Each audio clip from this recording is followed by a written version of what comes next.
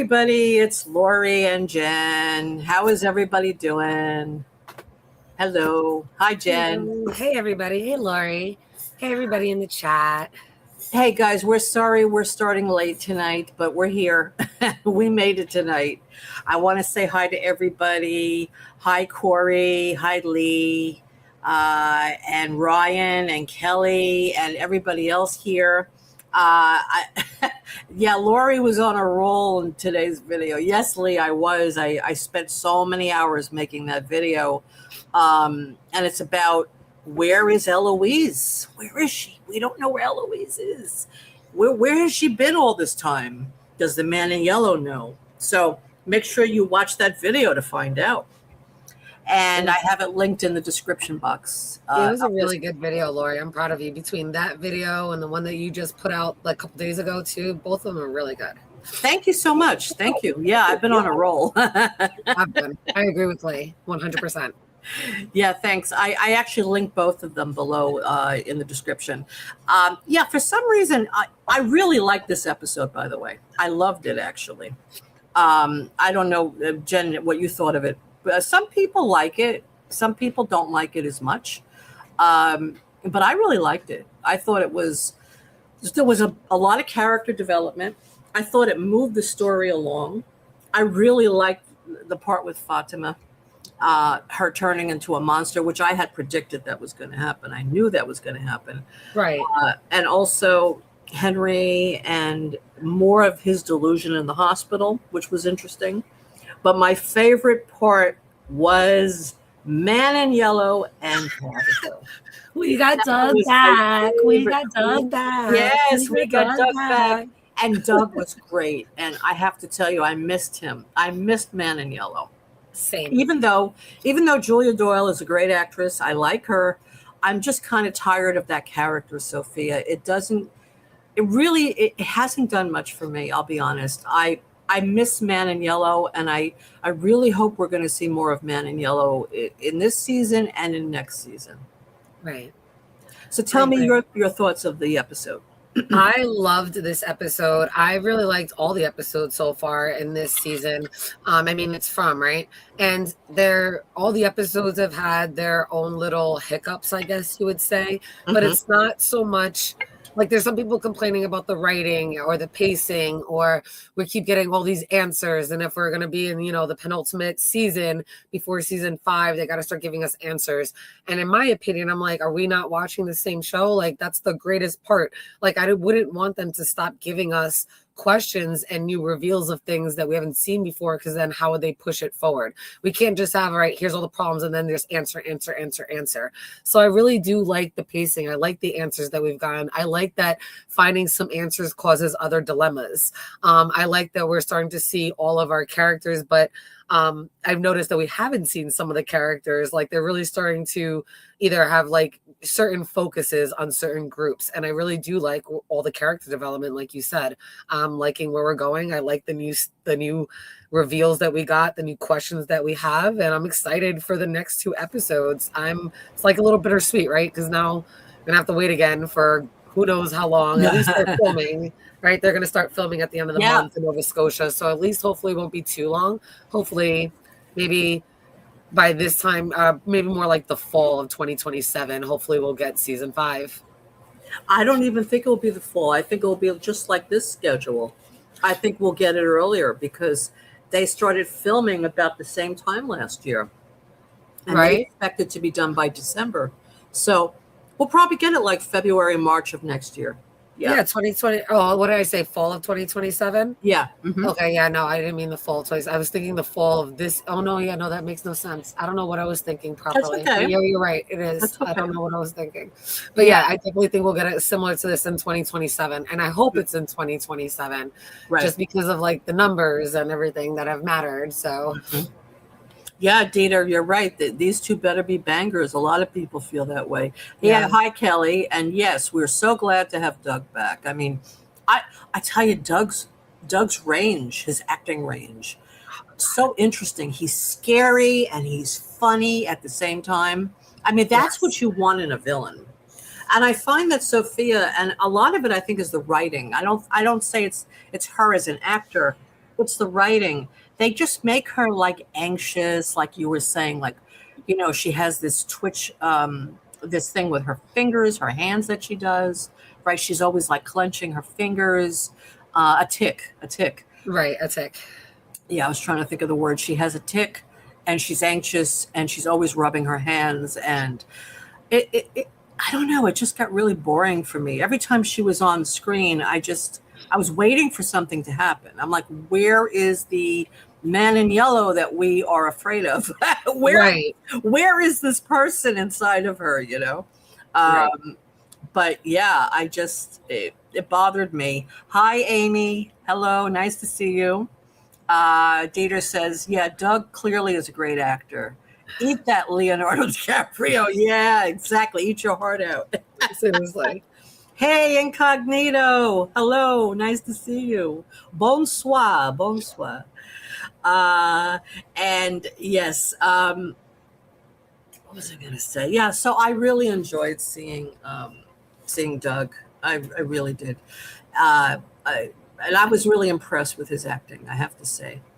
So, but I'm hoping that, I know Sophia's going to be in I believe the next 2 episodes. I know at least the next one she's in. Right. But I know she's in episode 9, but I'm really hoping she's not in episode 10. I hope Doug is in episode 10. I want to see Man in Yellow. That's what I want to see. Non bonjour. Oh, yes, oui. In Estados Unidos, I'm speaking Spanish and I'm speaking French. I was going to say Estados Unidos.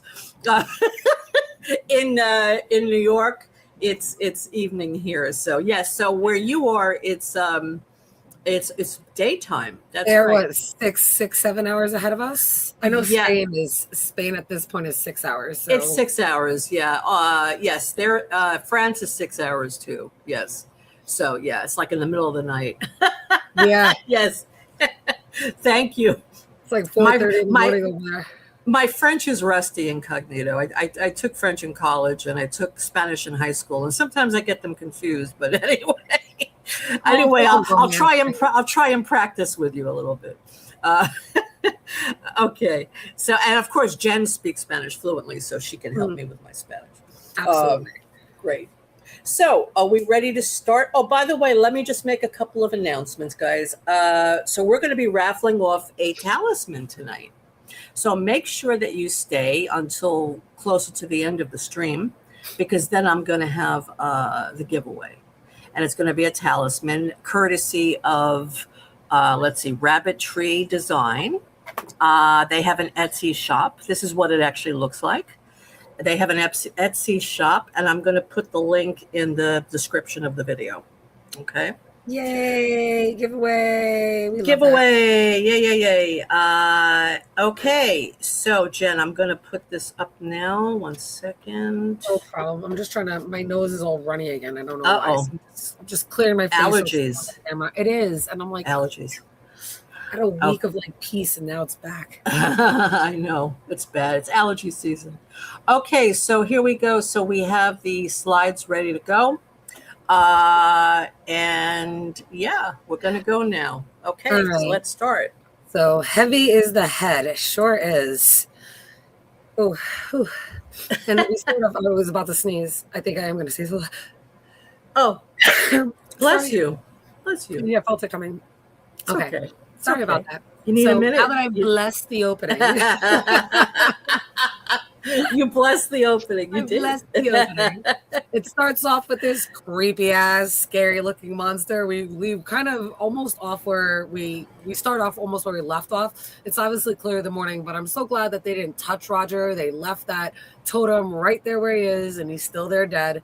So we get a nice close up of him in the daytime, still dead. And I think it was smart that they left that, the totem still in him for safe measures. So you see everybody's like Patty Melt and I want to call her Abby already, Acosta, right? They're all sitting there staring at her.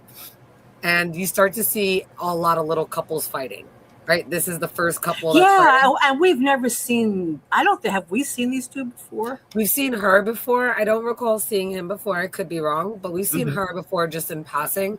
But yeah, they obviously are together somehow, some way. They probably arrive together, but they're arguing because she doesn't feel safe. He's trying to explain something to her, but you're starting to see little arguments and fires pop up between all of, and not everybody all at once, but all the little different couplings, I guess I would say, or the small little like 2 or 3 groups of people are starting to all like go at each other, I guess you would say. And I think that's a lot to do with this chick right here who pops up right when they left off. This evil entity right there that is a sheep and like a wolf in sheep's clothing. That one there, yeah, the one that we're all annoyed with. So she kind of pops in and she's like, "Did it work? Did it work?" And I just, even Boyd's face is like, "Who the hell are you talking to?" Yeah. Right. Yeah. And even Donna's like, "This one's got nerve." Like it was just a little awkward, I think. Like, and even Boyd looks at her weird, like, "Who are you talking to and why?" But he answers her. He does answer her. So where are we? And they're looking at her like, "Where did you come from?" Right. Like, why are you even here? Right. She's like, Boyd tells her no, it didn't work. And as he's talking, kind of looks down, like away from her. But look at her face. Like the camera looks back at her, and she almost has this smile. I'm like, does no one see that? This girl's supposed to be like grieving her dad, and she's like, "Did it work? No. Oh, sorry, it didn't work." Like, who does that? Like, I'm just like, and again, I know we have this inside information because we know what she is or who she is, Yes. you know. But I mean, even looking at some of the mannerisms, like no one else is picking up on it. It's just a little awkward, and it's not right. Like she's off. Yeah, no, she is. I mean, she's so suspicious, right? She's popping up everywhere and she's asking questions, and it's like you've been in this town like a minute and you want to know everybody's business, right? Exactly. You've been here for a minute and you're asking all these questions like, "Who are you?" But Ellis comes in and kind of I'm with Alice, by the way. I just want to say hi to Alice. Hello. Yes. Yeah. Okay. But Ellis kind of comes in and interrupts the moment and which I have to say, I am proud of Ellis. And I kind of looked back at it. He's done this a couple times. When he goes and gets somebody and has to deliver information, he is very discreet naturally. Like he's like, "Do you guys want to, you guys come over here with me for a little bit? I got to show Donnie, you should probably come too." Like he doesn't say, "Fatima, you need to say something with Fatima." Like it's pretty discreet. And I'm kind of liking that because I feel like, I don't know if Sophia really knows yet what's really going on with Fatima and how much she really knows of the whole Fatima situation. I feel like when she is shapeshifted into Doug as the man in yellow, that's definitely got more of the I know what's going on around everywhere kind of thing. I can hear everything. But I feel like when it's shapeshifted into Sophia, that's why you see her asking all these questions because she kind of needs to know and find out. I feel like she loses some of like the man in yellow powers as far as knowing everything that's going on. I mean, we don't know that, but I just felt that way because she just asked a lot of questions. And when the man in yellow is the man in yellow, he already knows things and tells you what he knows. It's different. So, oh, guys, I just want to point out, I put a link into the Rabbitry Designs, who is nice enough to give away a talisman tonight on the channel. So if you go to their site, they're giving a special discount with the coupon code "We Love Dieter." We love Dieter. We love Dieter. So, okay, great. So, yes, Jen. So let's go on. Yeah, and I think I have a picture. Yes, there. Remember last week we were talking about? So I was able to finally zoom it in and clear it up for us. Right. I do remember. Right.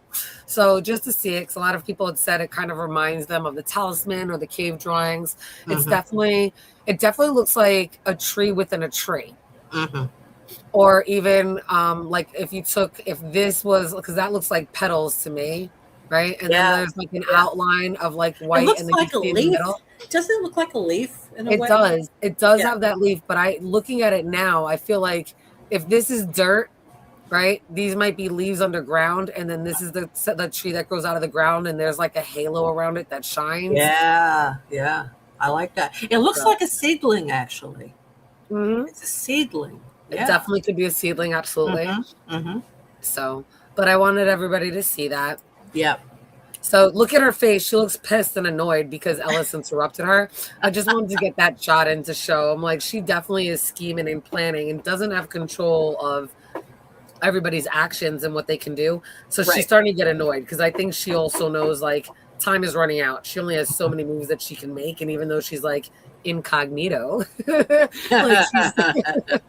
even though she's all incognito, right? She still has to do things. She can't just stay there in hiding. Like there's a time limit and a timeline for her as well. Right. Oh, and Alice says inverted diamond as well. Yes. Absolutely. Yes. Good catch. Yes. So the next scene we have is Fatima, Ellis, Donna, and Boyd. And remember last time? Sorry to interrupt you. You had said Ellis said, "Show me." Right? We were talking about that. Like, what could that mean? Show me. I was not expecting that.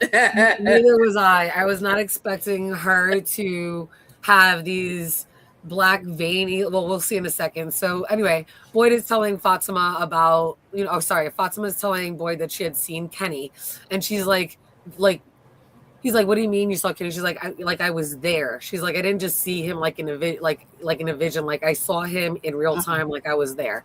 Yes. And Boyd's trying to like understand it, and look at his face. He's like, what? Huh? I don't get it, because he knows what the visions are, right? Because he's had visions with the ballerina monster. He doesn't really probably know what Martin is yet. He probably thinks that's real, but then with Abby, he knows their visions. So he kind of doesn't really, he can't grasp and understand like the POV like view that she had, this like wormhole of a connection where she can kind of see right through that tunnel to Smiley. He doesn't really get it. Like she saw it like right out of his eyes. So she's trying to explain it to him. And as she's explaining and she's getting frustrated, this is where Alice is like, show him. Mm-hmm. And this is, I was like, I remember when he said that, I was like this, like I leaned in super hard because I'm like, how is she going to show this? Because I did say it. And whoa, something's wrong on the slides. What happened? Whoa, I'm missing this. Oh, you don't have it? Oh, I do, but I don't know what happened. Give me 1 second. I should probably... Give me 1 moment. That's okay. It happens. Something on the slides. I wonder if I skipped a whole row of pictures. I must have. Hold on 1 second. No. At least I can bring it up. I have all the pictures. Okay. So this is important. I think that it needs to be seen. So I will just slide right down. It's early enough in where it should be. I think I might have it too. I have to look for it. Oh. You don't have it? I don't see it here. What the heck happened? Okay, I'll look for it. Keep talking. Okay. All right, let me go back to the slideshow. I don't know what I did. Sorry about that, guys. But anyway, she shows her stomach, and it's got the veins, and Boyd just kind of takes a step back, and that kind of shuts down the conversation because they kind of really don't know, and the only thing they could say is, maybe we should have Christy take a look at her and see what's going on. So at this point, they're going to leave to go down to I got it. One second. You got it? All right, let me stop sharing real quick. There you go. Look, this is later on in the episode. Okay, that's later on in the episode, yeah. But you can see the veins here. Yeah. She shows him her veins. And this is pretty gnarly looking, right? And it's like varicose veins on your abdomen. Oh my God. It does look exactly like varicose veins on the abdomen. That's a really good line for it. But so they see the veins, and all of them like kind of take a step back because they almost can't believe what they're looking at it. And one of the important things I think that she says is like at the moment that she was watching Kenny, like everything kind of went cold. And she can't explain why everything suddenly just went cold when she made that connection. And I do have a theory about that, and we'll talk about it when we get to it. Sure. Okay, let's. I'll take this back off. Let's go back to. Where is it? There we go. Oh, my freaking nose. Okay. Oh, Dieter, sorry to hear that you're not feeling well. Rest up. I know what it's like to have tooth pain. It's horrible. So, yes, rest up. Oh, please rest up. That is horrible. I'm so sorry. Yes. Okay. So, let's see. Where are we? All right. So they decide they're going to go see and check out Christy. From there, it jumps to Ethan drawing. It did obviously remind a lot of us of what Victor did. Excuse me. Sorry, I am sneezing. Excuse me. Bless you. Sorry, I'm trying to mute myself while I'm sneezing. I don't know what is going on. I came downstairs to the basement. losing it. Maybe it's allergies. You're in the basement. Could it Yeah, be? I don't know. I was cleaning around earlier. Maybe it's some of the dust. Do That's you, what I do you was want to do you want to take a moment? You want to get something, or you want to Yeah, drink something? Yeah. Do you have? Can you control the slide? You can't control the slides, I right? can't, but I'll talk about the slide while you're gone. I'll All talk right. about it. I Okay? just need to mute myself so I can blow my nose and Yeah, just yeah, yeah, everything yeah. real quick. Hold on one Sure. second. I No apologize. problem. No problem. Yeah, Amy, by the way, yes, clove oil is great, by the way. If you have any tooth pain, this stuff is like a miracle worker. I've used it. It's great. Yeah, you just put it on the tooth. Try not to put it on the gum, but yeah, it works great. Okay, so in this slide, basically, Tabitha comes in and Ethan is on the floor and he's drawing. And you can see it's his dad, mom, Julie, and Tabitha comes in and she asks him, what are you doing? And he says, well, I'm drawing because I want to remember everybody, because he's afraid that he's going to be left alone there, that everyone is going to die. And so he wants to draw everybody so he remembers them. And there are other pictures there as well. There's Tan Chen with Kenny. And right now I can't see all the pictures, but yeah. Oh, are you back? Okay. Oh yeah, there's Tan Chen and Kenny and other people as well. And Ethan wants to remember them. He's scared. And basically Tabitha sits down on the floor with him and she says, you're not going to be alone here. Don't worry about that. And he says, I am. I mean, Victor said it's possible. And he wants Victor to teach him how to survive this place. I'm back. I'm going to keep the camera off for a minute. My eyes are watering. Absolutely. And that way I can at least speak while I'm trying to fix my face. Keep the camera off as long as you want. Don't worry. Yes. Thank you everybody for understanding. I just want to kind of my face and my nose are watering right now. So well, I don't know about that, Amy. You'd rather give birth than have a toothache. I don't know. I think I'd rather have the toothache. Yeah, that's a really fine line. I'm not sure. Like, when you say give birth, do you mean like just the giving birth part, or like the whole pregnancy and giving birth? Because I might be able to swap out giving birth for a toothache, but not pregnancy and the birth. That's a lot. That's a 9. Are you serious? I mean, what about the pain of childbirth? I mean, it's much worse than a toothache, don't you? I thought it was that was worse pain I had ever felt in my life. I was in labor for 56 hours and still had a C-section. Oh my God. I was pissed. I'm like, God, are you kidding me right now? Oh, wow. Yeah, that's rough. So that's rough. Hey, Mike, welcome. Nice to see you. Hey, Mike. Oh, and then Amy says, yeah, well, she means the pain. Yeah, she doesn't mean the pregnancy itself. Yeah, okay. Okay. Yeah, I'm with you on that. I can do the pain part, not the whole pregnancy part. That's a whole another ball of what the hell. Yeah. Your body changes so much. Right. But look at Tabby's face though, like Tabitha's face when she's looking at it. She's not like, I don't know. I know that the artwork isn't like the happiest artwork, like, whatever, but like she's just, I don't know. I have an issue with her and her parenting. And she, yet again, is just so selfish because she's clearly just wanting him to stop and is upset that he's even drawing and entertaining himself that way for legitimate reasons. Like, if he would have drawn those pictures on any other given day before all of this and knowing that Tabitha was Miranda and all that, she would have been fine with him drawing all of these pictures. But because he's doing it because Victor did it, and like that's what he's learned from Victor, she's like got her panties in a bunch about it. And I think that it's a real mistake for her not to let her son learn from the most experienced person there. Oh yeah, I agree, but I think that it's so terrifying to her, the thought of it, that she's in denial. She's kind of pushing it away, right? She's saying, oh, this can't possibly happen. I can understand that in a way, but it's actually better to have Victor talk to Ethan. So she does decide to go through with that. She does. Yeah. And we see that later on. But yeah, initially she's in denial. She doesn't want to do that. Yeah, and she turns around, she tells him, she's like, you're not going to be alone. You don't have to draw these pictures to remember because you're not going to be alone. And like, I agree with Ethan, what he says. She's like, how do you know that? Like, how do you know? Right. So it jumps back to Colony House after this because she's clearly getting frustrated because she is scared. You're right. She is scared for her son, and she's scared because she doesn't have all the answers. And she lies about that later on, but I don't know if she realizes she's lying about it, but she definitely does not have all the answers. And so she's scared, and I get that. So the next scene jumps to Colony House, and you see Ellis and Fatima going down the stairs because they're going to go over to the clinic so Christy can check her out. And we'll see that scene. I think that scene was kind of funny, to be honest. So, but they're leaving, and you see like her buttoning it up to hide her stomach because she doesn't want anybody to know that because they're going to assume what we all assume, that she's probably turning into a monster. Hello? I'm here. So yeah, they go to leave, and Boyd's supposed to go with them, but he's like, hold on, I'll be there in a minute. Right. And so he stays behind for a second because he's like thinking, and he's going to go visit Jade. Right. Did my slides mess up again? No, right. Yeah. Okay.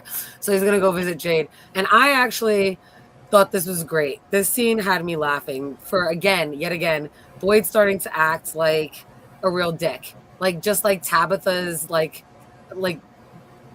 has this bad attitude and is acting the way she is because she's scared.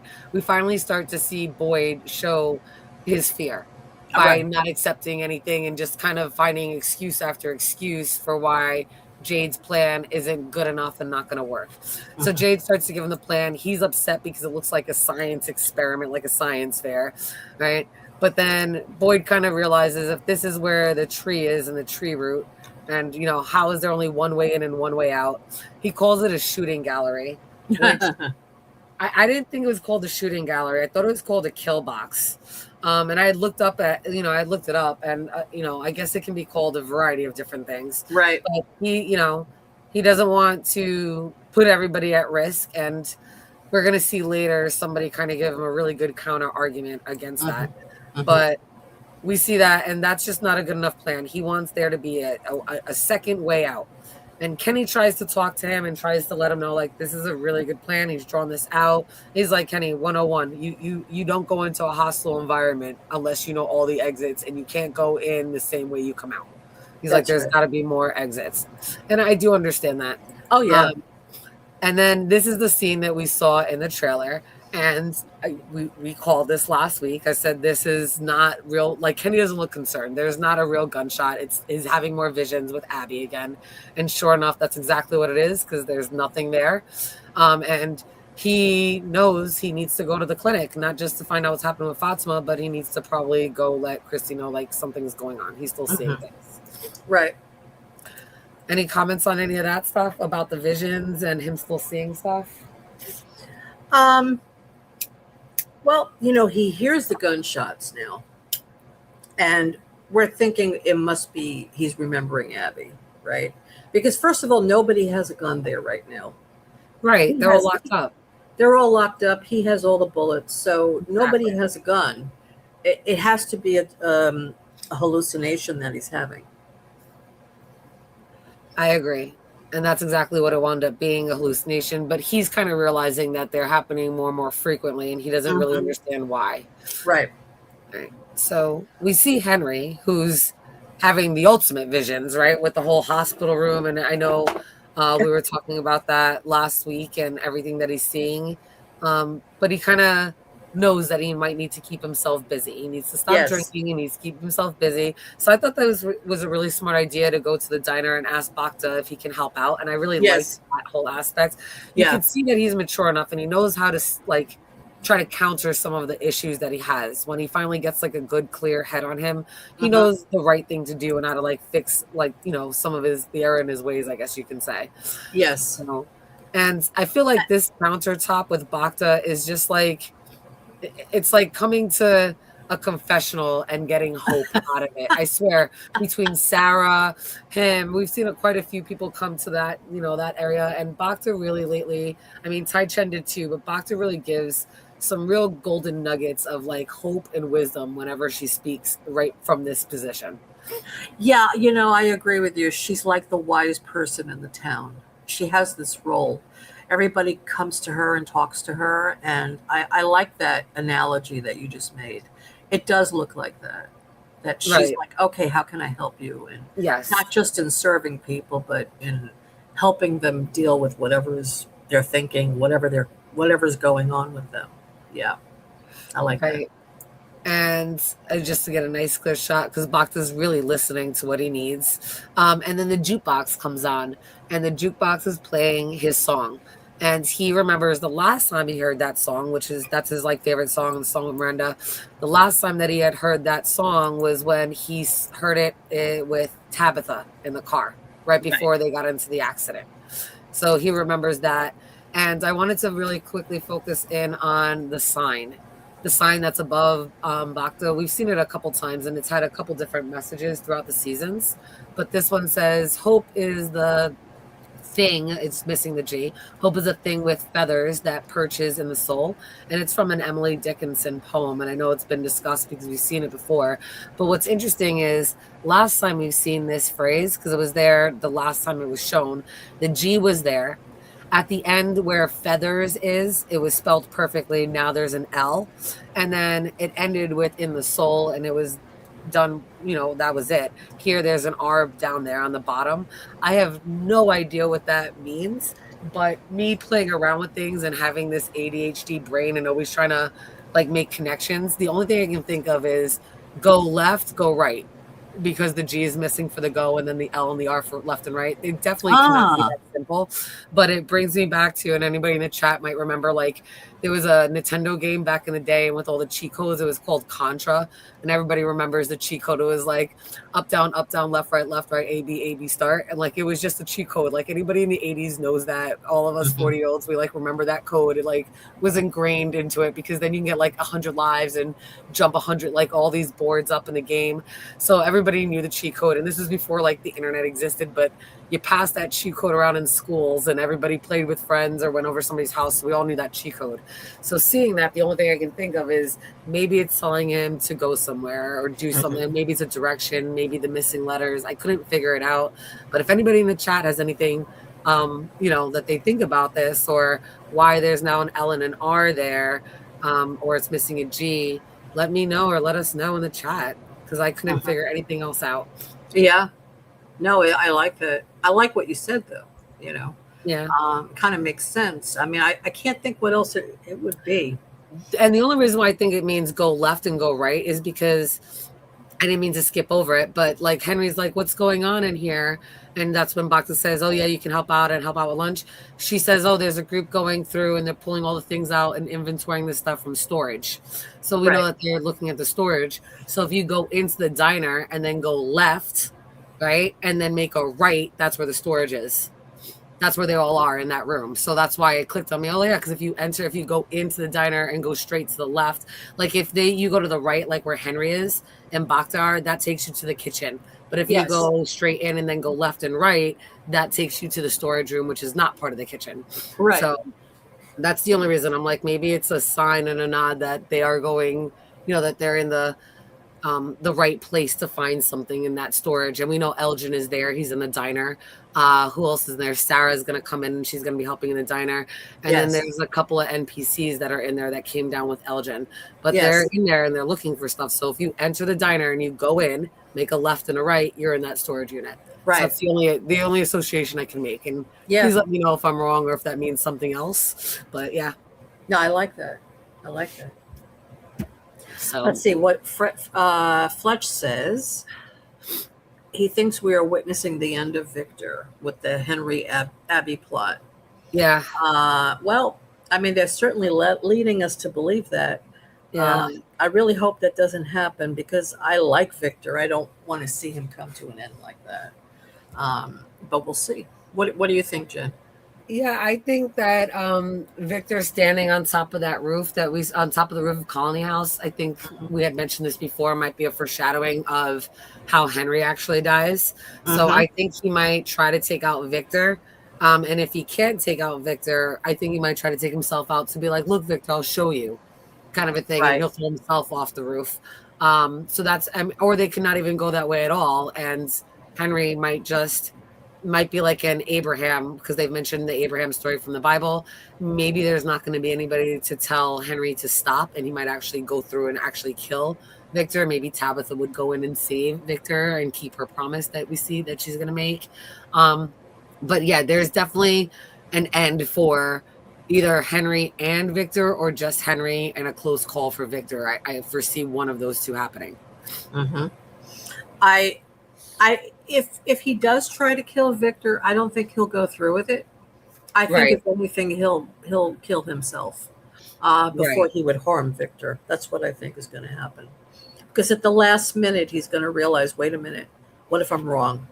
What if this is the real Victor? And he won't be able to go through with it. I just hope neither one of them die, because it would be very, very tragic, but probably Henry will die.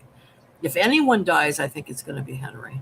Right. I agree. I don't think Henry, I didn't think he was going to make it out of this. Well, not that no spoilers, but I didn't think he would make it out of this episode, and he does. I do not think he'll make it out of episode 9. Right. Yeah, I mean, it's really sad. I don't want to see either one of them die, to be honest with you, because they both have had such tragic lives, both of them. Right. Henry has been missing his family for like 40 years. And Victor has been alone in this place for 40 years. And they finally found each other after all this time. And to see them, lose each other again, it would just be heartbreaking. So I don't want to see that happen. I really don't. And let's see. The show will definitely not be the same without Victor. I agree, Alice. I do not want to see that. I don't want to see that. For all the Walking Dead, the Walking Dead fans out there, like, Victor's our Daryl Dixon. Victor is our Daryl Dixon? That's a good analogy. Well, because Daryl wasn't supposed to ever be in the show when they finally decided to put him in. He wasn't supposed to last past season 1, and the same thing with Victor. But because he's a fan favorite, they've kept Victor in the show just like they kept Daryl in the show. Yeah. No, I see what you're saying. Yes, but you know what? I don't believe that story. I think that the writers just said that because they wanted to throw people off track. I think Victor was always the center of the story. I'll be honest with you. That's what I believe. I'm tired of Boyd. Huh? Oh, sorry. Go ahead. Read the comment. I'm sorry. I'm tired of Boyd, honestly. I'm alone in that opinion. You can't stand Boyd anymore? Really? Well, he is. I mean, he is becoming annoying, Boyd. I have to say that he's not listening to people. He seems to think he knows better, and it is kind of annoying. I mean, I agree with you on that, but I wouldn't want to see Boyd die, though. But I am annoyed with him. Yes, if it has to be one of them, I would rather it be Henry. Definitely. But I don't want to see it happen to either one, though. And it would be sad for Victor to lose his dad again. Absolutely. But the thing is, at least he has Tabitha and Ethan. He does have them. So he says, you're right, Jen. That's what they said. Yeah. I mean, that's what the writers said. But I don't know if I believe it. Sometimes writers say things. It doesn't mean that it's true. If Daryl dies, we riot. Yes, I agree. I'm with you 100%, Kelly. I felt like that the entire 12, 15 years that the show was on. If he dies, we riot. I mean, actually, I'm looking forward to Daryl Dixon this season. It's supposed to be really good. But Dead City, no. Dead City looks like trash. I hate to say it. It looks really bad. I won't be covering Dead City on the channel. I saw the trailer and it just looks horrible. I mean, if that's the best they got, because usually the trailer shows the highlights of the season. Right. If that's the best they got, I'm not watching it. That's it. Did it come out? Is it coming out tonight or it's this weekend, right? No, it's coming out July 26th. Oh, July 26th. Okay. Mm-hmm. But if you I saw the J in 20 something, so I knew it was coming. I thought June, not July. I was gonna say I thought it was in July, but I swear to God, it said June. Yeah, no, July 26th. I mean, the trailer. I mean, you can watch the trailer on YouTube if you haven't seen it. It's the dumbing down of The Walking Dead. It's like they're making fun of zombies. They're making fun of the whole thing, and I can't watch that. That goes against everything I love about the show. Have you seen the trailer? Yes, I did. What did you think? I thought it was lackluster. I thought it didn't really feel like I'll be honest. I saw the trailer and I was like, yeah, I don't care about watching it. Right. I wasn't really excited with it. Like, I thought after episode 1, I wasn't going to continue on, but I wound up watching. I'm not episode 1, season 1. I thought I was never going to watch it again, but I did watch it just because I heard it was so horrible. So I actually watched it here and there, and I've actually finished it. And I don't even remember all of it because it wasn't even that great. There was nothing that stood out about it. I fell asleep during a couple of episodes. I never fell asleep to any of the Walking Dead, like the first 7 seasons were fabulous, and then maybe like the first, there was always issues with it, but for the first 7 seasons I can tolerate the differences when everything. And then after that I kind of like started to get really annoyed with The Walking Dead itself, and I don't think they've recovered. I think the only thing that they did all right with was Daryl Dixon, and then the Carol, which was Daryl season 2, but like the whole book of Carol I really liked. Yeah, I mean, Dead City, I did like the first season. I thought it was pretty good. The second, I thought I expected it to be a little better. I guess I still it wasn't. So I was great. like, oh god, it wasn't that great. I was like, yeah, if I see season 2, whatever. I wound up watching, and I was like, yeah, I don't care.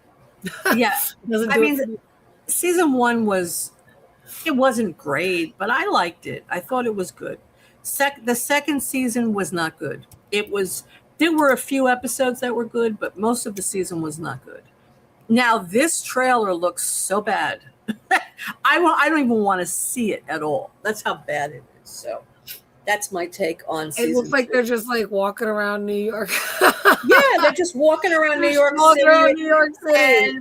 And look how stupid this is. Negan has a wife and a son, right? Right. And he sent them away last season to protect them. So, and he sent them away because he wanted to help Maggie fight this battle that was going on. Right. Well, the battle is over. There's no reason for Negan to stay, but yet he's staying because Maggie wants to build Manhattan back to the way it used to be. You have a wife and a child somewhere. What the hell are you doing with Maggie?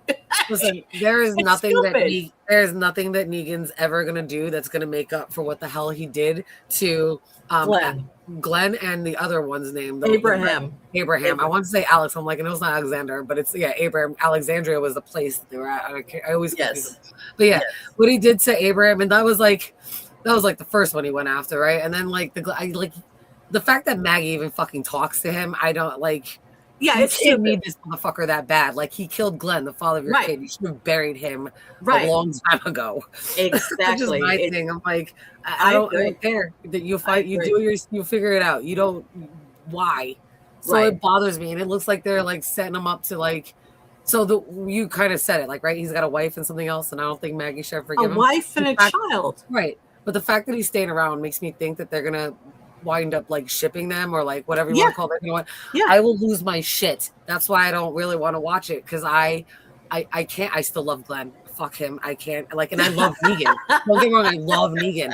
But if you're gonna put Negan and Maggie together, that's like watching the shows that are like, I fell in love with this murderer in prison. Yeah. Like, it's like I can't fucking do it. Well, the thing is, they're going to have a special episode where it's going to be like a dream sequence where there's no zombies, there was no apocalypse. It's in Manhattan, and you see Maggie and her sister Beth walking around together. Now we know Beth died in The Walking Dead. Like, so like she died early with, on, like governor. season 4. So and then you see Negan is also there with them in Manhattan. So what is that? I think they're going to ship them in that episode. That's what they're doing. I'm okay with that. I want to see that. I don't want to see it either. I don't care if it's a dream. I mean, she shouldn't be thinking that way about a man that killed her husband. Exactly. And it's her dream. It's her dream because he doesn't know Beth, right? Right. And he wouldn't dream about Beth. This is her dream. He doesn't come into like season 9, or I'm exaggerating. Season season 8 or 9, right? So this is her dream, and you're telling me she wants to be with Negan on a subconscious level? No, I'm not watching. How does she explain that to Herschel? How does she explain that to her son? I don't Herschel? know. Let alone if she has a dream about like her father, Herschel. Fuck that. Nope, I can't watch it. No, I agree with you. So we're not covering it. Yeah, there's certain lines that you just don't cross, no matter what. Exactly. Like, I remember when I was younger, I used to be like, I wouldn't we would never even, I would never even date you if you're the last man on earth, like something like that. I'm like, that's a line that Maggie should hold like close to the vest. Like, I will not date you after what you did. I would never even think about being anything with you, even if you were the last man on earth. And like that would really resonate, considering he very well could be, considering all the zombies in the world are in. Oh yeah. No, that's not okay. No, it's not okay, and it's just ridiculous. But anyway, let's get back to this episode. Let me just look at the comments. Okay, so Boyd is broken. He can't lead the town. That's just my opinion. Mm. Yeah, I mean, I kind of agree, Fletch.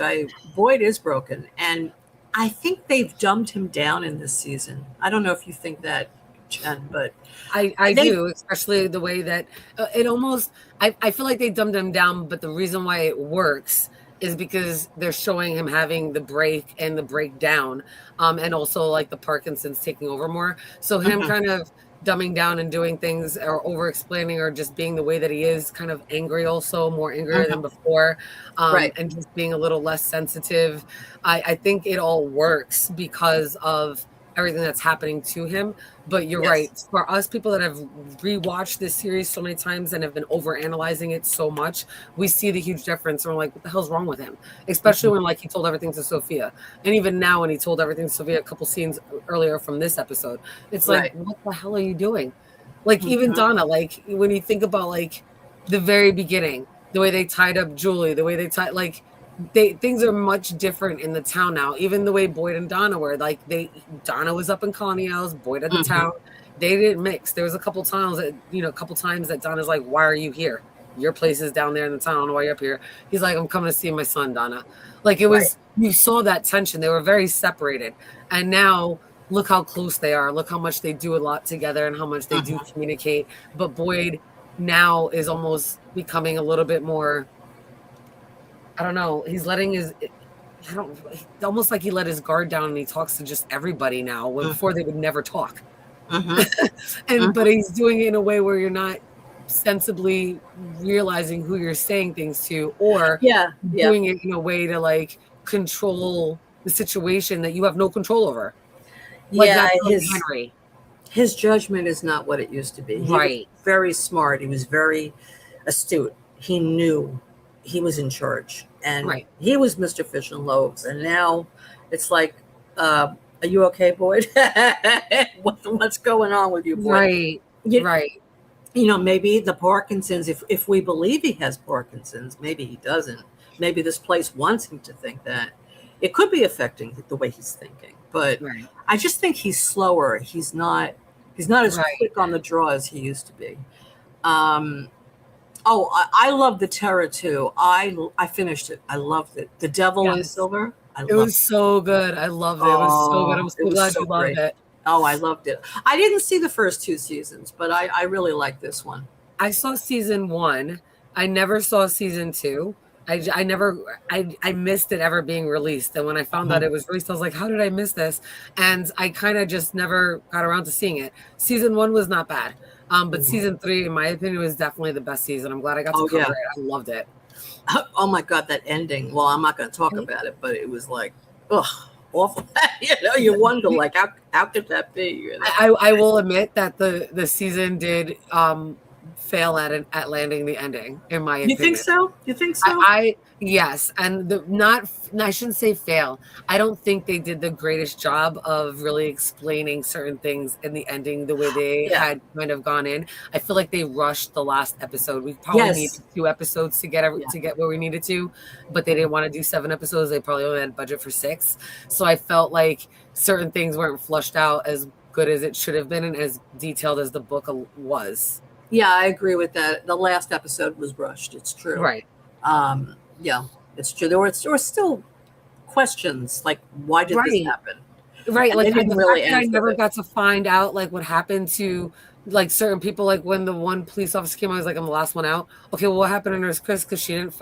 I don't want to get into it, but there's certain things that were left unsaid, and even the very ending, I got what was going on between him and his son and what we saw, but I don't think that they did the best job of showing and explaining it, because I had more information, like I knew more about it from reading the book and knowing the series. I feel like they could have done a better job with the ending, especially like the last 20 minutes of it, 15 minutes of it. Oh yeah. Yeah, no, I agree with that. Yes. Okay. Oh, this is about Dead City. Yeah. Yeah, the dream sequence is going to be ridiculous. And another thing too, just as an aside, Maggie is from Georgia. Yes. She's not from New York. No. If there was no apocalypse, what the hell is she doing in New York with Beth? They live in Georgia. That makes no sense. I agree. Kelly says they better not do that. Yeah, well, I'm afraid that's like what they they're are, going to and do. I can't watch that. No, I can't. I'm not either. okay with No. that. No, no. Well, they are talking about making another Walking Dead season 12. It's like, Yes. and they're going to bring Andrew Lincoln back, and that's the only way they could do it. And That's the only way I'll watch it. and then I will love it and I'll watch it because Andrew Lincoln is back. If Andrew Lincoln's not there, I'm not interested. I'll be honest. I wouldn't have been that way had these other spinoffs done really well, but because they didn't, I really need Andrew Lincoln to come back and to do it right. Yeah. What was the thing that he did with Michonne? The Ones Who Live. It was okay. It was right. I was gonna say it was okay. It was, but okay. It wasn't like disappointing. I wasn't blown away by it. But I wasn't disappointed. Bad. Yeah, I wasn't disappointed like I am with Dead City. So if Andrew Lincoln came back, I could definitely watch The Walking Dead again. If they weren't bringing him back, I'm like, nah, you guys have just gone downhill from just let it go. Let it go. You guys did it. You burned it down to the ground. There's nothing left but a pile of ashes. Let it go. Do something else. I think The Ones Who Live, there were a couple of episodes that I really liked, but some of them, and they rushed the ending. That last episode was so rushed. It was rushed. It was only 6 episodes, And I think that's a travesty. No fucking show should be 6 episodes. Yeah. I think it's just too short. Okay, let's see. Jade got warned once the townspeople knew the kids were calling for Jade. So gather a town meeting. Yeah, why are you telling people about that? Jade being reincarnated and the town ganging up on him. Why do you tell people that? I think they're trying to be. They think that they're trying to be proactive because if everybody finds out their own way, they'll get angry and want to kill Jade. But at least if they're honest and upfront with them and they're able to communicate and let them know that this has happened before, but they're looking for a way out and it's not like Jade did this to them. He is, they're explaining it. I feel like they think they'd have a better chance. And I kind of agree with that. We've been asking so many times throughout the seasons for them to freaking communicate. And we've seen them not communicate and things go bad and people get angry. So I do think that there is a logic to it. I think there is because they're trusting everybody. They're all already working together as a town. They're united. They have protocols. Like they are talking and working together. So this is the perfect time for them to be honest. What they didn't do right was the Henry situation. That's that, and you see how that backfired. So them actually taking control of it and telling everybody now. I didn't agree with Donna. Like Donna was like kind of pissed that they had told them, and I was like, I get why she said that and why she feels that way. But I think if they would have waited. And people would have found out in a different way. That would be even more tumultuous for Jade and probably definitely lead to like a Reggie situation. Remember, like Reggie didn't understand and he grabbed the gun and shot fucking Boyd. Yes, Boyd had killed him. It would lead to one of like somebody would find out and take it a certain type of way and would go and slit Jade's throat. So holding the town meeting, I think countered what they usually do. And I'm not saying that they've never done that before, but I think the more times out of not, they've tried to hide it and figure it out so they can save everybody without explaining it. Probably because they weren't all close. They were all their own like little groups or like little tribe kind of a situation. They had factioned off a little bit. So I don't know. I think that it was smart for them to tell everybody because at least now they all are aware and they're working together. No one thinks that it's you're doing this to us. Oh, so you've been here before us. You're doing this to us. They kind of it's been explained that that's not the way it is. Yeah, but what happens when it backfires and people die? Then they're going to blame Jade. And that's the other part. I think like if they're gonna go into the tunnels, Boyd needs to have a like even before they go. If you're gonna volunteer to go to the tunnels, you need to be real. We're going into a place where those things that we see at night that we have talismans that we're afraid of are gonna come out. We might not all survive. So if you're gonna volunteer, this might be the last time. This might be your last day here. Like just saying. I think if they approached it that way and people volunteered, it would be different than if people came, they came back and empty-handed or with far fewer less people than they entered with, and then had to explain what happened. Right. I don't know. I understand you want to pick people to go into the tunnel and everything, and people have to volunteer for that, but they have to know what they're fighting for. But like what Randall says, well, first Bacta had asked, are we all reincarnated? Right. And Jade said, no, I know, it's just me and Tabby. I don't so Randall says, so then Randall says, well, what the hell am I doing here then? Right. And that's exactly what's going to get Jade killed. Why are we here? Because of you? And that's what I don't think Jade should have said that. I think he should have said, I don't think we're all, which is exactly what we have said. I don't think that everybody here has been reincarnated, but I don't know. But everybody here has a role because it wasn't two of us just here in the town. There was a town of people that knew about this deal and this curse and what's going on. Just her and I happen to be reincarnated because we try to change what everybody else wanted. Like he should have answered that way because that was even more like really the honest answer. And the fact that he was like no and kind of pushed past that. I think the only thing that kind of saved the conversation was Boyd saying, listen, we know these facts and that message in the barn, the knowledge comes at a cost. Well, this knowledge that we just found, the cost was Jim. And I think that reality check kind of brought everybody back to it. And even though it wasn't said, hopefully they'll start to realize that they all have a role and that's their purpose for being there. It's not like Jade and Tabitha brought them there to curse them. They have a purpose for being there. Right. And I think that's true. I think they all are there for a reason. Right. Either their ancestors were there and it's like a generational reincarnation for them. There's a reason why they're all there.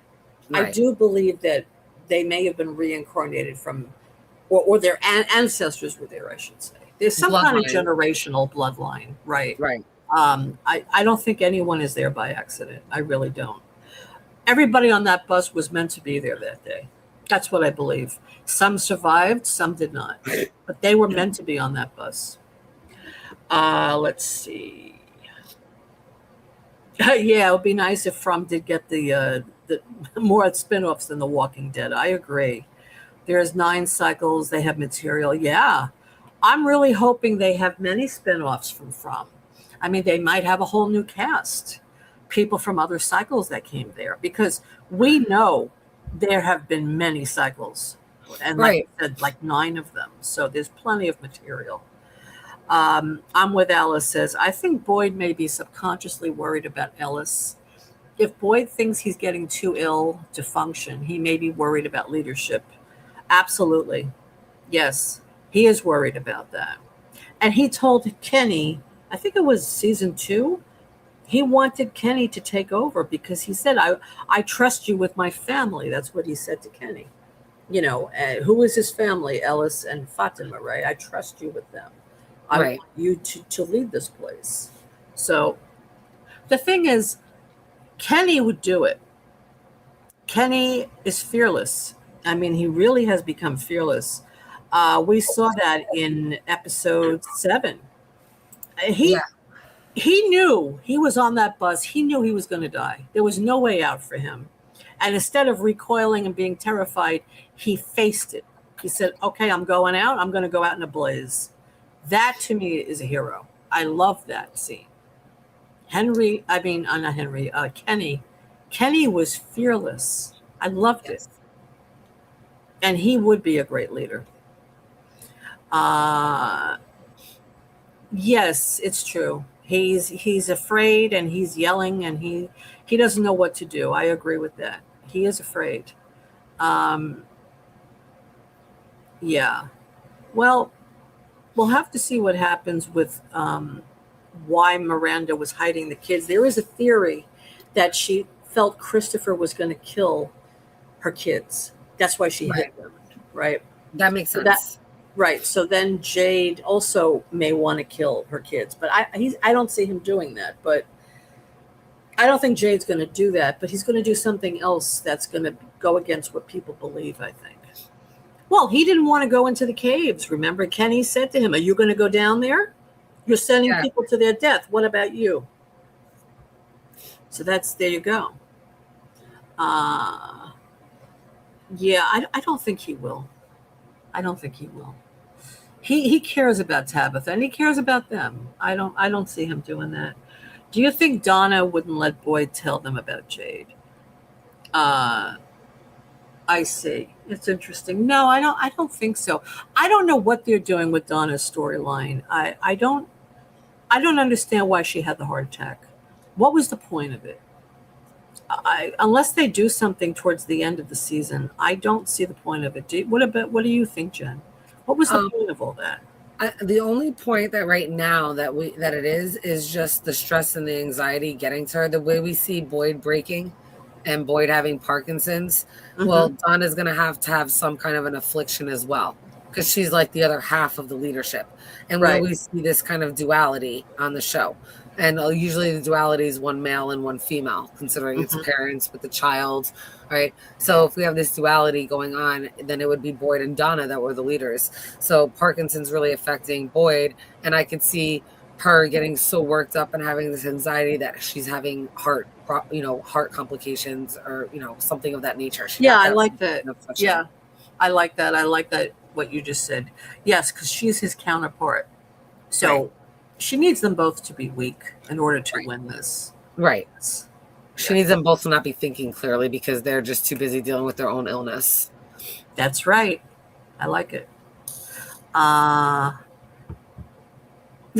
Reincarnations of the Ankui kids. Yeah, like Marielle, Randall, Sarah. Yeah, that is interesting. Very interesting. 47 people each cycle, like a chess game. There are 47 chess pieces? No, I thought there was only, wait, it's like 30 something. 30, there should be 32 pieces. Should be, yeah. 32 pieces, 16 for each side. Oh, so, okay.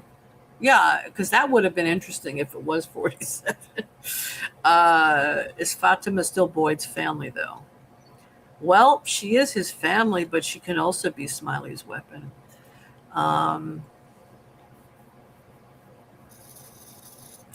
Lori believes in happy endings. I don't believe this cycle won't break the curse, sadly. I don't believe in happy endings. I hope for happy endings, but I don't believe in happy endings. I'm a realist, and I don't know if there's going to be a happy ending here. No, I agree. I don't think there will be, actually. Donna's heart attack exposed Boyd to manifesting his will over the fabric of the town. Yes. Yes. That I agree with me is 100%. Yes. We talked about that I definitely think that Boyd manifests things, but he has no idea of that. And because he's breaking and losing control and losing some of his senses, for lack of a better term, he's not like, I don't know, it kind of helps and it hurts him. He's not able to like focus and harness it, but he's only using it when he's angry. And that's not a good way to use a gift either. Exactly. Yes, I agree. I mean, that's a good way to like misuse a gift. Yes, it sure is. Yeah, I mean, yeah, I think Donna's heart attack was to weaken the whole structure there so that she, because she would check Boyd, they would check each other actually. So there was no one to check him. And he had that announcement. And she even said it to him. You told everybody after the fact, right? Right. Donna said, you told everybody that. Hi, just Stacey Lee. Yeah, there was a lot of emphasis on that. And it turns out to not be that relevant, really. It might have also just been to get her out of the way and stuck in that room. That way Sophia can make her way through Colony House and not get detected. Because Donna might be able to sniff her out. Yeah, that I like that, because I do think Donna would have sniffed her out from the beginning. I do. She would have said, what's the deal with this girl? I right? mean, you can only have one like intrusive person, and we have Claire. I mean, we Mhm. haven't seen Clara, but like Sophia's done some like Claire, like she just pops up asking questions like the last Right, couple because she's trying to find information, and she's like all over the place. So I right. think Donna would have like, weren't you just down in town? Like, where are you staying? What are you doing? Like, I think Donna would have questioned her a little harder than anybody else has. Hmm. I like what is the people will have the power in the end to write their own story. Not the boy in white, not the man in yellow. Yes, I I would agree love with that that. ending, Maze. Yeah, yeah, I would love that too. Chess game was just a way to compare. I see. Oh, okay, okay. Yeah, yeah, okay. Yeah, Uh, let's see. I'm with you. There's definitely 47 pieces on the board for this game, Fletch, for sure. Yes, yes. Bittersweet ending, most likely. Yes. Yeah, I think there'll be some winners and some losers, unfortunately. I think a lot of people will die, and the few that survive, they may get a little bit of a happy ending. The few that survive. I don't know. I think Donna wouldn't let Boyd tell the townspeople about Jade. And with Donna laying down, he did tell, yeah, exactly. Yeah, Fletch, I agree. I think that's why they wanted Donna out of commission. Like Man in Yellow did. Yes, yes, absolutely. Uh, okay. NPC Clara, gotta love that woman. Yeah, well, she's certainly an interesting character. Okay, let's see. Yes, yes, the story was written already. The Bootstrap Paradox. Okay. Uh, well, the thing is, Mike, why did they gang up on them? They ganged up on them because they feel they're stuck there because of them. We also And don't know. I'm sorry, continue. I'm sorry. yeah, so, no, go ahead. What were you going to say? I was just saying, it just popped into mind. I'm like, we also don't know how the other quote unquote Tabitha and Jade's reacted when they got the knowledge and they found out. They could Yes, have, we don't know how they, like, just like we're kind of making assumptions how Christopher acted, and we kind of got a glimpse when he was talking with the boy in white, which we thought was Jasper, and he didn't react very well. He actually refused, according to the story that we knew. So we don't really know how the townspeople reacted when they've always killed somebody. They might have killed Jade because he refused, like the Jade like person, because he refused to help them and find any more answers out. They might have killed him because they found out that he was the reason, because maybe he thought that, finding out that information and being somebody that's been through the cycle, that he should control everything and run the town or whatever. So we don't really know how they all reacted to that knowledge in previous cycles, which could rile up the town depending on their reaction. right, right. I like what Maze says, but the thing is, Maze, the boy in white is against this tree coming down, right? And we have to Right. wonder why. And is the boy in white really a good guy? Because some people say he's sus. Um, he's supposed to be the good one, but maybe he's not. maybe that really is the way to go home, right? Right. Sorry, still dealing with all this allergy crap. My Oh, face is sure. still watering. I'm Aw. like, I might have to go Aw. upstairs and just grab an allergy pill. I haven't taken one in a couple days. I'm You really don't have sorry. you don't have to be on camera, It's okay. Yeah, all right. I'm gonna go back off camera for a minute just to Okay, get sure. I got better and then it Absolutely. hit me again. I'm sorry, guys. It's okay. It happens to me too. I have really bad allergies. My eyes start watering and forget Yeah, it. it's my left eye won't stop watering. Yes. Oh Yes. God. I like what Alice says. Dorothy clicking her heels together. Yes. And the Wizard Yeah, of Oz. Yes. She always had the power in her to go home. Yes. And I wonder if that's what's going to happen here. Do they right, all have the power to actually go home? We'll find out. right, right. Yeah. I'm wondering Let's if Boyd can manifest a boat when he realizes he's gonna need one. Yes. Because Right? they don't know he has this boat. They don't know it. Right. And But maybe that's and then he can manifest it and then they can get out of there. Right. right. Right. Okay, let's see what we got here. Oh yeah, Fletch, that's a really good point about the drinking the blood. I agree. Yeah, you and Chris are on the same kind of level that I am on, Fletch. I'm with you on that. Yep. I think he's gonna remember it too. Okay. All right, so I think we can go on. All right. Yeah, we've been stuck on here for a second. So, yeah, Henry is gonna go in there and start helping Bacta, and then we get to what we also saw in the trailer, and I kind of in the teaser. I really kind of like that this image. We can see that there are quite a few people out to watch the burning of Roger. Right. So you have Costa. We've seen this guy a few times. Not sure who that is, but we have Sophia, Patty. Looks like that might be Elgin, and some people over here. I'm not sure if that's. I'm not really quite sure who those two are. That could be. I'm not sure. What do you think? But quite a few people out there watching Roger get burned. Yeah, yeah, they're just extras, I think. Probably. The one thing, like I said, I just don't agree with. I don't know why they're burning it so close to Colony House. Yeah, it's kind of strange, actually. Right. But this was interesting. You know, Patty Mount tells Sophia, it didn't always used to be like this. And she's telling her that she hopes it kind of changes. And at this moment, you see Tabitha walking up with Ethan. Ethan looks over and sees Sophia. Sophia puts on this. It's so weird. Yeah. And she's waving like she's such a sweet girl. Yeah, it's crazy. Yeah, like it is kind of crazy. Plus, like, what 16-year-old do you know that really gives a shit about any 10-year-old or 9-year-old? Right. It's just weird. It's weird. And Ethan waves back, and I'm like, no, don't wave back to her. Don't look at her. Sophia waving to Ethan like the boy in white that waved to him in season 1. I like that, Fletch. Yeah, I like that connection. That's great. Absolutely. It's true. Yep. Roger got the ending Patty never got. I like that. Wow. Yes.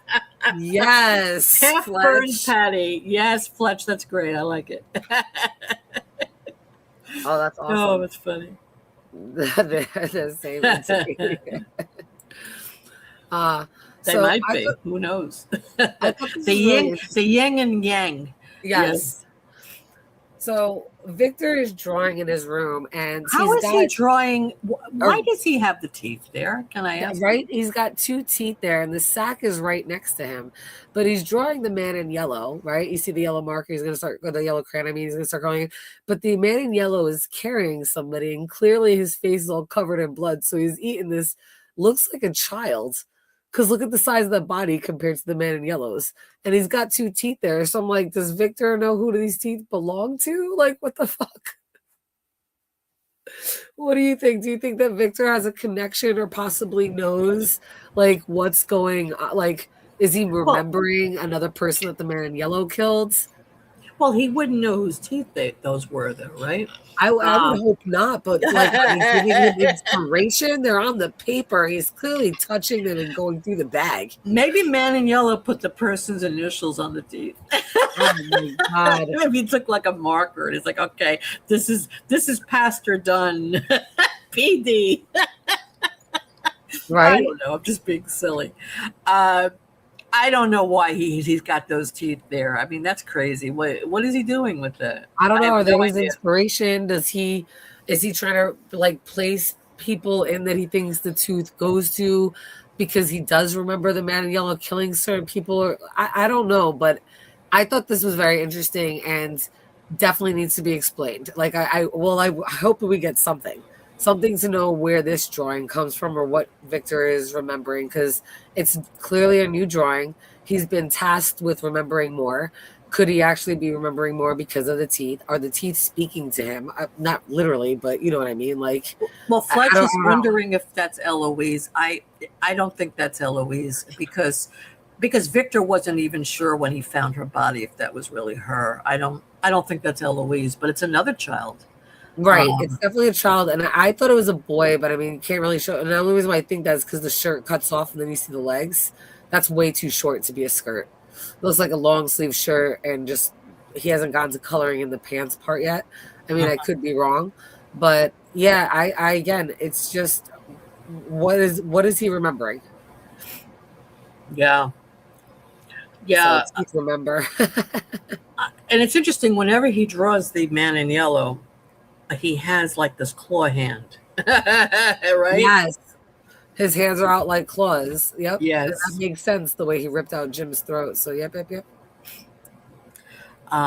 Teeth remember. Yes, they the teeth remember. Yes. Yeah, he found pieces. Yeah. The man in yellow's feet in that drawing look like two crow heads. Interesting. Oh, Go back to that. I Yes, think they do. they do. Oh, yes. they Oh, I'm absolutely with do. Alice. That's a great catch. That Yes. is a great catch. I did not Yes. even catch that. Yes, they Yes. do. Wow. I like that. Yeah. I believe that's Eloise. So yeah, you really believe that's Eloise in this picture? I'm not sure about that. I don't know. I hope not. I hope not. I mean, we really don't know who it could be. It could be really somebody, because I'm looking at it like there's like an old, decrepit, brown, blackish looking tooth, and then you have this very white, Yeah. looking tooth, right? Right. So, I mean, definitely a child. It could be Eloise. It could be another kid. It's somebody for sure. Well, they definitely had other children there besides Eloise and Victor. They showed them. They showed them laying there dead. Right. So yeah. Oh, so I guess the brown tooth represents the man in yellow, and because it's yellow tooth, and the white tooth is a kid, a young person. Exactly. Yeah. That's exactly what I think. But I'm like that. It's just crazy that's, and you can see it's hard to see, but right over here is where the sack is. But when he hears the knock on the door, and you see this yellow lamp that's holding in like right on it. I just thought that was just great shot. Yes. By the producers and from the the camera crew. But when he gets up because he hears a door knock, he picks up the teeth. He puts the two teeth back in there, and then he puts the sack on top of the picture on purpose, so you can't really see what he was drawing.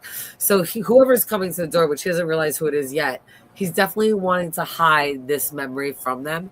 And I've never seen Victor hide anything that he was drawing before ever. Please let me know in the chat if you remember him ever hiding stuff. Like maybe not wanting to show anybody and like kind of looking at them awkwardly, but not like somebody knocks on his door and he starts like cleaning up and hiding something like a teenager would, right? Like, oh crap, that could be under the door. You hear somebody and you like hide stuff. I'm like, he's definitely covering up whatever this memory is with the man. Well, yeah, I mean, he's drawing the man in yellow eating a child, right? So, he wouldn't want anyone to see that. It's very disturbing. Right. Yeah, so I agree with you. I agree that he's hiding it. Let me just go back and see if I missed something. Hold on. Oh, yeah, Maze. I wanted to comment on Maze. Yeah, it is their story to tell. I agree with you. Yeah, I mean, Boy in White, even if he's good, we don't really know what his motives are. So, yes, I believe that. I agree with you. I think it is up to every character to write their own story. Let's see what else we have here. Victor even passing the drawing torch to Ethan. Yeah, I mean, that was kind of creepy in a way, right? Because he's like, okay, Ethan, now it's your turn to draw all these things that you're seeing, right? Right. But I think they're just foreshadowing Victor's death, but I really don't think Victor is going to die. I really don't. I think they'll save him for the end. I agree, Fletch. That's a really good point. He's probably hiding it because it could have been Henry after watching Henry react that way. That's 100% great. Oh, yeah. Yeah. I like that. I like that a lot. Yeah, I agree with you. Wait, they had more kids than Victor and Eloise. Yeah, there were other kids there, Fletch. And from, not like they were sibling. Yeah, there were just other kids there at some point. Yeah, there were other children that they saw in the massacre that were dead there. Yeah. In the final scene, we can say his true identity. What would that be? We really don't know his identity. Oh, like that his true identity is being the man in yellow, not like because that's who he chose to shapeshift back into. Oh yeah, he loves that. He loves being man in yellow. Yeah, and he doesn't like being Sophia. And the fact that he keeps asking, like, it was different with Julie when he asked Julie if she had seen him before because of the story walking. But when he asked Tabitha, You don't remember me yet? Like, and then he's like, oh, we've been friends. Like, the whole conversation he has with Tabitha makes me think that even though she's been reincarnated, he can see her, that he must have to look the same way all of these cycles for her to recognize him. Mhm. At least that's Right. what I'm thinking, unless we get in the next episode, which we'll see something in the trailer that kind of makes you think maybe people can see through the shape-shifting facade. Maybe people can see through the magic.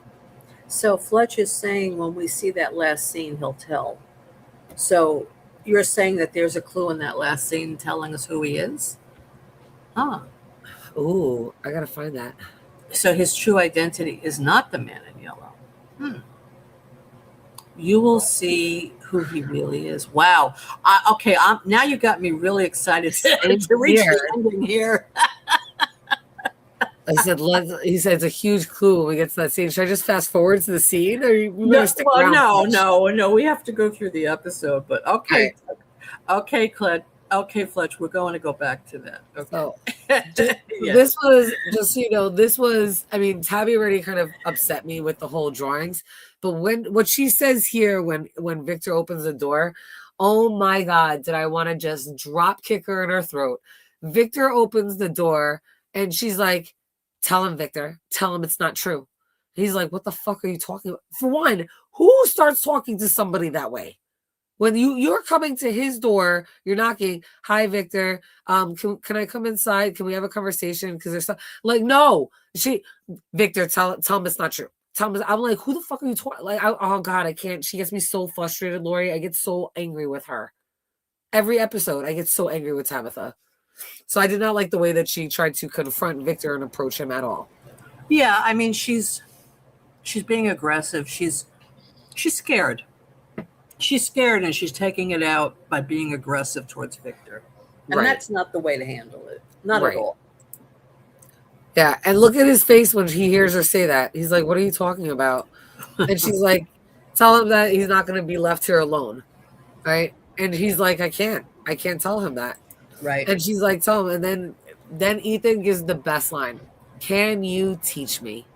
And that's every teacher's dream, for a student to walk up, a young child, be like, can you teach me? That is a dream right there. This is the best response ever to Tabitha's bullshit. I love this. And I love that Victor like kind of focused and locked in on what Ethan said and was like, like kind of like, yeah. But Tabitha's like, what are you talking about? No. And he's like, I need to be prepared. You don't know that. You don't know that I'm going to be alone. I'd rather be prepared. And she has to do nothing but give in. Right. Wait, hold on. Let me just go over for a minute. Mike said Victor is supposed to survive.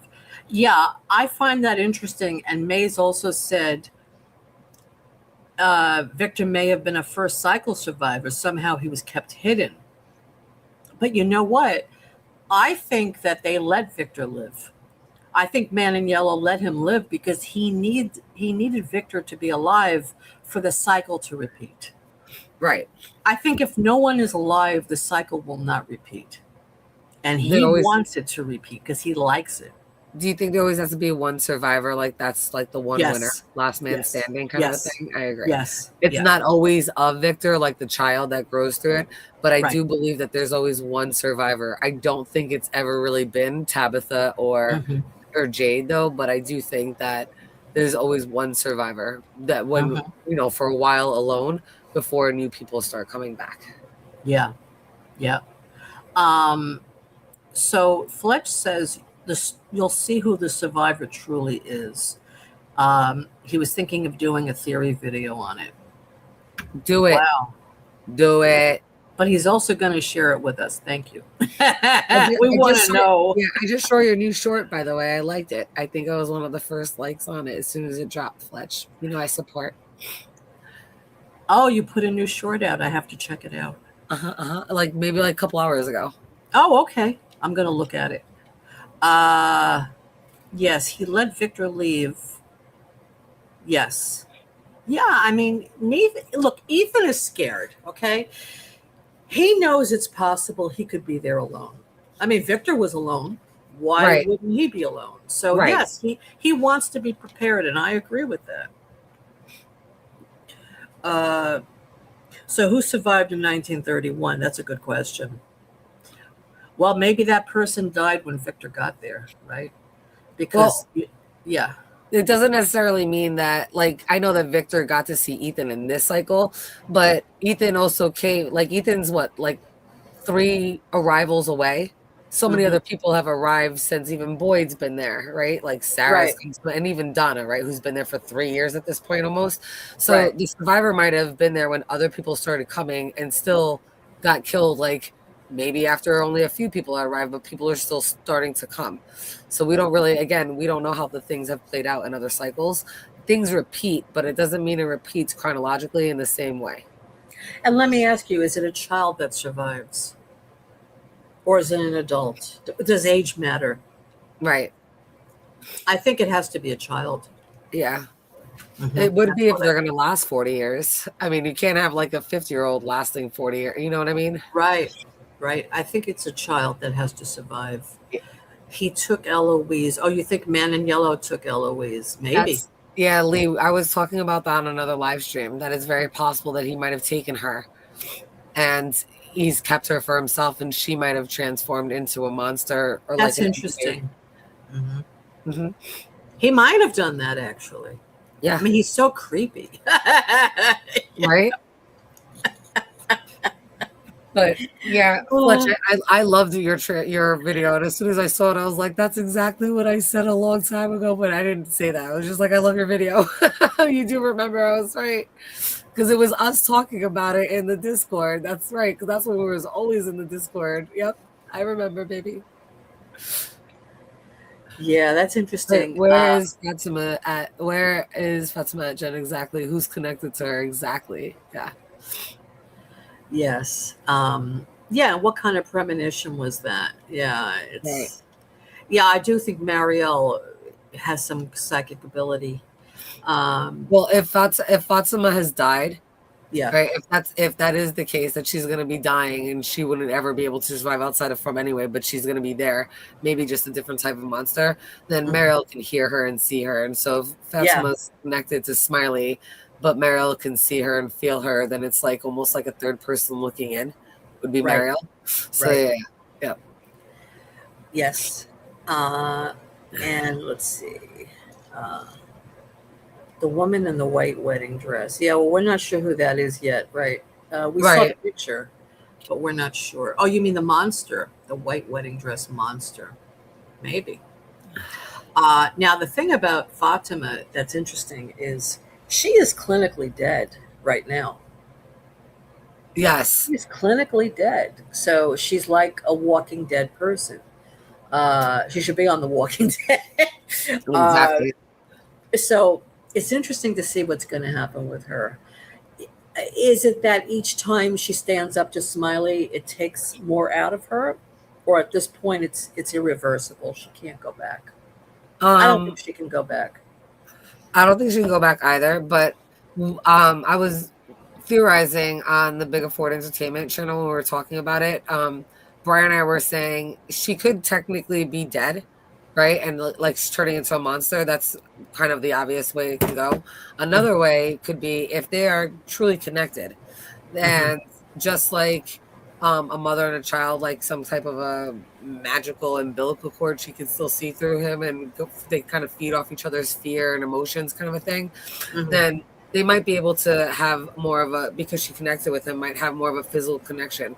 So if we know that the inside of Smiley is like all dried up and dead, like he's dead, right, and she's Yeah, alive. So right. if you took the average of a dead person and a live person, 0 beats, and like let's just say it's 60 beats per minute, like something like that, or 100, like 100 beats per minute, then it would average to the 53. If Mhm. you, or something like that, we were talking about whatever the pulse and the oxygen rate. If you multiplied it by 2, she would be normal for the most Right. part. So what if you just averaged a dead person to her, because that's the connection. So her body is giving off the vital signs of the average of her and Smiley. That's why it looks that way, but she looks fine. It's not reading her full body because she's no longer her full only person. She has a connection that she can't break now. Once Oh, that's she interesting. she can't go back. Like now she can't go back because she did it once. The connection has been Right. formed. I So see. now she can't go back. And I also think that in giving birth to him, because she actually bled and, you know, we saw like there was blood. I Yeah. do think because of that, that's why she got the glimpse that she got. She didn't Uh-huh. realize that she was connecting to Smiley then. But I believe because like she pushed him out, like she, you know, she still was like, all right, but then she had this connection, and now you can see it like starting from the womb, which is where she came, which is why it's covering her stomach. So basically, do you think they're just going to form one person? Do you Not think one that she's just person. going to like morph No, I into just him? think I don't think that they're gonna form one person. I do think that she's gonna become something of a monster, but doesn't necessarily have to be a monster like Smiley. I think she's just gonna continue to have this connection, and her body vital signs are gonna read whatever the average is between him and her. So you don't think it's possible that they can morph into one monster? The No, both of them. no. What? Why not?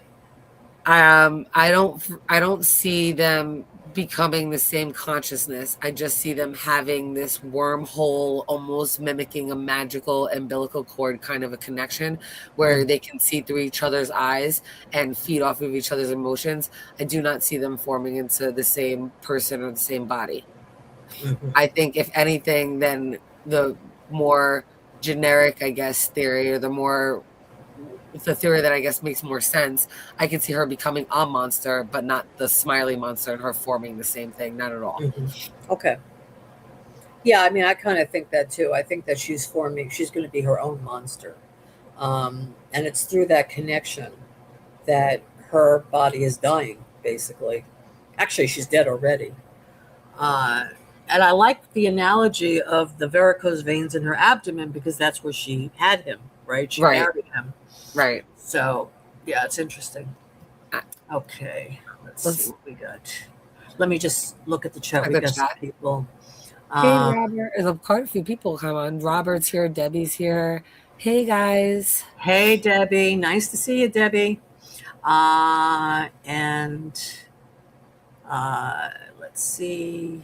Oh, Robert Saunders. Hi, Robert. Hey, Robert. No problem. We're glad you're here.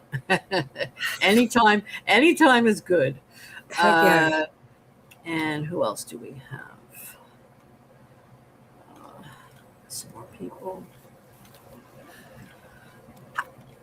Okay. All right. Okay, I think we can go on. Okay. So we have Ethan wanting to learn from Victor, and Tabitha says okay, and Victor doesn't think it would be a bad idea, so she ultimately gives in.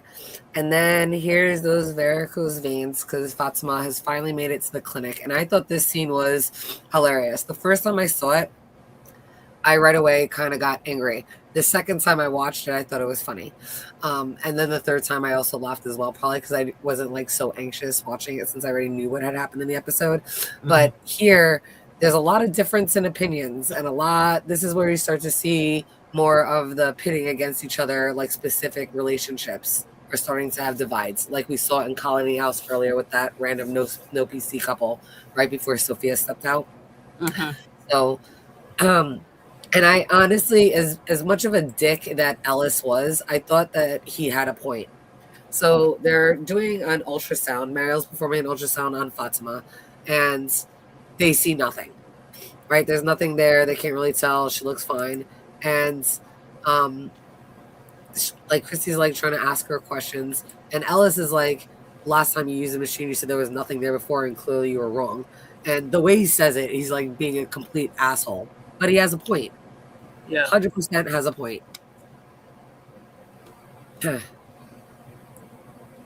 So Fatima starts to explain like exactly what happened and what she feels. And she doesn't think it's a bad idea or a bad thing. She thinks that, is she turning into a monster? She says it flat out. Do you think I'm turning into a monster? And Mariel winds up saying, this might not be a bad thing. Like, this might be, like, you saved Kenny. You're a hero. You might be able to use it. And Ellis is like, what are you talking about? He gets angry. Christy gets angry. Boyd doesn't know how to stop it. Christy kind of stops it. And they all start kind of arguing. And Marielle's being honest. And Fatima buys into what Marielle said because she hadn't seen that perspective. And Fatima's all about hope. And Marielle gave her that hope for like this crazy ass, I have no idea what's happening to my body yet again. But now I can maybe use this for something good. Right? And there's Ellis. He's like, what are you talking about? And he starts to get angry. They're trying to hear it out. They're really not agreeing with it either. Everybody's looking at these two like they're crazy. You can see the way Marielle's reacting. They're starting, just the little factions are starting to happen between these personal relationships. Right? And you see that Chrissy has to like kind of stop everybody. You see the way Boyd's he's trying to discipline Ellis. They're just really, everybody's getting hot-headed. Everybody's unsure of things. They're getting all this knowledge. Shit is changing and they can't explain anything and no one knows where it's going and what's going to happen. They're in uncharted territory and they are all terrified. And it is just manifesting in this anxious anger where they're all kind of coming at each other. And they kind of calm each other down. And that's kind of where we jump to this scene with Jade and Kenny. Any comments before we jump to this scene? Yeah, I just think they're all afraid, like you said. And obviously Christy already knows at this point that Fatima is clinically dead. No one else knows it but her. And that's why I don't get that she yelled at Marielle right away. She should have, obviously she's dead already. So Marielle has a point. Let's see what's going on here. Marielle doesn't know it at this moment. But Christy right. Mm-hmm. But I think that Marielle had a really good point, despite her not knowing all that. But, again, keeping information and not sharing things causes problems. Yes. Oh, by the way, Fletch said that the last scene, when I tell you who the man in yellow is, can you play the last seconds of the scene? Are we able to do that? I can probably bring up that clip. Yeah. Okay. Right. It would be the show. Okay. Yeah, I have the episode downloaded. I can bring it up. I'll just have to switch over the tab that I'm sharing. No worries. Okay. All right. I just need a second. My face is watering. Absolutely. Okay. Marielle is more qualified than Christy. Marielle is a licensed nurse practitioner, I believe. Well, or she's a pediatric nurse. And Christy is only a med student, right? A third-year resident. I don't know who has more clout, but they both know what they're doing, both of them. Marielle specializes in pediatrics, but I think they're both qualified, basically. Let's see what else we have. Boyd is still wearing the same clothes as he was in season 1. Yeah, and his coat is ripped to pieces. If you notice by the shoulder, he has holes in that coat. But I love that. I love it because it's real. I mean, compare it to The Walking Dead, where everyone had beautiful hairstyles and their clothes look like they put everything in the laundromat. And here you see people with dirty clothes, dirty. I mean, if you look at Kenny's pants, he's got dirt on his pants. You look at Boyd, his coat is ripped to shreds. Jade also has dirt on his jeans. This is real to me. People who don't change their clothes, I mean, yeah, it's kind of gross, but it's also realistic, right? I mean, Elgin wore the same clothes for what, like a whole season. Costa had on her outfit for like ever too. Yeah, Sophia and look, hasn't changed. And Sophia has that same dress on since she came on the show. So, but to me, it's more realistic than watching like The Walking Dead, where everyone is beautifully put together, right? Like Rick. Rick had blood all over his beautiful leather jacket, right? Right. And then a few scenes later, there's no blood on it. It's like, how did you get all that blood off your jacket? Yeah. Exactly. But anyway, okay, let's go on. All right. Oh, Victor's outfit never changed. Huh. That's interesting. Yeah, he pretty much wears the same thing for like ever. Yeah. Yeah. Uh, Um, okay. okay. So Okay. No we spoilers here, guys. I'm just letting people know. If I see oh any spoilers, I gotta take them out. yep. Okay. All Yeah, right. please don't put any spoilers, even if you're not sure it's a spoiler. Maybe you saw something, you read something. Let's not put it in here at all, okay? Because we don't know what is really a spoiler and what isn't. Okay. All right, my loves. Let's keep going. Oh, I went too fast. There we go.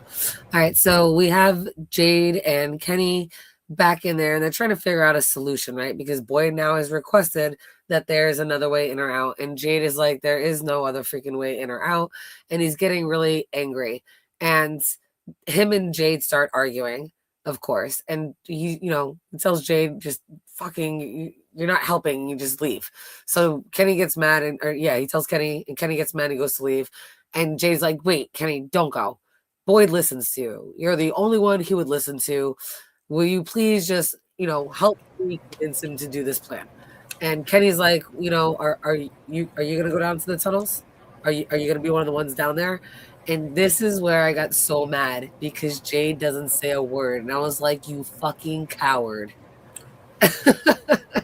Right, right.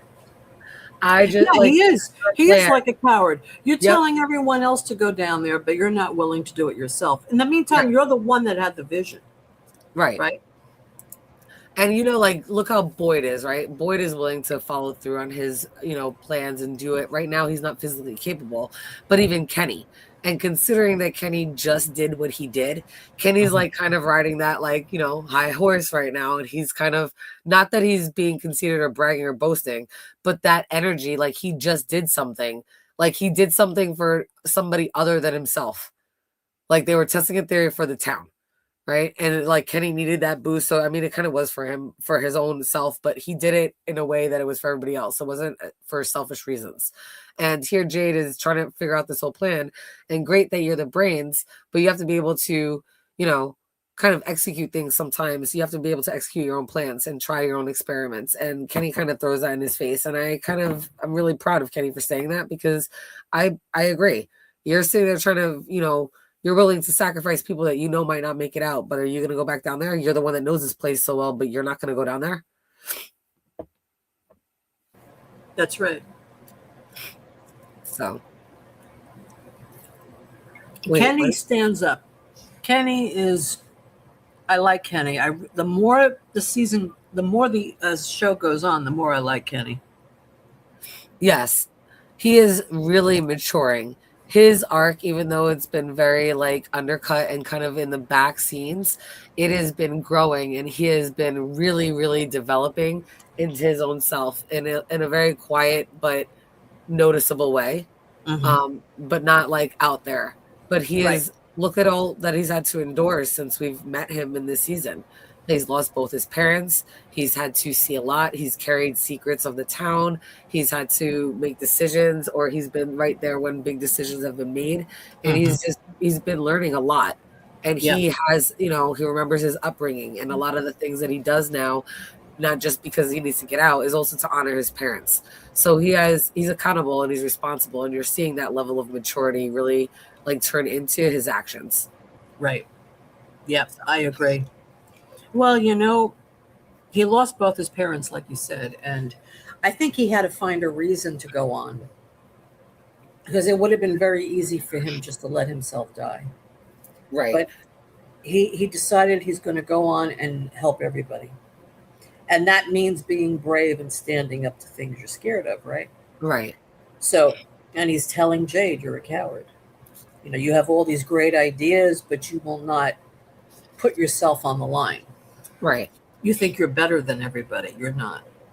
And at this point, he doesn't have an answer for the second, another way out. All we know is the tunnels. And since you're trying to, find a solution for this problem where you need another exit to get out, there needs to be another way out, and you can't figure it out, but you're not willing to try it, that just proves, that mostly everybody's going to die, and kind of Boyd's right.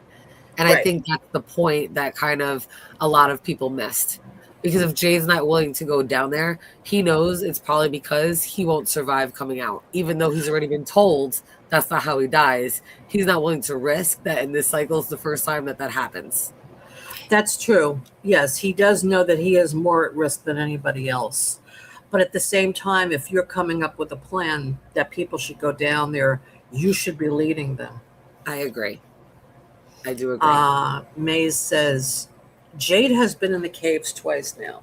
The second time was a vision. He didn't realize it, but he did go the first time alone. Right. That's true. He did. But that was before he knew what he knows now. So he was ignorant to what could have happened to him. Now he knows. He knows that he could die, and he doesn't want to die. I don't blame him, but I agree with Lee on this part, though. I think he's going to be way more interested in the tree part because that was his first thing, right? The Nkui symbol, learning about the tree. That was like the first thing he really learned. I could see him, and then he just figured out this whole, to quote Boyd, landscaping plan. I do think you're right, Lee. I think he's definitely going to be more fascinated and interested in wanting to be a part of the tree part than the tunnels part. But at this point, he doesn't know that. He does not know about the tree part yet. So his answer in response to Kenny just shows his cowardness because he has not come out with that tree part yet. So yeah, the fact that he just stayed quiet and like stuck on stupid proves exactly what you said in a couple comments down, Lee. He's freaking stupid. like you got stuck on stupid, and that's just wrong. And Kenny called you out on it, and he was right. Let me ask you a question. When we saw him in the cave and he was being buried alive, did that really happen in the cycle, one of the cycles, or is that part of his vision? Like a premonition, like a precognition, I should say. Well, we haven't seen all of his reincarnates, right? We saw a couple that were on the Colony House porch when he had the young Jade come through, took him on the mushroom trip. Right. So it could be very possible that one of them were buried alive by the townspeople, and that's why the monsters buried him alive. It would be interesting if the monsters that buried him alive were somewhere from around that cycle, or knew about that cycle, or close to that cycle. But yeah, I'm just wondering, being buried alive. Yeah, if in other words, he saw this in his vision, and I'm just wondering, is it like a premonition of what could happen to him, or did this actually happen in a past cycle? Oh, I took it more as a premonition of what could happen to him, right? And also, it was a clue to where the Ankui kids' bones were. I like it more as a premonition than me thinking it had happened before. Actually, I do like that more. I do. Yeah, I mean, because I know Maze put this question, but I'm tending to think that it's more precognition. Yeah, I think so. Like the monsters told him, he thinks he's smart, but he is stupid. That's what I was saying before. I agree with that. Like he especially here, got stuck on stupid because he's stupid. But I agree with you and Maze, though. I think I like it more as a premonition than him having like a memory of or a vision of something that he had gone through before. I do like that more. Yeah, especially because of the rest of the context, right? He was going down there looking for information. So maybe looking for information isn't always finding things what happened, but information is also knowing what will happen. That's interesting. I still think that the monsters could kill him. I mean, just because they hadn't killed him before doesn't mean they won't kill him now. But you may be right. Maybe they can't touch him. That's interesting. Maybe I don't think that they can. Just like the man in yellow, when Tabitha asks him, which I know we haven't gotten to that scene, when she's like, "Are you here to kill me?" And he's like, "Heavens no! I wouldn't dream of killing you. You and Jade have come so far." I mean, chef's kiss, Doug E. Hughes. I love you both so much. I wouldn't kill you. At least not now. At least not now. As he caresses her cheek. It was like that was just acting gold. Please give this man an Emmy, something, a Globe, something. Yeah, that was a great performance.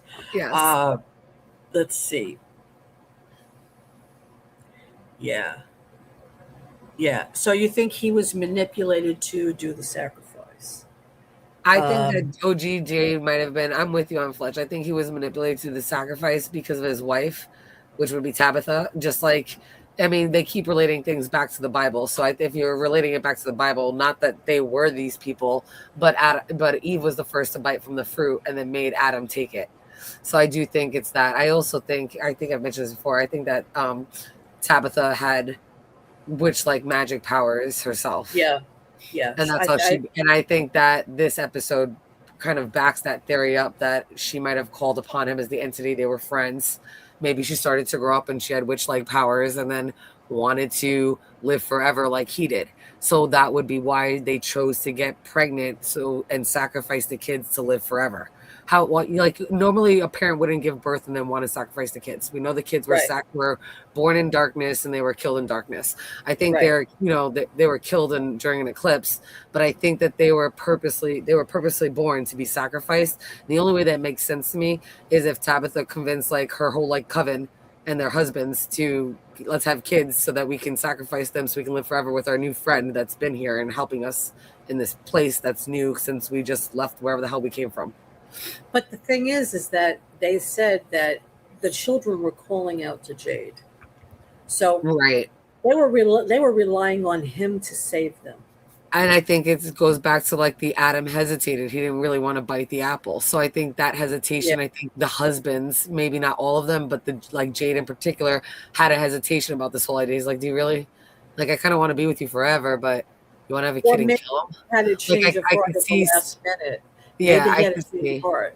Because considering that they played and sang them lullabies, because they obviously had to raise the children up into a certain age. Those kids look like they're 7, 8 years old. Right.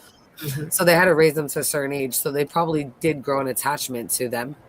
And at the last minute, I can definitely see that he did not want to. And maybe at that point, that's probably when Tabitha was like, had also grown a heart.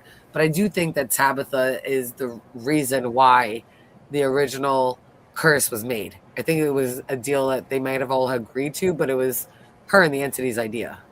So do you think that was her and Jade's job to look after these children until the time of the sacrifice? It might have been, if that's that's the idea that her and the entity made.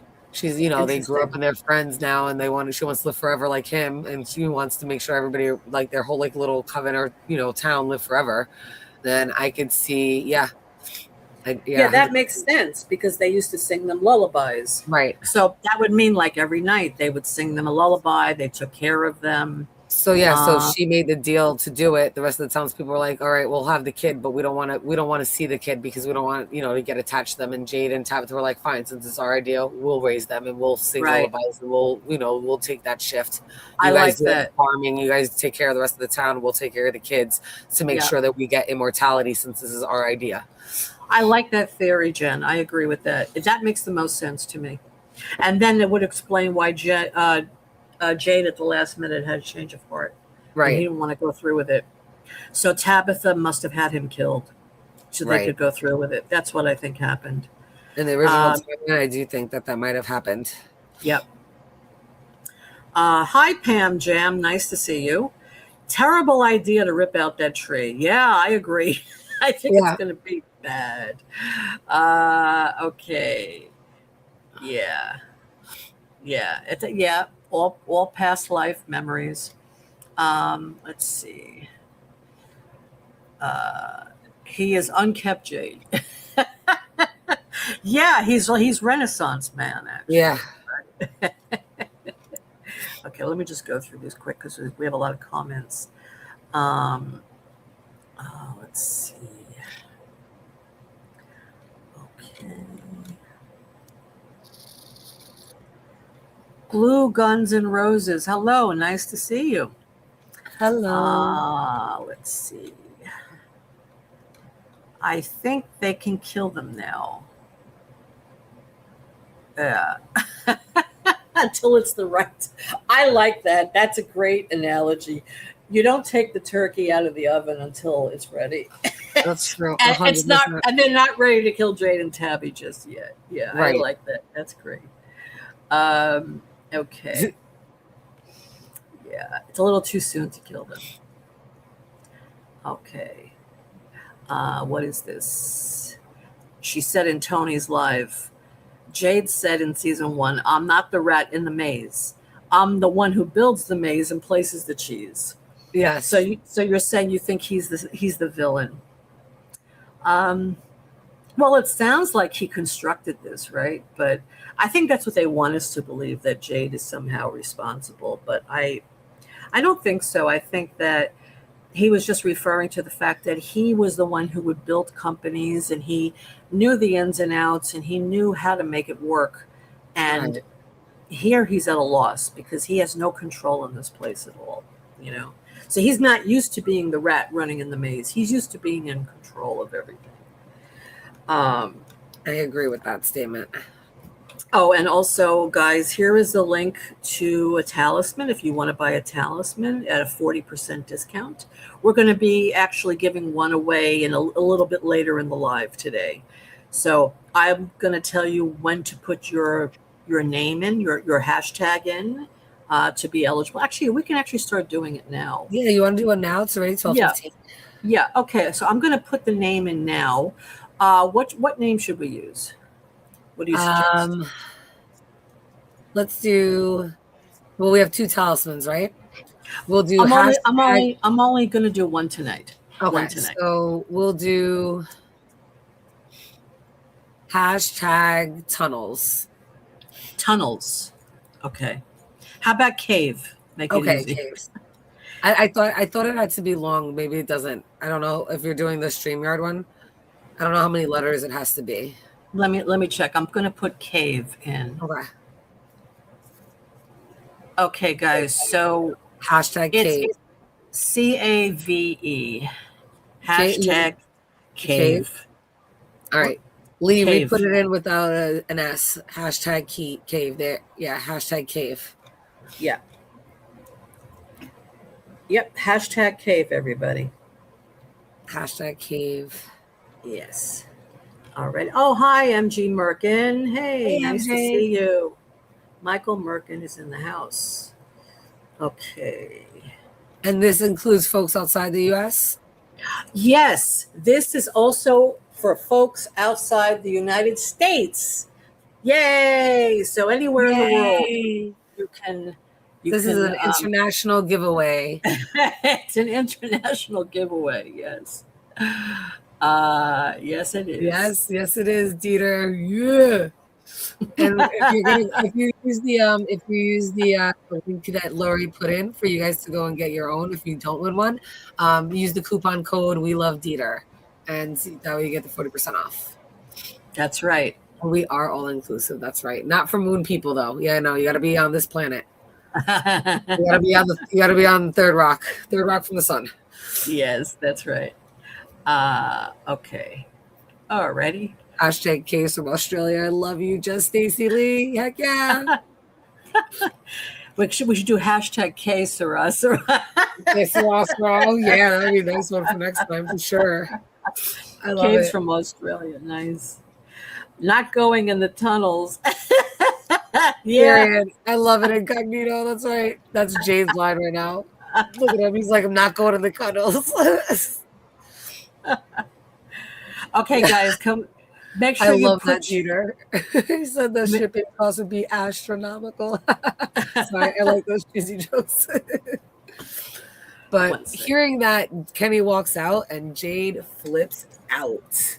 This is what we saw in the trailer too, right? He was mad because this is where he says maybe the reason why we haven't got home is because no one's willing to make the hard decisions. And that's when Kenny snaps back and says what he says to him. And he walks out and Jade just loses his shit. He's just not having a good day right now. He's angry because he needs to give them a solution. Right. And you just see him break everything, completely tear apart his whole little science fair project, according to Boyd. And he is angry. Then thank you, Glue Guns and Roses. We're glad that you're here too. Yes. Make sure you put your entry in, guys. Cave, CAVE. We don't have that many people yet who put it in. Yes. Come on, guys. Come on, guys. There's like 30 people watching. Yeah, 37 people watching. We should have 37 hashtag cave. Come on. You got to put your cave in. You got to put your cave in. Before the cave, falls in on you. Right. And let me just see, where are we at as far as how many people do we have on the live? 37. And how many likes do we have? We have, trying to see. We have, oh, how come it's not showing? What's going on with my phone? Oh, only 13 likes. Come on, guys. Oh, guys, please like this, 13 like the likes. video, like the stream. It's important for YouTube to find us. Yes, like the stream and hashtag cave so you can get your own talisman. So you can hang it up, put it up on the door, especially for And when you're protect watching. yourself. Yes. Okay.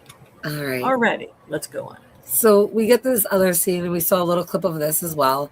And Boyd comes to, he just came out from seeing Fatima's stomach. That was what we had seen already, and everybody was kind of arguing. So Boyd kind of took a step outside. And Christy comes out to check on him, and Boyd decides to be honest with her. He tells her that, I lied to you last time I told you that I wasn't still seeing things. I am, and his hand is still trembling. And, Christy really is, I think she does a good job of reacting to Boyd and listening to him and hearing him. Right. I don't think, I was glad that she didn't get angry. She kind of listened to him, and I thought it was a good conversation. But you could see that he really wants to do something more, and he might not be able to. And the craziest part here in this entire conversation was Boyd asked Christy for a Band-Aid, for something, some pills, something to just get him through, because he just needs a Band-Aid. And I thought that was, think about it. He was kind of really against Jade even taking the mushrooms, but allowed it. So you can just see, we were mentioning it earlier, not that he's getting slower, he's getting dumber, he's starting to compromise certain values and beliefs, because of pain and being stuck between a rock and a hard place and needing to make certain decisions in a untimely manner. So he's just doing shit that we would never have thought he would have done after watching season 1. Mm-hmm. That's right. So, he's definitely it was crazy.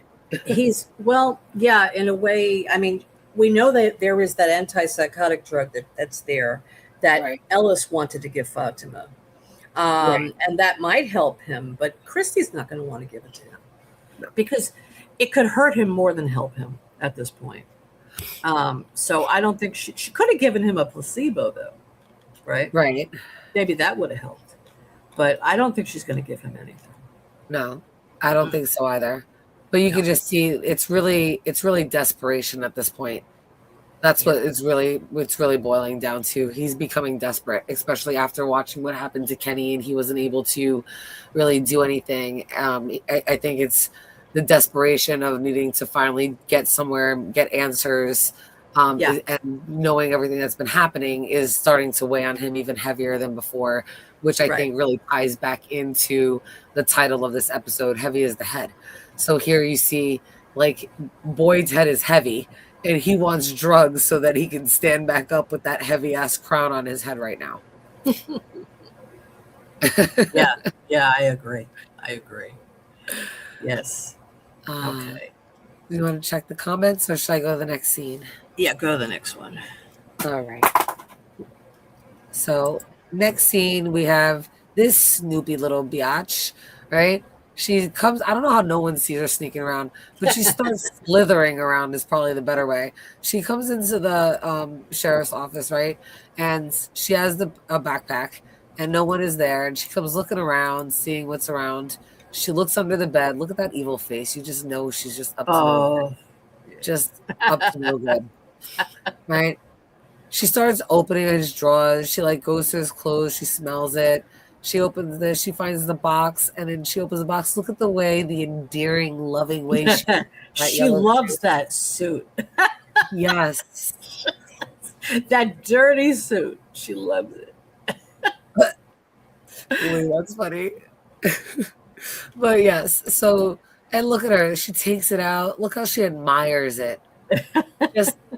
And so she leaves, right? She clearly takes the suit, right? And when she comes back, Sarah's freaking out because remember the night before is the whole Roger attack, and she decided at the last minute to stay at Colony House, so she never came home to see that, Uh-huh. her and Julie painted her room lavender. She has no idea about that yet. That's right. I thought we were going to see that, right? They made a Yeah, her whole point reaction of to it. that, and why didn't they show it? Right.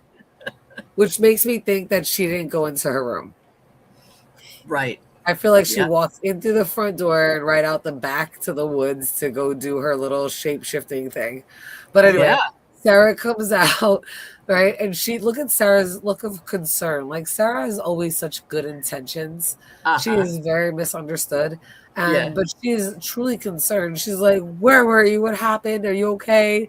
And Sophia automatically starts with her little acting.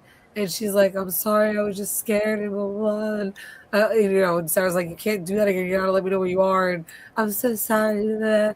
And Sarah then asks her, "What's in the bag?"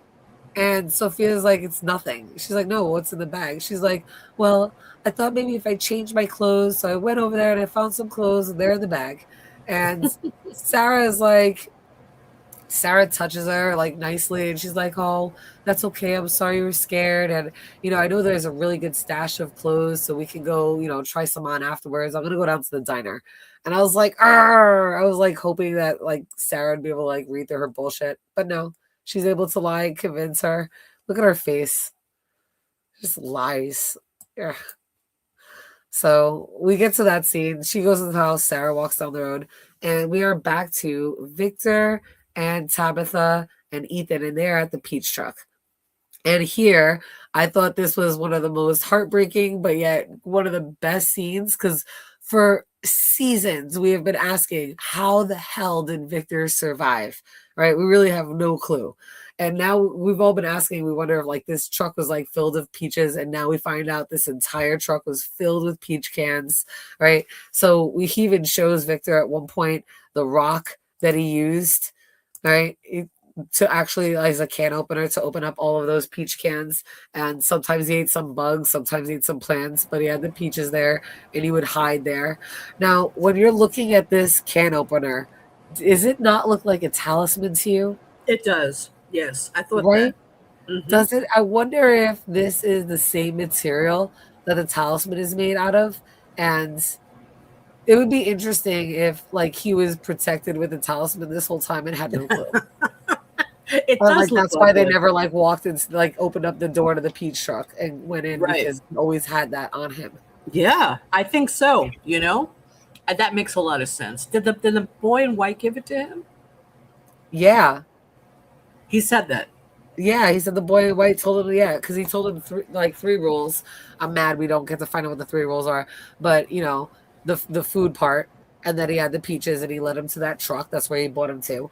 And at first he couldn't get it open, but the boy in white told him that he had to get a rock. I think the boy in white gave it to him, or at least told him to get that one. That's a talisman. That's why they left him alone. Now we know why. That's what I think. That's Mhm. 100% what I think. I agree.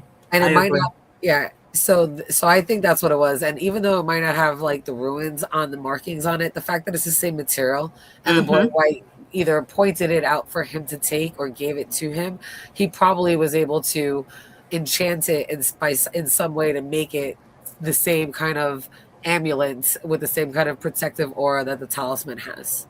Right. Mm-hmm. I agree. So, but yeah, Let's just go through the chat for a second. absolutely. Okay.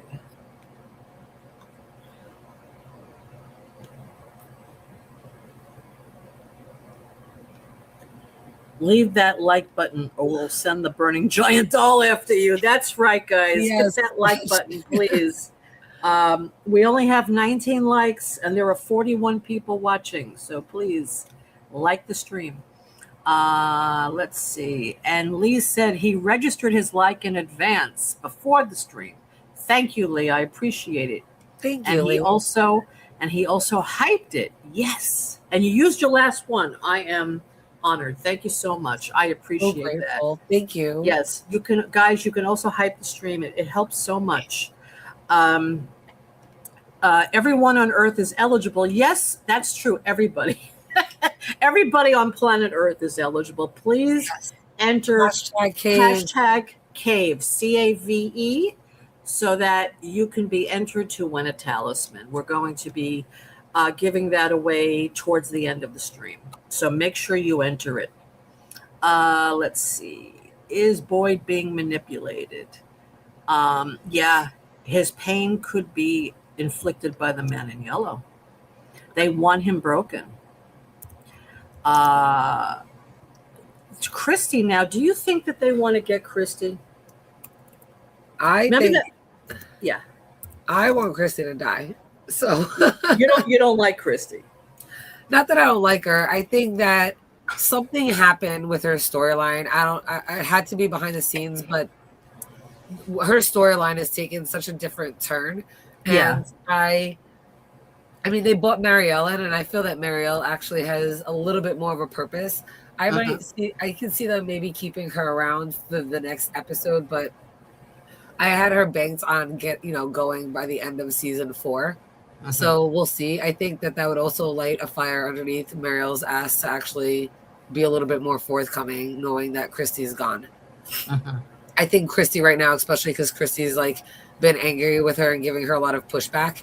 I think it's also like, I know that she's kind of rebelling and still talking, but she's definitely keeping things guarded. Yeah. And hidden because of Christy.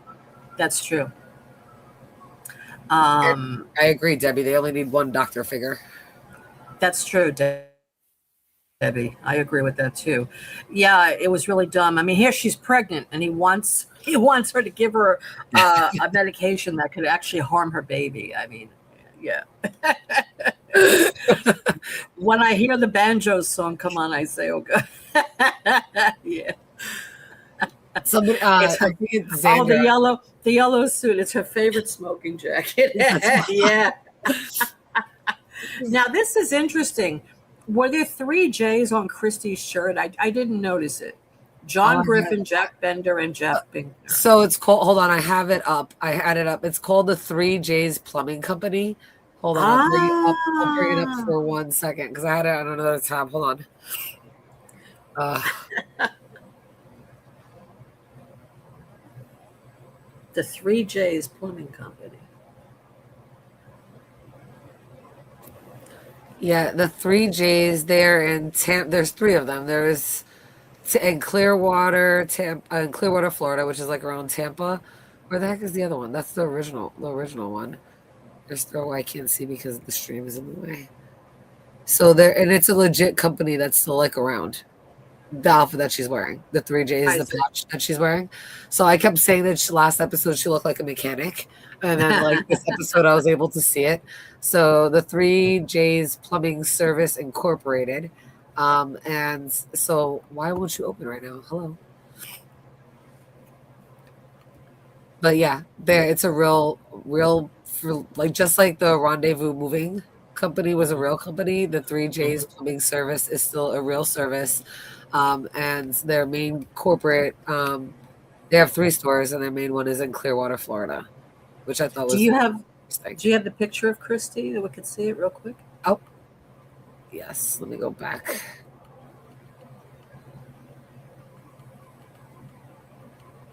Oh, right there, you can see 3 J's Plumbing. Oh, wait, hold on. Ah, yeah, I see it now. Oh, look at that. I didn't notice that before. Okay. Yeah. And cool. The 3 J's Plumbing. So I'm looking at the, their website here. So I think that's like really cool. It's like a real place. So I wonder if that'll have anything to do with anything. But I forgot what year it was. Hold on, let me open it. 3 J's. What does it say? I want to know how long they've been in business for. I had looked it up before. Yeah, the 3 J's patch right there. 3 J's. Yeah, they have 3 stores across Florida. Uh-huh. And I see a picture of their 3 main guys that are in front of them right now. Like right now, like if you call them, that's a real company down in Florida, which I think is crazy. That is cool. Right? I think that's really cool. Yeah. So they're a family business. So, but yeah, all right. So, so Debbie puts out some great videos, guys. She's an artist, yes. her stuff is amazing, and she comes Final up with girl. music. So, Debbie, why don't you put your link in the chat? I don't. Do you have a wrench? How do I give her a wrench? Make her a mod. Yeah, how do I do that? I know you do it through YouTube. Mhm. Okay, so just put your link in, Debbie, and I'll try and repost it as a link because I don't have it handy right now. Okay, let's see what else we have. Yes, only 20 likes and 40 people watching. Let's go. Yes, like the stream. You're going to get the talisman and the giant dolls after you. That's right, Fletch. That's right. Okay, yes, please like the video, friends. Thank you. Thank you so much. Yeah, Christy changes clothes a lot. Yes, she does. She's one of the few people that do. Yeah. She's about that hygiene. Yeah, she knows how important it is. When Victor got the bag of teeth, he got some memories back. That's interesting. I like that. Yeah. I like that, Fletch. Mm-hmm. I like it's like a lot. trigger. It's triggering his memory to remember things.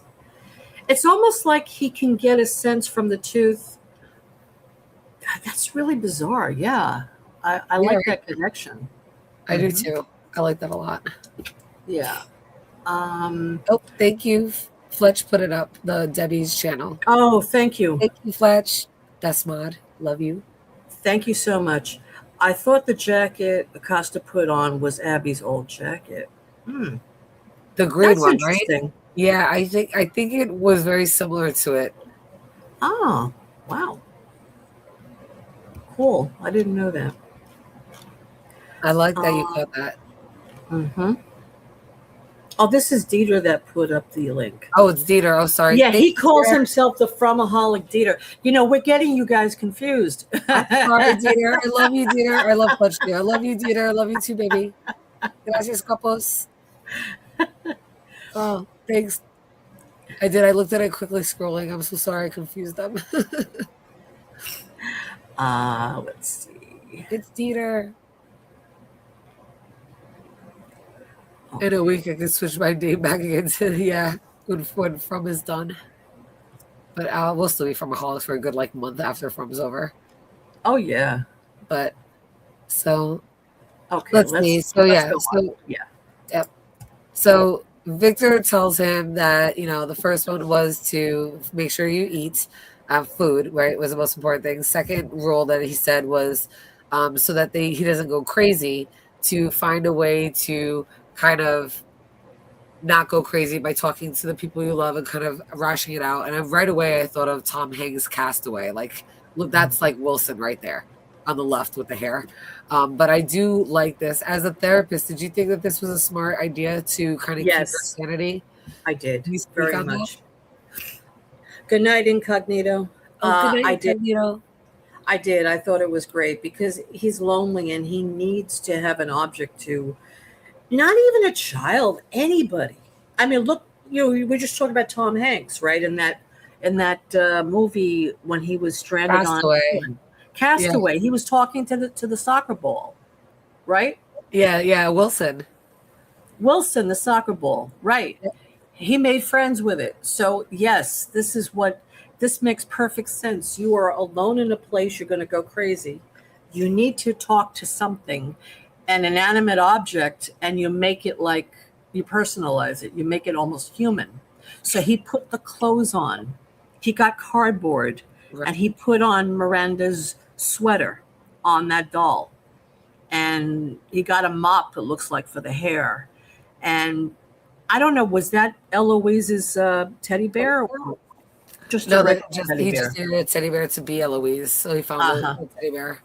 Yeah. So, I think that was very smart of him. Right. Mm-hmm. I agree.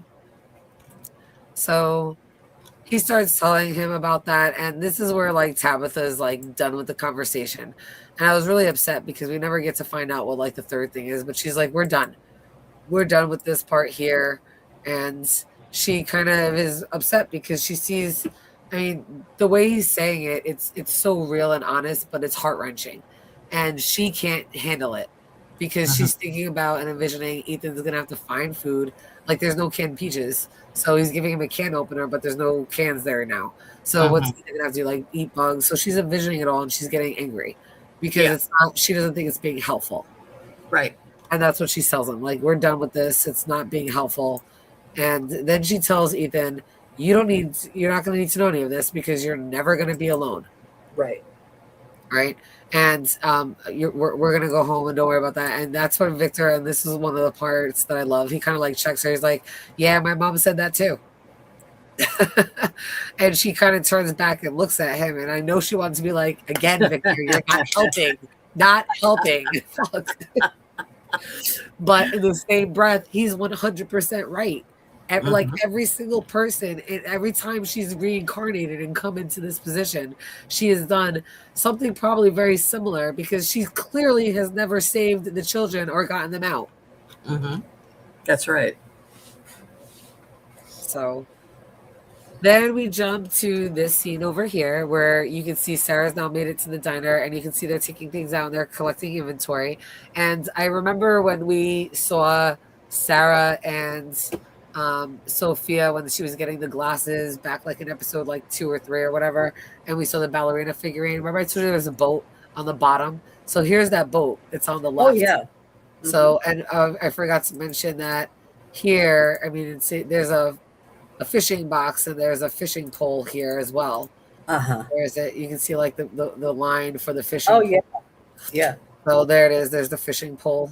So there's a lot of references to water and boats, and I just wanted to bring that up. Yes. But we see that. There it is. I blew it up so you can see it, as well as the different games that are there. And look at this lunchbox.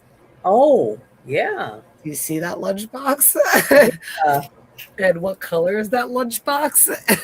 Could the man in yellow have felt like, could Victor be like what would becomes the man in yellow? Just saying. No. I know, I'm just kidding. But I just like the yellow lunchbox and the boat, and I thought that was really cool that those two A things. science kit. Science kit. Cool. Maybe. Right? Yeah. So, but yep. So they're doing inventory, and yes, Henry's I agree. Denial is definitely Tabby's coping mechanism. Absolutely. Yes. Okay. Yes. And Boyd's boat. Yes, that's Boyd's boat. Right. The science kit. Yep. Collect things. Yep. Well, anyway, so Henry is cutting up the cabbage, and he's, like he's happy that he's doing this, and Bacta comments that he's doing a good job, and she's carrying all these things, and the top tray is going to fall. And when it falls, the sound it makes catches Henry off guard, and all of a sudden he is back in his hallucination. And it's like as if the tray in the hospital room that he's envisioning or hallucinating that he's in, he hears that tray. And he kind of snaps out of it. And he's laying in that bed in that yellow room, right? And he sees the boy. And the boy is like, oh, crap. Dad, Grandpa's awake.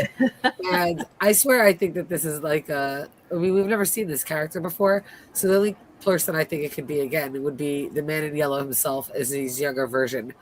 Yeah. Just like we got a younger Jade, I think that would be the younger man in white. Uh-huh.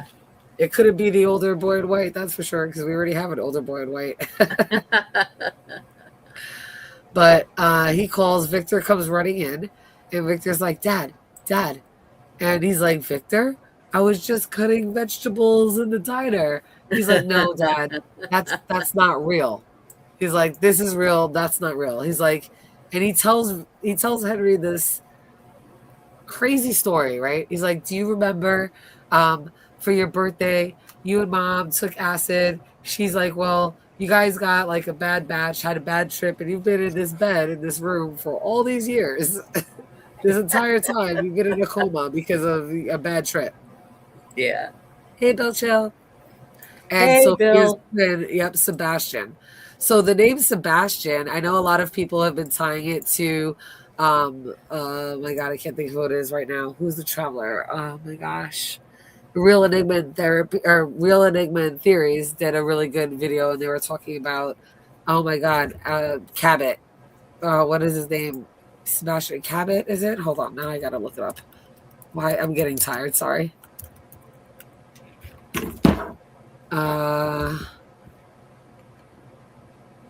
Well, the name Sebastian means honored one, right? Like revered. Right. So I Right. think that that's another reason why it has to do with the man in white. But something about, was it hold on. Who is the John Cabot. John Cabot? Thank you. I was like something Cabot. And I believe John Cabot's son was the Neverending Story. I think John Cabot's son was named Sebastian, which is, there you go, the Neverending Story. Right. So that was another connection that I made. I didn't thought about that till I heard it on Real Men Therapy. Yeah, I love Reels. But yeah, I just figured that Sebastian had to be the younger man in yellow because of the name meaning the honored one, revered. Considering that he's in the yellow room, it kind of made sense. And his son Sebastian from Tarzan's Theory, or you mean oh my god, you mean Terran's Theory, or not Tarzan, right? You mean Terran? Tarzan. Terran. I love that you called him Tarzan. Debbie, you're the best. That's funny. Hey, Bill.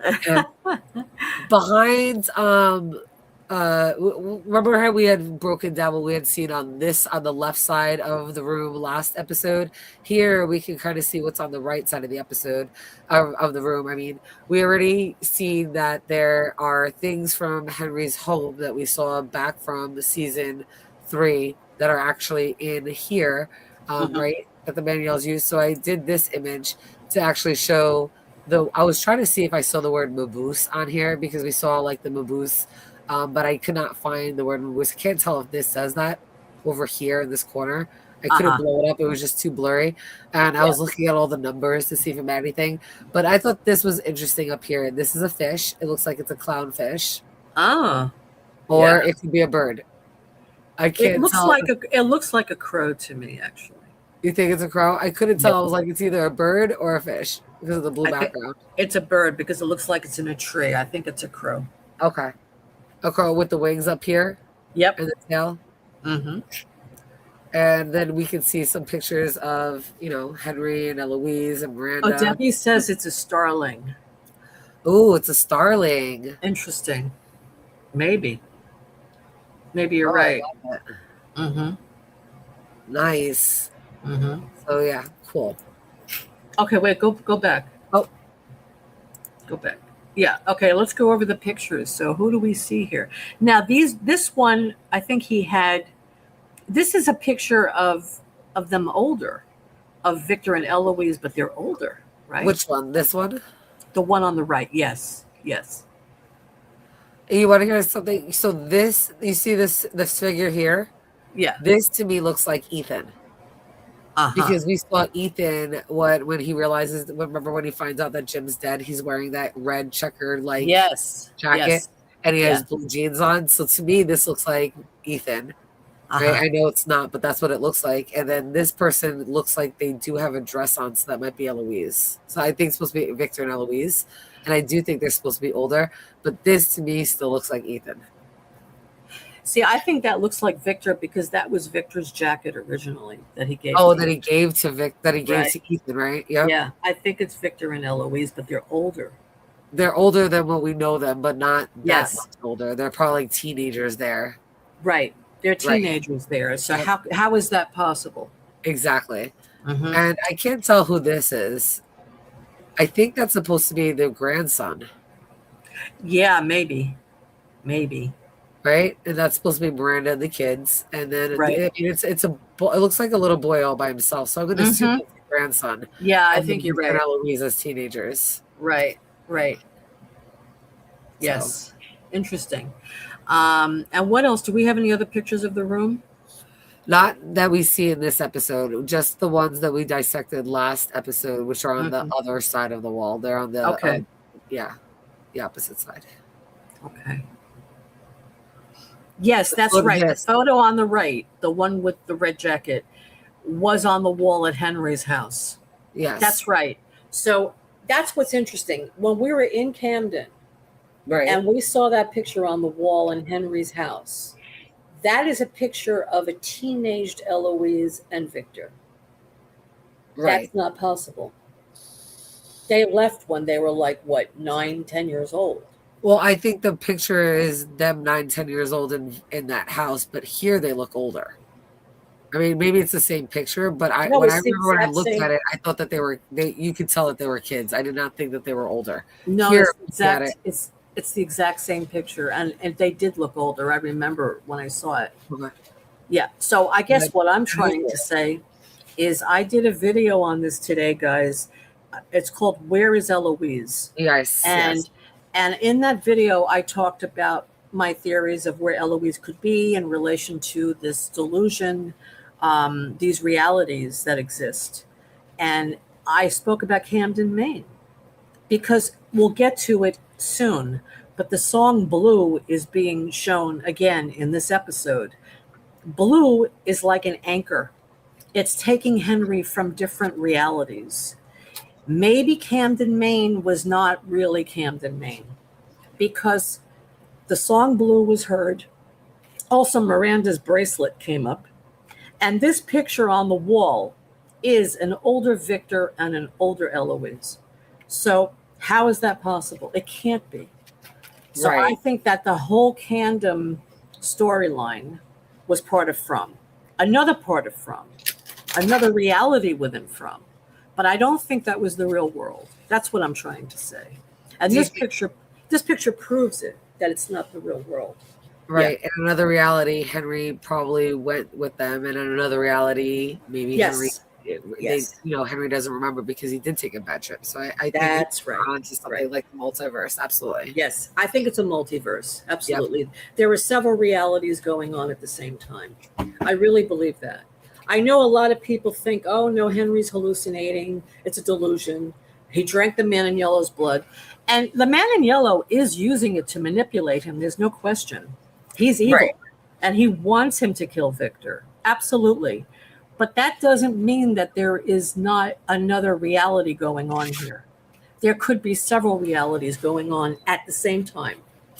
If Julie could story walk and going backward into the past, there's no reason why we can't have sideways universes as well. You know, it's 100%. sideways, right? There are other realities that are going on simultaneously. That's what I believe is happening here. Yeah. We get into that fringe-like territory where we can have time travel and multi-dimensions and parallel dimensions. Absolutely. Absolutely. And yes, that's right. There is a puzzle that Ethan was working on of Camden, Maine. Right. We saw that. And So Donna was that's cleaning it up on the floor. Yes, and Donna was cleaning it up on the floor. Absolutely. So it's telling us that Camden, Maine is not the real Camden, Maine. It's a dimension of From. Right. Which then begs the question, did everybody that arrived and that it's in From now come from the same dimension? Or are they like, even though they're all from wherever in the United States, are they from different dimensions and just don't even realize that? It's possible. It's possible. That I'm not sure about. But let's see. Yeah. No, it's interesting. I mean, they want us to think that Man in Yellow is making this up. But Right. I'm not so sure about that. Remember what Sophia said to Henry?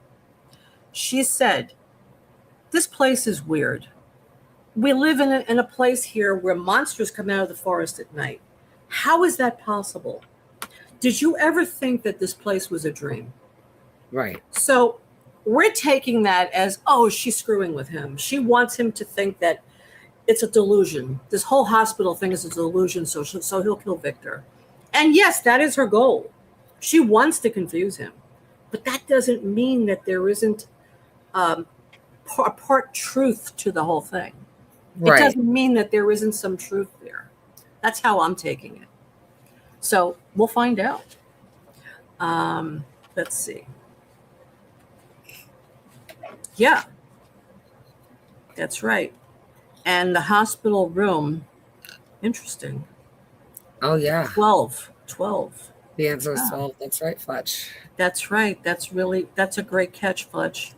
My mother believed when people die, they go to a dimension you can't see. Absolutely. Right. There are other dimensions here. it's not just one thing. It's like being caught. I think I see it as kind of like perception. Yes. How you perceive something is different than how I perceive it. So we can both be looking at the same thing. I can perceive it this way and say, okay, Henry's in a hospital. And you can perceive it as, no, Henry's in the diner helping Bhakta. It's a perception. It doesn't mean that one is right and one is wrong. Both can be true at the same time. They both can be true at the same time. Absolutely. Yep. Yes. Thank you. You said it better than I can. Yeah, well, it was crazy because you speaking was making all the pieces fall into place in my head, and it just came out, and that was perfect.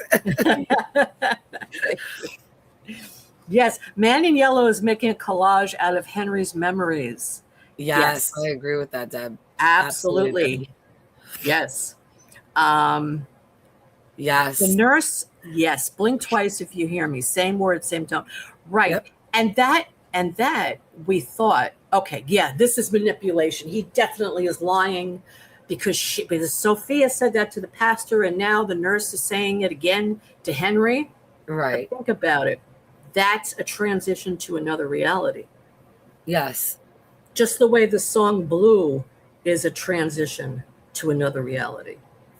Blink twice if you hear me is that phrase can be used as an anchor and a transition to another reality. Right. And people think you go to another place when you're in a coma, and that's commonly used when you come out of a coma, right? Yes. So I can see that connection 100%. Oh, I love that. Yes. That's great. That's great, right. Jen. I love that. Yes. Yes. Yes. Okay.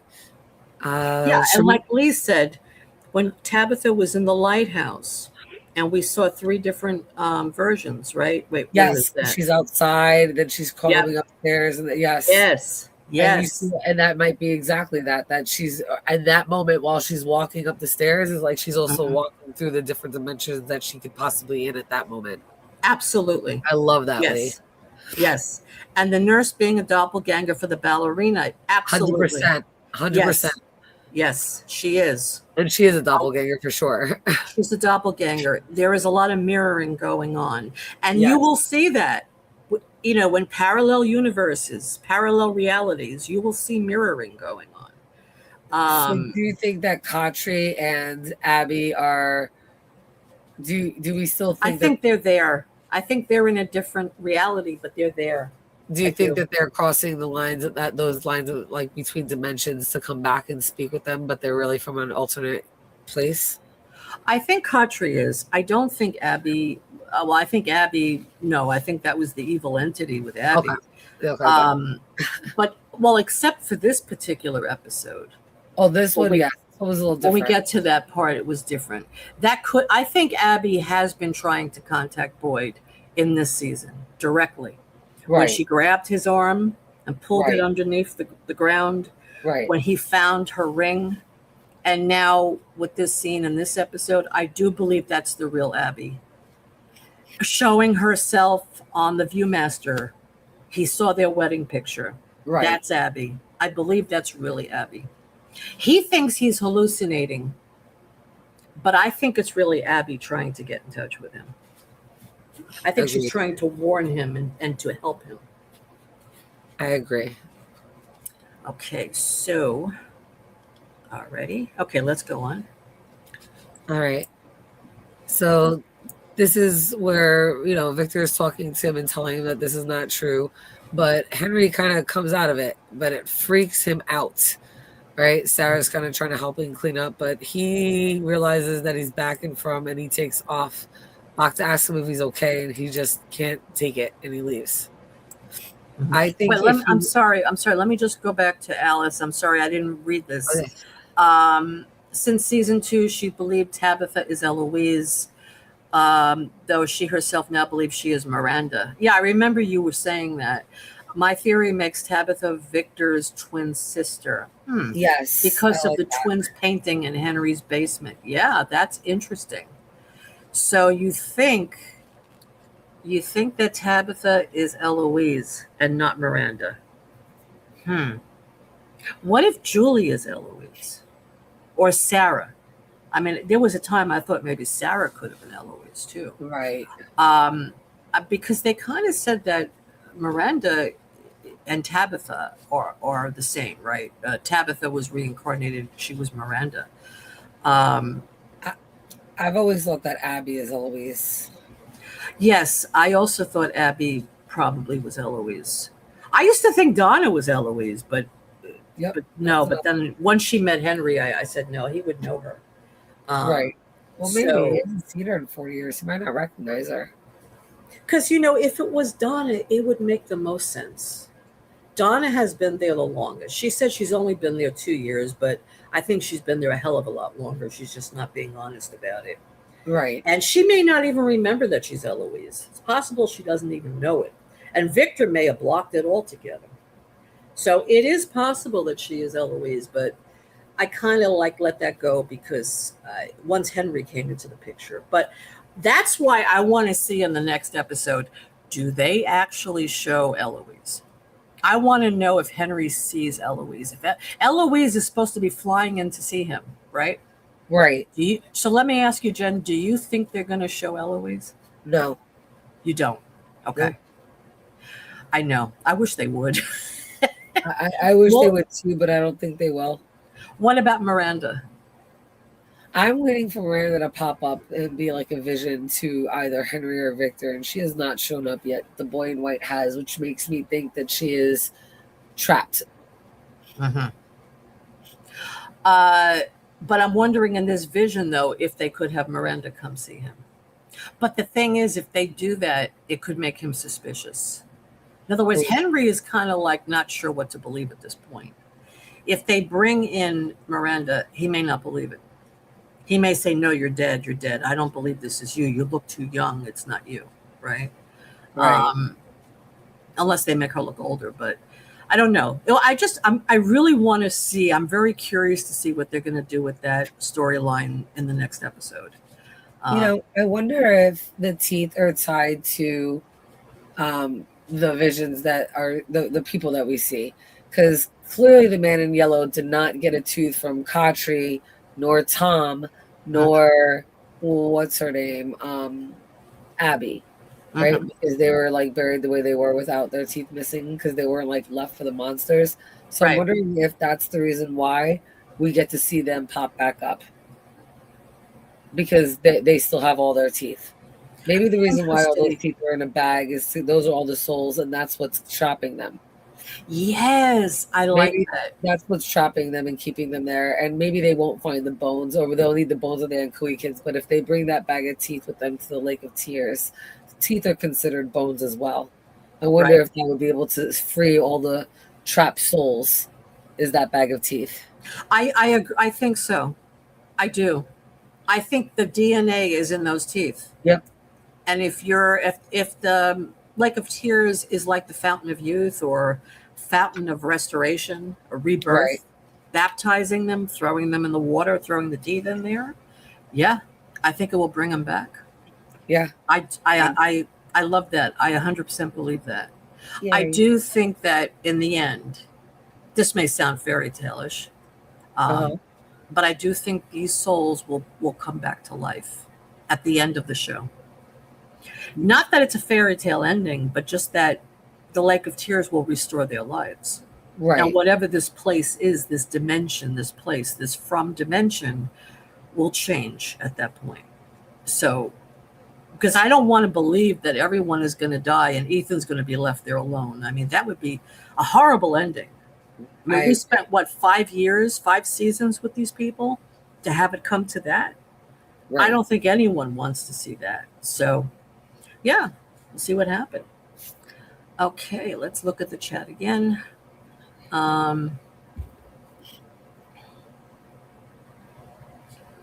Okay. Yeah. There's so many guys. Such great information in the chat. It's just, there's a lot of stuff people are talking about. Eloise is on an airplane. That sounds like a song, right? Right. Stars fell on Eloise's car plate, right? The school teacher is Celestial Elementary High School, the clinic. Wow. Ooh. Yep. Oh, that's cool. I like that. The man in yellow is eating a green shirt child. Well, I mentioned in my video, there's a reason why Victor made a point of saying, and Eloise is a teacher. He said it Right. with great meaning. She's a Right. teacher. So then you say, well, what does he mean by that? This is a learning experience. Everybody in this place is learning something. And Right. she's the great teacher. She is the spiritual guide, the advisor, maybe. And she's there to help. Hopefully she'll pop up and help Julie story walk. I hope so. I want to see Julie save her, right? Because that's also I was thinking about how did Eloise survive if Julie came in and saved her? It's Right. possible. And is she the author of the book, The Chromonoggle? That would be really cool. I mean, I've heard people say that. I'm wondering if she is the author of that book. Because Julie said this person who wrote this book maybe lived in a place like this, and they want to help people who are stuck here. So who else lived in a place like that wants to help people, right? Right. So maybe Eloise did write that book. Yep. That's And definitely she's using a different name, under a different name, like a pseudo name. Yep. a pseudo name. Okay, let's see what else. Okay.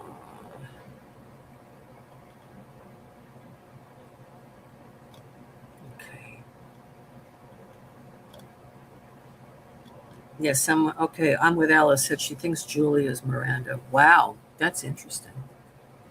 You think Julie is Miranda? Huh.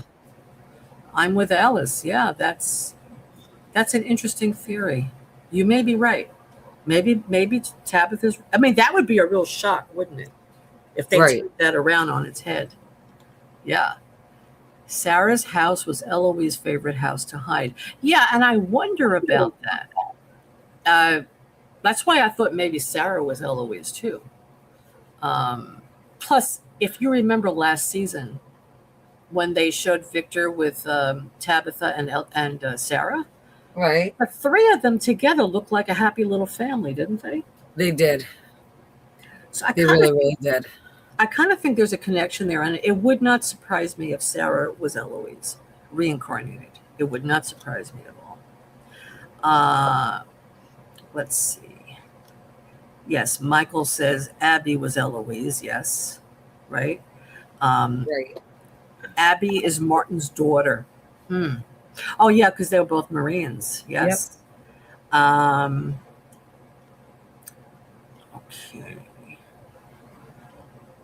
Let's see. Okay. DNA. Yes. Yes, the DNA from the teeth. It's interesting. So he had to have had a tooth of Sophia, who he is now. He had to have had her tooth, I guess. And Right. maybe the man in yellow, when he first was a regular person, he must have had his tooth also. Yes, I agree. Yeah. Oh, hey, hi, PM Philosophy. Hey, nice to see you here. Hey, guapa. And I really think the teeth have the DNA, and it could bring them back. I do. absolutely believe that. Yeah, and I think yeah, they need to bring that to the Lake of Tears. Yes. And I think the only reason why we haven't seen more characters pop up in visions or trying to warn people are because the man in yellow has their teeth in the sack. But again, Katri's tooth was not taken, Abby's tooth was not taken, and Tom's tooth was not taken because he's still in stuck. So yeah. And can you imagine being Marielle and you hear all these people that are dead and they're screaming, and how horrible that is for her. Right. She's constantly being tortured and hearing that. But I mean, it could be helpful if she can make out what they're saying, or if they were able to actually speak and help. I mean, I would love that. I would love for her to make out what they're saying, or for them to stop screaming and actually say something useful. Right. Yeah, I want to see what happens with that too. Okay, I'm just seeing what else there is here. Okay, let's let's see. Oh, what is PM? PM says, they come with you when you go. Maybe they do come back to life and escape. Yes. Yeah, I like that, PM, because, yeah, I mean, all they have, when they're ready to leave, they just dump all those teeth into the lake of tears. Yeah. And everybody comes alive and they resurrect. And it's like, okay, let's get the hell out of here now. Everybody jumps on Boyd's boat and they're out of there. Yeah, that's cool. She saw the station tune in and tried to talk back. Yeah, she did. Yeah, she needs to grab the radio and talk back. I absolutely agree with that. Okay. All righty. So let's go on, Jen. All right. So after this scene, it takes us back to Fatima, and she kind of comes into the room and she's getting her stuff together because they've decided that she's going to stay at the clinic so Christy can continue to observe her. At this point, we really didn't know that Christy had taken her vitals, and there was obviously an issue with her numbers. So she told Fatima to come back, and Ellis is packing a bag. And you would think it's like, oh, he's being such a good husband. He's packing a bag. He's going to stay with his wife in the hospital. But Fatima's like, what are you doing? Why? You don't need to come. Because she already saw his reaction, right? He was with her in the clinic. She saw his reaction. He thinks it is absurd for her to put herself at risk to try to even think about having any other kind of connection with this thing. So he's already been pushing back. So they have their own like little argument, I guess, for lack of a better term. It's not like the yelling matches that other people have had, but they definitely are at different ends. But what was different about this one argument is that Fatima tries to really kind of make him understand why she needs to do this, because that's how she knows he'll give in to her, because of something that she needs. Right. But the picture in the background I wanted to point out, and that's what this is. So it's Fatima and Ellis, but here, do you see these? Have you seen this picture before? Yes. We've seen it before several times. So we haven't seen it in a while, but I do love that kind of comes into play. We still haven't seen the colonial woman that they said that they were going to hire for season 4. So I'm curious if this will come into play at all within the next 2 episodes, because that's all we have left for this season. But yeah, just looking at this, it looks like they have that special collar and the hat, definitely some type of an old wear, and it almost looks like a colonial person and like a samurai. Yeah, I don't know, because it's really hard to make it out. I mean, this one with the wild hair, I mean, that could look like a samurai. I mean, that doesn't look like a colonial person, right? Right. It actually looks more like Fatima, actually. This is Fatima. Yeah, that's Fatima. You're talking about the other one. Yeah, this one is like the samurai. This one has got that ruffle. This one looks like the colonial person. And I can't know what she's holding. So like a colonial woman, it almost looks like a samurai, and then that's Fatima and that's Ellis next to her. Okay. Yeah, it could be like a samurai. Yeah. Or a colonial person. I mean, chances are it's a colonial person, but then again, we have the kimono creatures, so you never know. Right. All right. Wait, let me just announce. So, guys, we're having the talisman giveaway soon. And for some reason, I don't know what happened to the entries, but I don't see any right now. So what you need to do is do hashtag cave, CAVE, lowercase, CAVE, hashtag cave. And I will then pick the winner. Just put it in the stream in the comments section. For some reason, I don't know what happened. There were some entries, but they're gone. I don't know why. Okay, so everybody enter cave. Okay, is it okay? No one put it in yet? And yes, McGurk just in. And everybody's welcome to, everybody's eligible. Just like Glue Guns Roses said, everybody's eligible. It's an international giveaway. So everybody, please, drop in a hashtag cave. Ooh, what did PM say? She has a theory. I love PM theories. Yes, I do too. Theory. Okay, right. There's Colonial Woman is Tabby's past self, like Jade Colonial self will give her blood to drink. Ooh, I love that theory. I like that, PM. Yes. Yeah, That makes give a her lot of this so she sense. can remember. That makes sense. Mm-hmm. I Yeah, love it. because I think Tabitha is remembering, but I think she's afraid to remember. So Her she denial kind of is blocks it. blocking. She's in denial, right? She's pushing it away. And I think a lot of it is still fuzzy for her. I mean, she remembers like glimpses of things, like when she looked in the car and she saw Miranda driving into the town. So she has flashes of memory. And I like that because the colonial woman is her past self, right? And she gives her the blood to drink. She'll remember the way Jay did. Yes, I I like love that, PM. that. Yeah, that's great. Um, okay, let's see. Maze. Certain chosen teeth are taken as trophies. Man in Yellow's revelation to Tabitha that he took a tooth from Jim seemed like an honor to have that happen. That's yeah, that's true. Yes. She said it like, "Oh, and I took Jim's tooth like he was glowing, like she should be proud of him." Right. you know, that Right. was weird. It was so weird, and you saw the look of disgust on her face. She's like, "What? What are you doing? No, get it away from me. Don't take his tooth." Okay. Okay.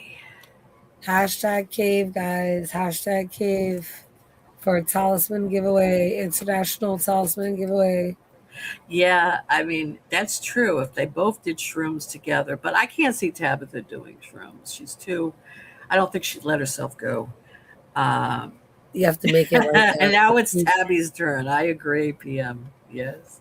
they'd have to make it like Uh, a tea for her to drink like unknowingly. yeah.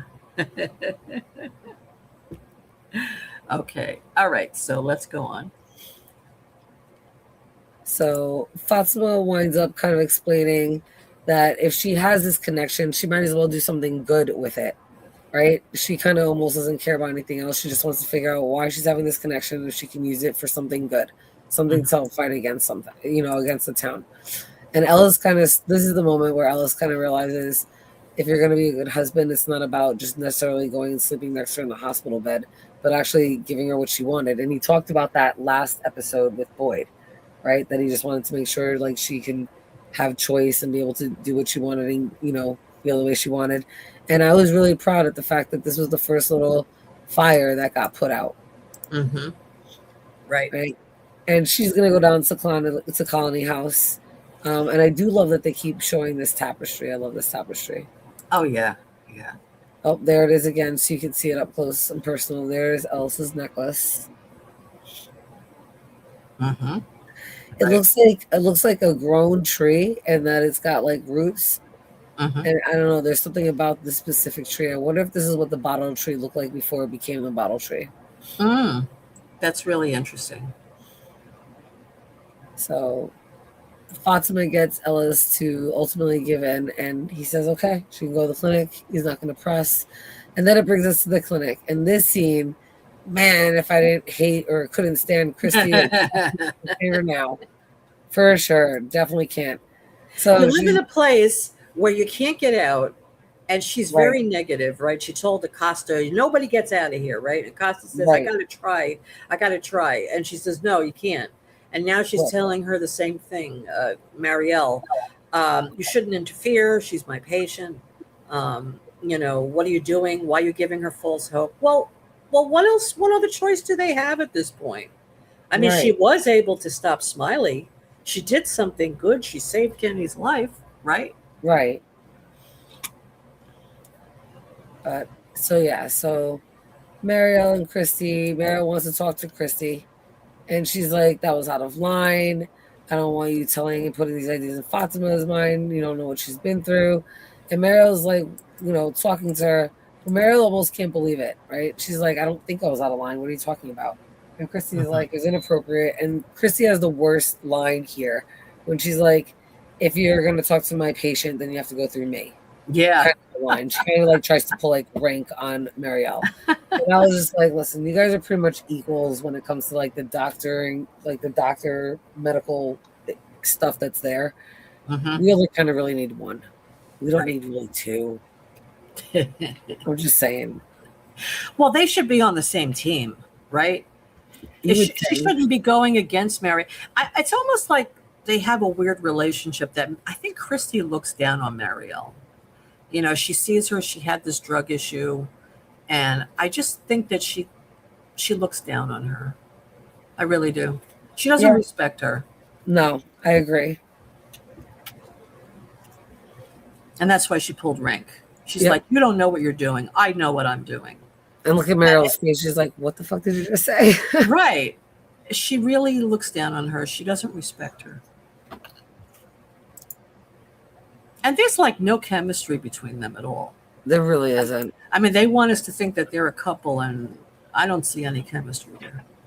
I don't either. They're like roommates at best. Yeah. Yeah.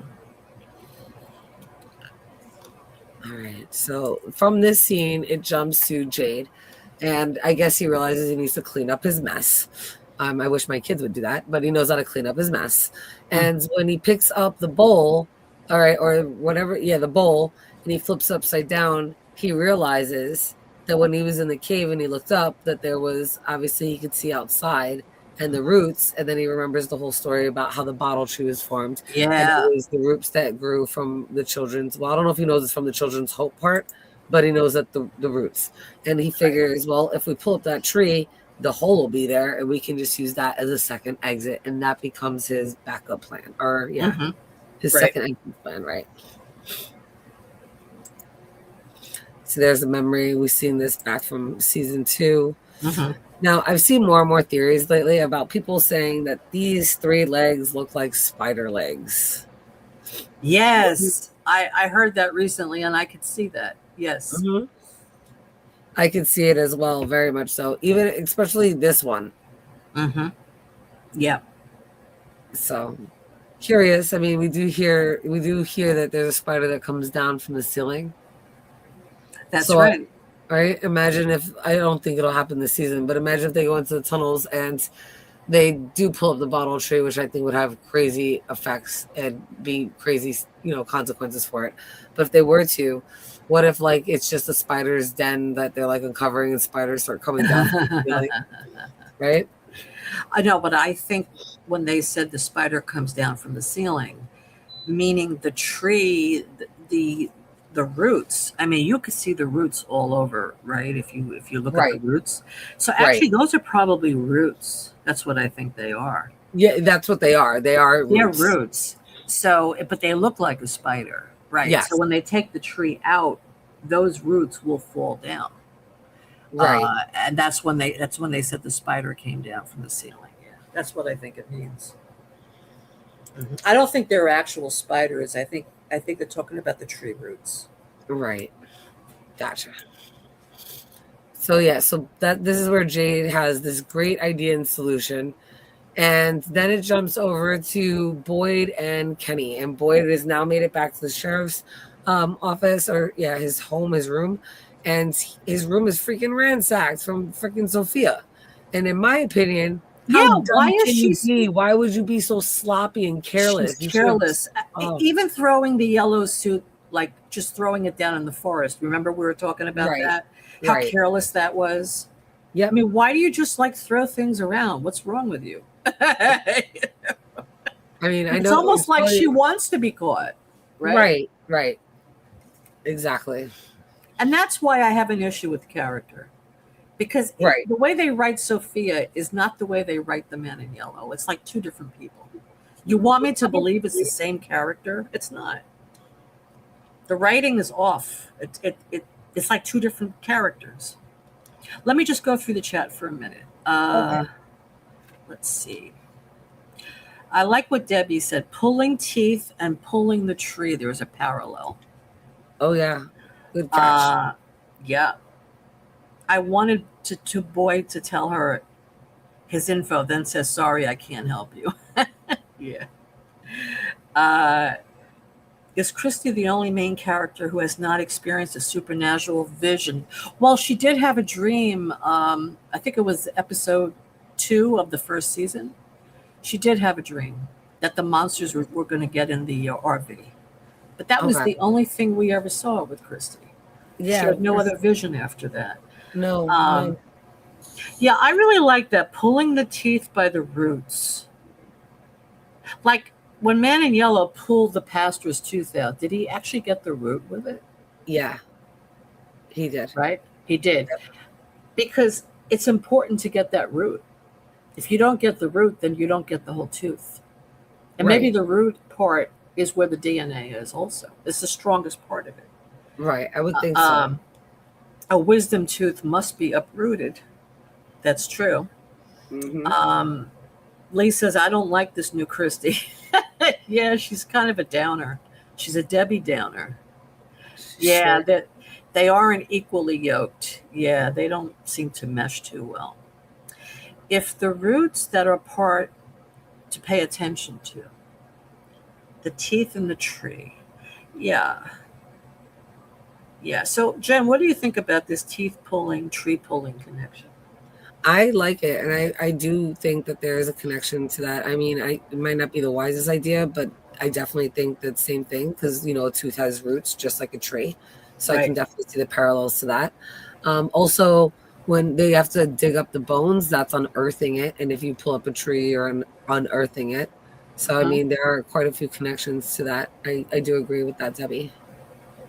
Yeah, because if you pull up, like, let's say you're transplanting a plant, Right. a tree, anything.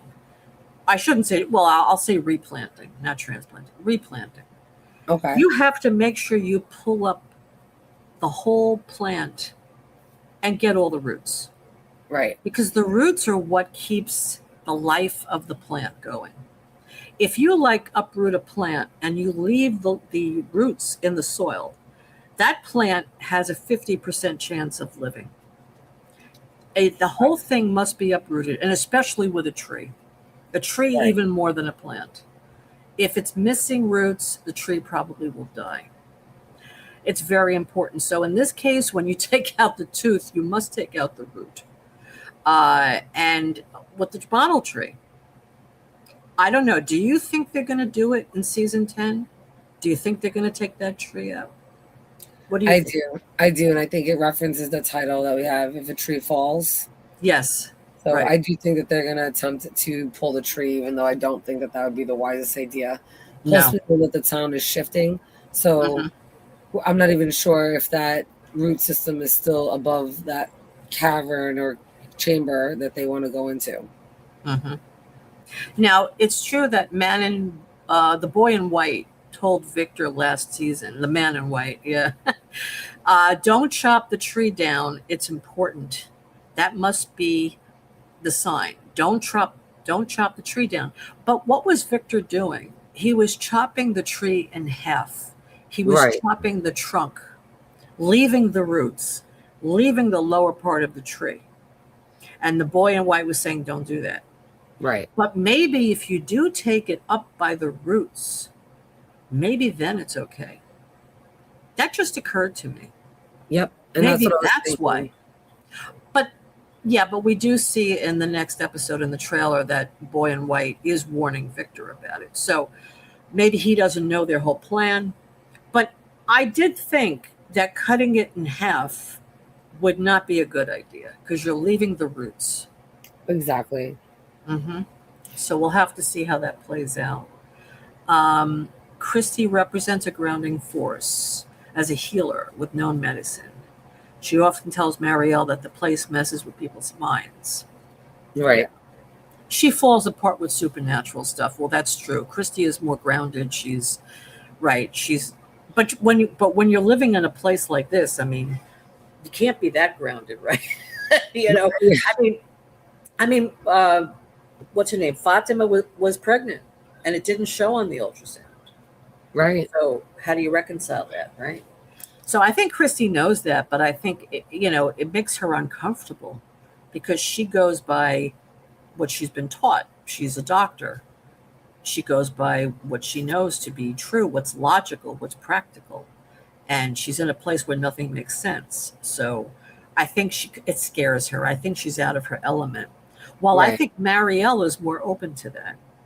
Marielle is more spiritual. She's able to connect medicine with spirituality. And Hmm. that's the big difference between them. Right. I agree. Okay. Okay. Yeah, and Tabby Saris says all of it. Tabby's tooth?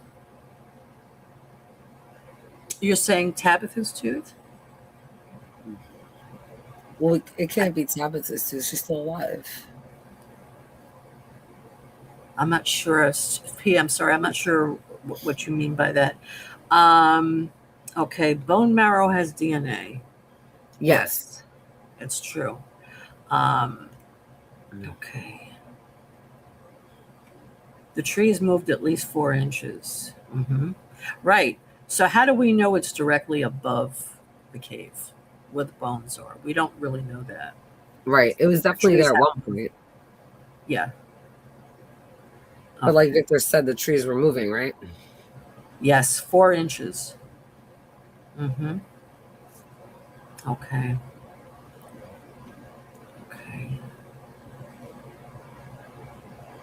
Rip that tree out 100%. Tear the book up. Yeah, Right, that's true. Up on it and let it ride. Yeah. Oh, yeah. Fatima lost a tooth. That's true. That was creepy. So it came right out. It was loose. It just came right out. Yeah. So what does that mean? Do these? I mean, these monsters have teeth. They have fangs. So maybe she's just going to grow fangs. Maybe she doesn't need those teeth. That would be great. But you know what? That to me, that was really the first clue that she was changing right then and there. She was always going to be a monster. Once he was inside of her, that was it. Yeah. It's not about saving Kenny. It's not about, she put herself out there. No, she was always going to become a monster. Always. Okay. Oh, Toby. That's what she meant. She meant Toby. Toby, Jade's friend. It wasn't the tongue. I bet it was the tooth. Oh, wow. Maybe. Yeah. The monsters have good dental insurance. Seriously. Yeah. Okay, let's go on. All right. So Kenny's trying to figure out like who would have done this, and Boyd's like, I don't know, and he tells him about the man in yellow suit being gone and missing, and he was like, well, where'd it go? He's like, I don't know, maybe the naked guy walking through the woods wanted his suit back. I was dying. I mean, that's kind of a tension. It was funny, but it's kind of like dumb here because, and then Jade comes and he's like, oh, I got to show you something. Well, this is more important, right? Right. Boyd, not only did he steal the suit, he ransacked his whole place. So this, if I was Boyd, I would only be focusing on that. I wouldn't be running off with Jade. You know what I mean? Right. Clearly, at this point, though, his spidey senses should be tingling. He knows that he needs to like tighten, the belts and like kind of like get on board because clearly, this suit was important. Whoever had it on came back for it. Even if whatever doesn't matter. Somebody came back for that suit. And after all this time, no one's ever stolen anything from each other and from. Why would somebody start ransacking, going through your stuff and stealing stuff now? Yeah, well, the point is exactly. And if anything, there's an intruder there. You know it. Right. And they took the suit. Point. Right. Right. So why would he just not follow up on that? I thought that was silly. I really, that is out of character for Boyd to let that go at that moment. I mean, this is an example of the dumbing down of the character we've been talking about. Right. Let me just say hello to Genesis. Hi, Genesis. Oh, long time no see. I'm so glad to see you here. And let's see. Yes. Well, what's interesting about that Glue Guns and Roses. I'm actually going to do a video on Fatima because her backstory is very interesting. She talks about her father dying, how it happened that day on her birthday. She obviously loved her father very much, but she was kind of in denial in many ways, and she would push down her real feelings. And she'd say, she would talk about having hope in this place and looking out the window. And she showed Julie the view out the window. And she said, even in a place like this, it could look like a dream. So in a sense, she was being somewhat unrealistic and in denial of her own feelings. So Right. when she says, I will not allow this place to suck the life out of me, well, that's what she said then. And she meant it when she said it, but she wasn't realistic about it Right. because the place is sucking the life out of her because she Literally. did not do what she needed to do to prevent it from happening. She Right. was too optimistic and too hopeful in a place that doesn't want you to be that way. She was the perfect target. Yeah, And that's she really what's so was. sad. And that's what's so sad about it. She just did not think it would happen. Right. She saw her father gunned down in front of her on her birthday. This is a woman who's been through a lot of trauma. And her Right. way of dealing with it was to say, okay, well, I'm going to be hopeful and it's going to protect me. And it didn't. And it's sad. Okay, let's see what else we have. PM says, I think the real human that was Man in Yellow was a dentist. That's That's hilarious. very possible. Yeah. That would I make love it. sense. That's why he has a fascination with teeth. I Yeah, love it. I love it too, PM. I could see that. I definitely can see that. That is funny. Yes. Yes. Yeah, it's been a while. Sorry. Just took a mini hiatus to gather myself. Listen, I get that. I'm so glad you're back, Genesis. That's great. Well, Dead City is coming up soon. I'm sure you're excited. She likes Dead City. She actually wants to see Negan and Maggie together. And I think you might get your wish this time, Genesis. No. They're doing a whole dream sequence episode, so they may actually show that. No. But anyway, it's nice to see you back. Okay, let's move on. All right. So right when Kenny's trying to like deduce who and what could have done that, Jade comes flying in, literally flying in, all excited that he has a solution and that they need to come see it. So that look at his face. He's so excited that he solved the world. The mad scientist Jade. Yes. All right. So then the episode jumps to this one, aka Sophia, aka the Man in Yellow, aka this annoying one that I can't wait to just get dug and not her anymore, decides to come creeping into Tabitha, Ethan, and Julie's house. Right. And I don't understand how no one sees her. Right. And I thought this was the weirdest part. She picks up a mug and she smells it. Yeah. What do you think she was smelling for?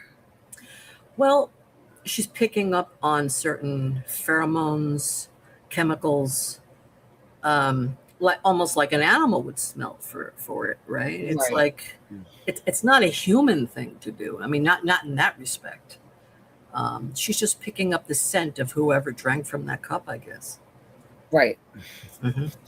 And that's why I was trying to wonder if she's looking for Julie. Yeah, dog reference. I like that. Right. Like a dog would smell or a cat would smell something. Yeah. Mm-hmm. A 40-year-old dog. 40-year-old dog. Wow. And the smell of Tabitha's breath cannot be resisted. Well, he has a thing for Tabitha, right? So maybe. Yeah. I like that glue Guns and Roses. I think that you got a point there. Yeah. Yeah. Negan and Maggie are soulmates. Oh, well, Genesis, a lot of us don't feel that way. Stop. I say this with all due love and respect. Stop it. Do you not remember Glenn? Justice for Glenn and Abraham. Fuck Justice for Glenn and Abraham. Nope. Negan needs to go somewhere with himself, back away from Maggie immediately. But anyway, I think Man in Yellow was smelling that mug because I think he's into Tabitha. I really do. And I think when we get to the last scene, we'll talk more about it. But the way he acted with Tabitha, it's like he's in love with her or something. It's really bizarre. Okay. All right, so here's a quick drawing. So Sophia goes into Ethan's room and she sees his drawings, and we can see it a little better now. Look, there's Tom, the bartender, right? Over here we have, do you remember what does that say? Randall. Oh, There's Randall. Randall. Yeah. Uh-huh. This is Tai Chen and Kenny. Then he's got Dad, Mom, Julie, Jade. Yeah. Jade. Donna, that's Donna in Colony House. Yes, Donna. And Sarah and Nathan. And then Sarah and Nathan, right. Sarah and Nathan, and then the Blue House before it fell. Right. So Sophia sees them, kneels down like a weirdo, picks them up, and takes them with her. Yeah, when she first did that, I said, what is she doing with those pictures, right? Right. I couldn't imagine why she wanted them. Neither could I, but we will find out.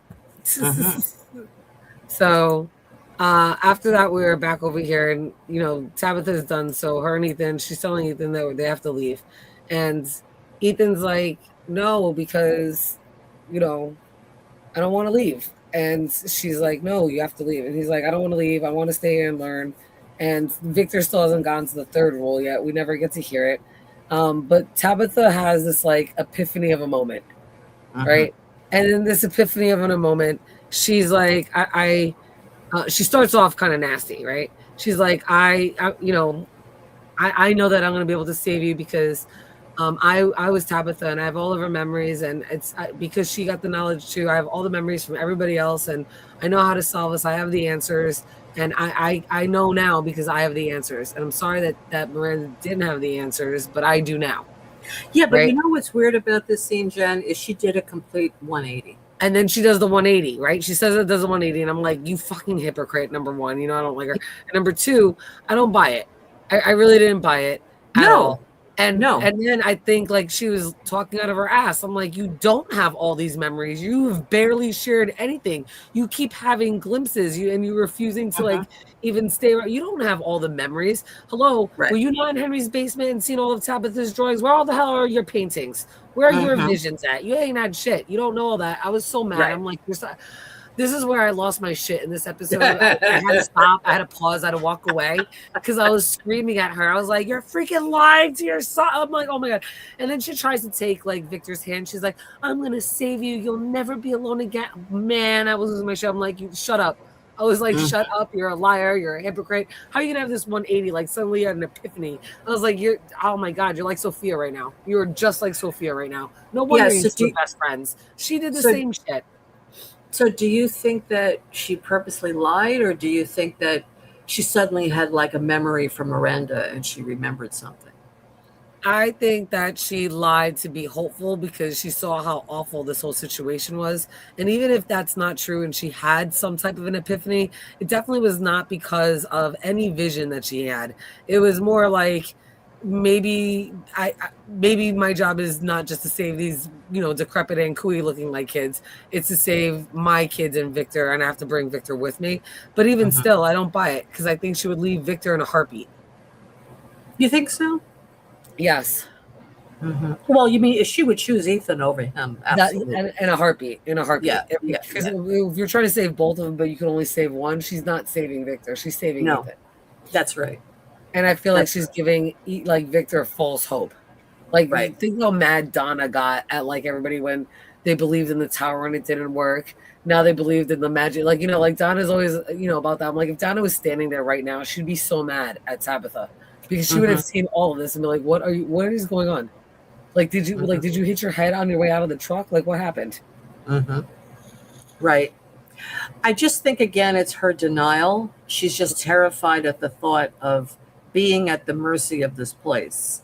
She was overly confident, and she wanted to reassure Ethan that everything is going to be fine. But Ethan is a smart kid, and he knows the truth. And he knows Tabitha is not very good at dealing with things. He knows it. He's not very confident in her. I mean, you see his expression. He's not very confident like anybody right now. He's looking at Victor like, there's no way I'm going to survive the same way you did. And he's looking at Tabitha like Mom, you don't know what the hell you're talking about. That's right. Now, we never heard the third thing that Victor was going to tell him. What do you think it was? I don't know, because we already know some of the rules, like don't come out at night. Like I'm trying to think like what he could possibly say, very very quiet at night. Like I have no idea what the third thing can be. That's what made me so mad that Tabitha killed that whole moment and we never got to find out the third thing. I hope we do get to find it out, but we haven't heard. Like I can't even imagine what it could possibly be. Mm-hmm. What do you think? Well, I don't think it's about the monsters because obviously Ethan already knows that. Right. So I'm like, what could it possibly be? I don't know. I have no idea. Something that's going to shock us, I'm sure.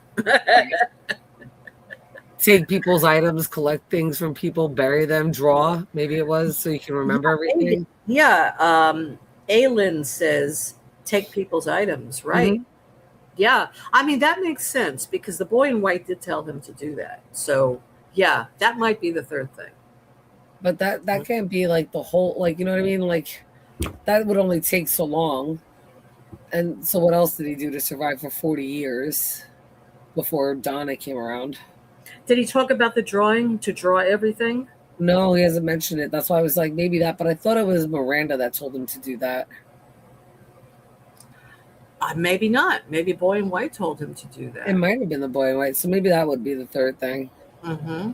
I mean, there's a variety of things it could be. Yeah, if Tabitha's memories are combining with Miranda's and she is starting to tell the difference.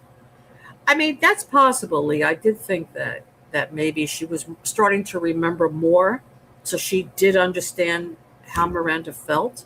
Like she said, Victor, Miranda wants to be with you, and that's why I came back. I didn't just come back for the young Kui children. I came back for you. All of a sudden, it's like she had like this bell go off in her head, right? Right. I came back for you. I mean, come on. I think it's crazy. I mean, look, obviously Miranda feels terrible that Victor grew up there by himself, right? And I'm sure Miranda does feel that way. But that's not why Tabby came back. So that was just bizarre writing, I think. Yeah, the fact that she was like, I bought your father. Like, it was just, I was so mad at this whole scene. I really was. It angered me to no end. I like what Luke Guns N' Roses says. Maybe when she killed the ragdoll, she got too much confidence. I like that. That's cool. I like it. Wipe with paper, not poison. I like that. Now remember, use paper, don't use plants. Right? Oh my God, that's hilarious. But yeah, I'm with you, Leah. I hope that I'm not sure if she's being disingenuous or not. I don't know, but I tend to lean, I guess, because I don't like a lot of this, the way, and I know that's just the actors doing such a great job, but I just don't like the way she parents. I don't like the way she reacts. I don't like the way that she lives in denial. So I don't believe her in this scene. Mm-hmm. I don't. But again, I might be a little biased because everybody roots for Tabitha and Jade, and I do too. But it's like Jade wants to like get out of there and do stuff. Tabitha hasn't done shit. She doesn't try to do shit. Like, so she angers me to no limit at this point. She's like great. She's a reincarnate, but she's starting to be like Ellis. She's like useless. I hope that she gets a little bit more active and involved. Well, you know, it's interesting. I think when Jim was alive, we didn't see a lot of this because Jim was handling so much. He was doing a lot that she wasn't willing to do. Right. And now that Jim's not here anymore, we see how inept Tabitha really is. Correct. Mm-hmm. That's why it's becoming more obvious to us. Yes. All right. So from this scene, look at Victor's face. By the way, guys, we only have 25 likes and there are 41 people watching. Please like the stream. It's so important that you like the stream so that more people can find out about these From streams. And again, we're having the giveaway, a talisman giveaway. So please make sure you enter hashtag CAVE, CAVE, in order to be entered to win a talisman, which I will have that drawing in a little while. Okay. All right. So, I mean, she looks like she really believes what she says, but it's just odd timing how it's a 180. Again, I mean, I hope that she's like gonna actually really believe what she says and does something. That's what I'm hoping for. But Mhm. again, up until now, she's let me down. She even takes his hands. I mean, I was just like, I was angry when I first saw this scene. I still am because I need to see some action behind these words for me to But believe this. I do think that I know how what you're saying, but I do think she's being sincere in this moment. I do. I think she had an epiphany. Maybe she did get in touch with Miranda in some way. Glue Guns and Roses says, I am too biased with Tabby, but the opposite way. I'm overly sympathetic to child loss. I Mm, don't see her as inadequate, but doing her best. I agree with you, Blue Guns and Roses. We've actually talked about that she lost a child, and it is impairing her ability to be a good parent at this point. right. You know, she feels guilt, she's depressed, she's questioning herself. You know, she blames herself on some level for Thomas's death, and but she blamed Jim more than she took Yeah, I responsibility was gonna for say it. she was not accountable at all about that. She really blamed Jim. She blamed Jim mostly, but deep down, she also knows that she's to blame. But she, Right. again, her defense mechanism is to push everything away and to be in denial. So it's Hmm. a combination of who she is, and it's a combination of the grief that she hasn't fully come to terms with. I do agree with that, that we do need to keep that in mind. She is grieving her child, and grief can be the worst monster. Absolutely. Grief is the ultimate monster, I think. And Yeah, even in this place, grief is the ultimate monster. a I mean, hundred look at percent. the grief that Victor has been living with all his life. Look at the grief Henry has been living with. And it's doing a number on them. You know And who's it handling may, it like you know who's handling it like a champ though? Kenny. yes. You know, it's interesting. I'm glad you mentioned that. In grief, we actually have a choice. We either can wallow in grief for years and never ever come to terms with it, Right. or we can use it to help others, to help ourselves, so that we can keep the person that died alive inside of us. We're doing God's work for them. Like, for instance, I know someone who his daughter OD'd on heroin, Oh, and she was only what, 19, I think. And basically, he put all his depression and grief and anger into helping other people who are trying to get off drugs. And he actually would work at the clinics and help people. And I thought that was amazing. So he was channeling his grief to help yes. other people that were suffering like his daughter did. So I again, grief can be your biggest teacher in the world, or it could be your downfall. It's what you do with it. Yeah, 100%. 100%. I agree with that. And Yeah. that's kind of why I know that Tavi's grieving her child, but considering where they are, I just want her to handle it differently. I want her to Mhm. be a little stronger than what than the way she has been. But I guess that's what she's accustomed to. She's used to being this. These are her habits, and it's hard Mhm. to break habits, even Right. personality habits. Yeah. It's just like I say, everybody handles grief differently. Look how Henry's handling it. Henry's drinking. That's how he handles it. Heavily. Heavily drinking.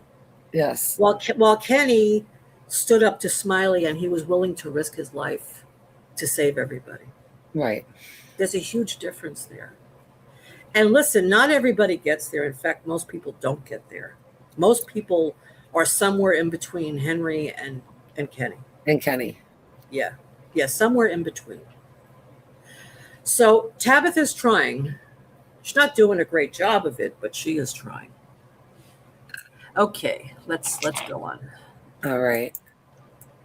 So from that scene on, we get finally Jade bringing both Boyd and Kenny to the bottle tree because he's going to reveal his big solution to this one way in, one way out problem that Boyd has tasked him with. And Mhm. he's explaining it. He's like, Kenny, you remember the symbol, right? This tree, this tree wasn't here. He's like, and I forgot to think about that. He's like, I'm thinking about what we see now. He's like, but back then, he's like, this tree wasn't here. He's like, there was a big hole in the ground.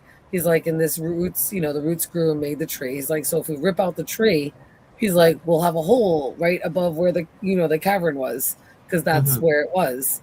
And again, that's his big plan. So Boyd and Kenny's like all proud of it, right? Kenny's like on Yeah. Jade's side at this point, and Boyd's like, wait, explain to me what are we gonna do? He's like, we're gonna pull up the tree. There's a road right over there. We're gonna get the chains, the strongest chains we got. We can use other trees as leverage.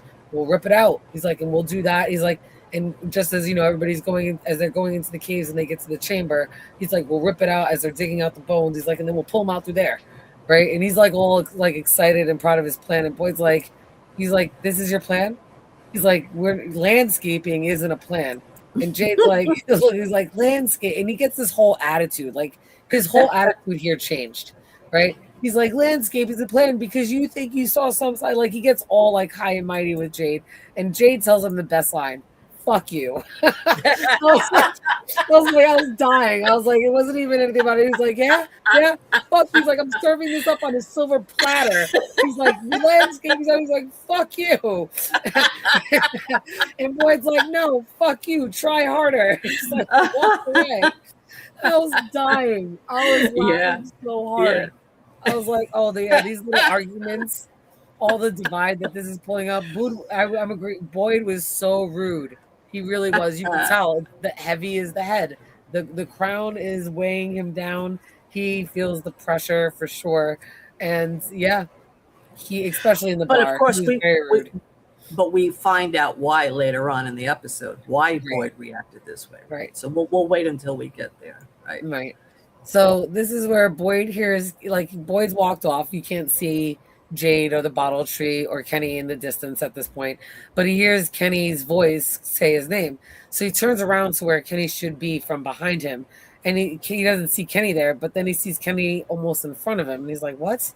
And Kenny then gets shot, and Boyd's like, what the fuck? And he's like, no, Kenny, stay with me, and he's freaking out, and Kenny dies. And as he looks up, he then sees Jade shot, Tabitha shot, and Donna shot. Oh, and yeah, this was a creepy scene. Yeah. Oh.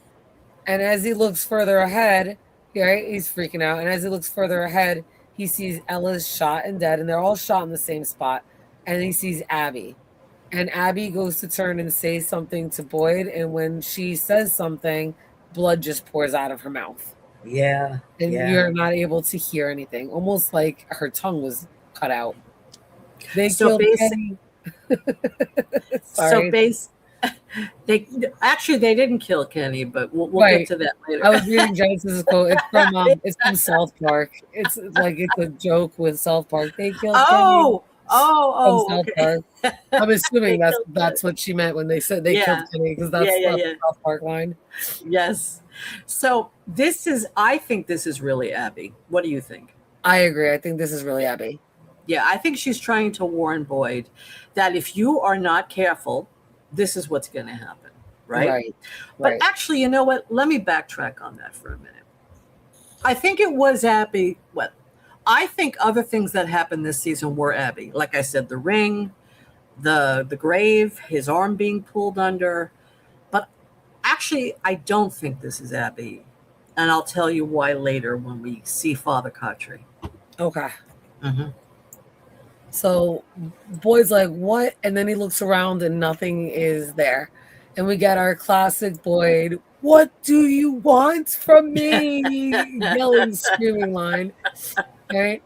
And I just love his, like, he's such a great job acting in this scene.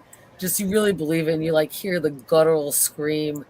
So that I thought that was great. So Boyd still obviously is having these hallucinations. But then we get to the rock, and this is the Miranda rock. It's got the rainbow, the clouds, and two flowers on there. So we have the Miranda rock, and it's Henry. And to me, this was the most devastating and heartbreaking scene. Oh ever. My God! The acting. This actor is phenomenal. Robert Joy. Robert Joy. He should win a Grammy for this. Not a Grammy, excuse me, an Emmy. Emmy. He should Yeah. win an Emmy for this. He was amazing. Right, Lee. It was such a difficult scene to watch, especially when he starts to cry. He sounds like an infant crying. Oh my God. It Right. was like a baby crying. I know. He is so helpless at this point. He's like a baby saying, please help me, help me make a decision. And he's praying and crying. And oh, it was so hard. It was heart-wrenching to watch this scene. It was really rough. And that's Eloise's grave right there. This is Eloise's rock, which has the sun and the clouds and a small rainbow. Mm-hmm. So, but he's just torn apart, and he is begging, and he's trying to rationalize the other place. And he says it. He's like, I really like the other place. I want that to be real. And he's like, I just need you to tell me what's real. I just need to know what's real. And then this freaking thing, he snaps right into the hallucination because Sebastian is playing Blue. Yeah. Yep. And there's the And scene. again, we talked about that this is the anchor, Blue. The song Blue is an anchor between these different realities. And it's interesting that you say that, because that's what she says about him having an anchor, and he needs to disconnect from an anchor. Because so they, Victor's like, oh, you remember the song? And then there's the nurse, the AK, the ballerina doppelganger, right? The doctor, the ballerina doppelganger. And she's like, Victor, you're coming back more and more frequent. So what you need to do is, this is reality and the other place is not real, and you're going to have to disconnect. He's like, well, how do I disconnect? Well, you forcibly disconnect from the anchor, right? And we all assumed at that point that the anchor is Victor. Yes. Right. Even though I know you're saying that it's the song Blue, but everybody assumes that a lot of people would assume that it's Victor. And I find it curious that she's like, they're not wanting to find out what are the details to find out what the anchor is. Right. They don't ask about what the other place is at all. And somebody on another live stream made a good point. They're like, if Henry's been asleep and in a coma for 40 years and has just woken up, how would he know what Victor looked like? How would he know which Victor? What Victor looked like to begin with. Last time, if he's been in a coma since Victor's 10 years old, remember when he first woke up, he recognized Victor right away before Victor said who he was. He wouldn't know what Victor looked like if he had been in a coma for 30 years. The reason why he knows what Victor looks like is because he went to From and saw him there, and that was the reality. This isn't the reality, because he wouldn't have woken up from a coma and recognized the sun, because the last time he saw his son, he was 10 years old. So but Victor, Henry doesn't catch that. No, and I don't think a lot of people caught onto that either, but that's a really good point. Like, if you woke up after 40 years of a coma, you wouldn't recognize anybody. That's true. That's true. And the fact that he's like, mom's not here. And like, it's just, there's missing parts of the story. And because Henry's kind of in this disillusioned state and not understanding because of the switch back and forth from the reality to this hallucination, he kind of doesn't catch on to like common sense things. So, well, we can also look at it as, first of all, was he really in a coma for 40 years? I don't think so. He probably was in and out. I don't think he was completely in a coma all those years. And when he did wake up, Victor was standing right next to him. This Victor, this well-adjusted Victor. Right. So if he was in and out of this coma, this well-adjusted Victor has been there with him over the 40 years. So he kind of knew what he looked like. And he could manifest this other Victor from knowing what this one looked like. I can counter with that. But I do think that these realities are connected. As I had said earlier, I think that it's a possibility that there is some truth in this reality, that the man in yellow is distorting it to use it against Henry in an evil way, but it doesn't mean there aren't some truthful aspects to it. Having an anchor is taking him from one reality to the next. The doctor is saying to him, look, if you want to stay in this reality and stop going in and out of consciousness, you have to disconnect from the other one. That's what she's basically saying. Yeah, but he's never had any of these hallucinations till now. So he hasn't woken up in the 40 years until now. because it's the No, first time that he knows this room and he's had any of these like wake up moments. are you sure? But did they Because explicitly say that? he remembers all of his hallucinations now. He remembers. That's why he was screaming, that's why he was carrying on at Miranda's grave before he slipped back into this hallucination. So he remembers his hallucinations when he wakes up. So if he was having continuous hallucinations throughout the 40 years, he would remember them. He doesn't. These are the first hallucinations that he's had of this place. So he wouldn't know what Victor looked like, and it just doesn't. It doesn't make sense for us as the viewers. Like, we can see why it would be flawed, but he's too disillusioned right now and too out of like not thinking straight to catch on to these little details. Yeah, no, I know what you're saying. That's what they want us to think. That's the way the show is portraying it, that this is a hallucination and that From is the reality, right? That's the real story, and that this is a hallucination. But I'm thinking that maybe these two realities are going on simultaneously, and that he's drifting back and forth between both of them, and he thinks he's hallucinating, and he thinks he's in a coma or a dreamlike state. But I'm thinking that he might actually become aware. Like, for instance, let's say when he drank the man in yellow's blood, right? Right. So some people are saying, okay, he drank the man in yellow's blood. That means he is being deluded into believing this hallucination, right? Right. Maybe that blood, though, what it did was it kind of thinned the barrier between the worlds. So he Right. can see both worlds. The way, let's say, Father Khatri is in another world right now. He's dead, but yet he's able to talk to Boyd. So he's able to go between those two worlds. And maybe that's what Henry is able to do right now.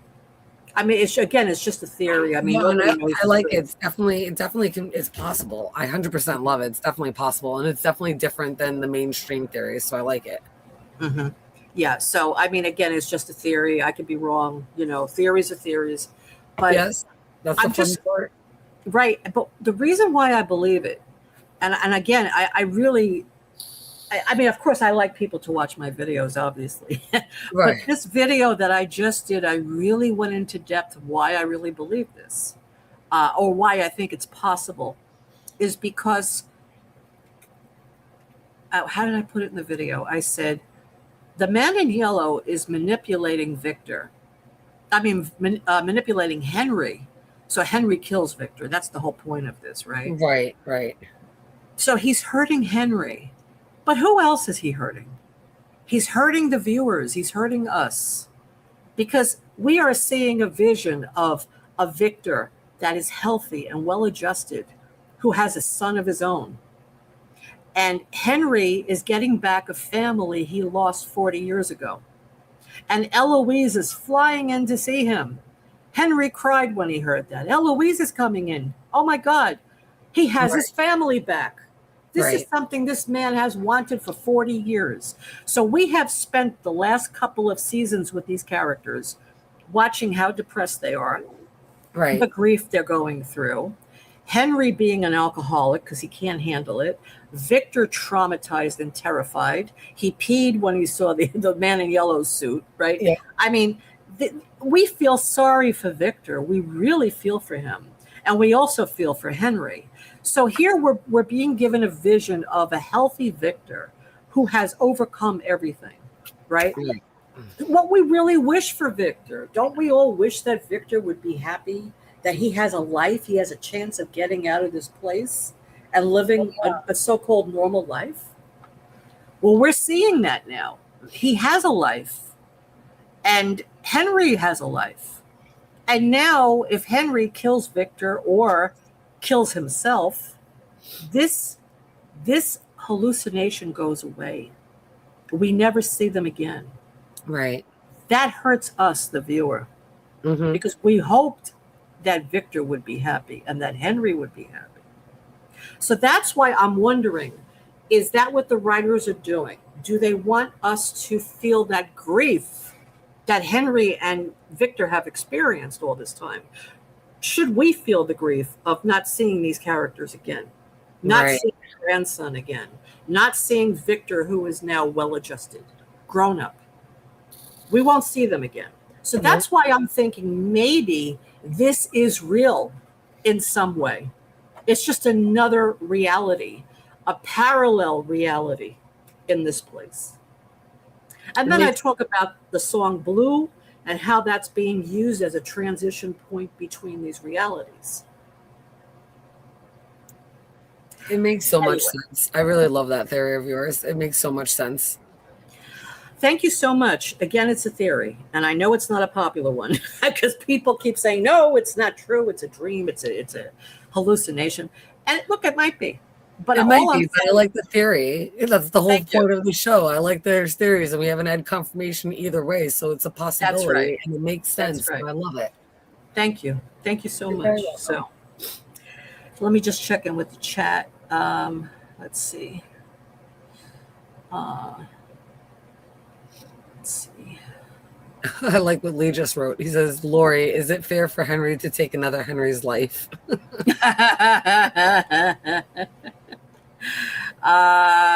Well, yeah, that's interesting. May not happen.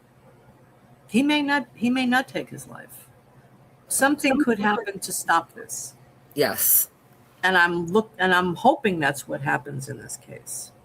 I do too, because then that would be probably another difference that this cycle, that they're doing in this cycle that hasn't been done in the previous cycles. Yeah. Who called who mom? He called her mom. Who? Did Victor call Tabitha mom? I don't remember hearing anyone say mom. I'm not sure what that is. I like what Blue Guns and Roses says. I see it as what could have been, should have been, or might have been.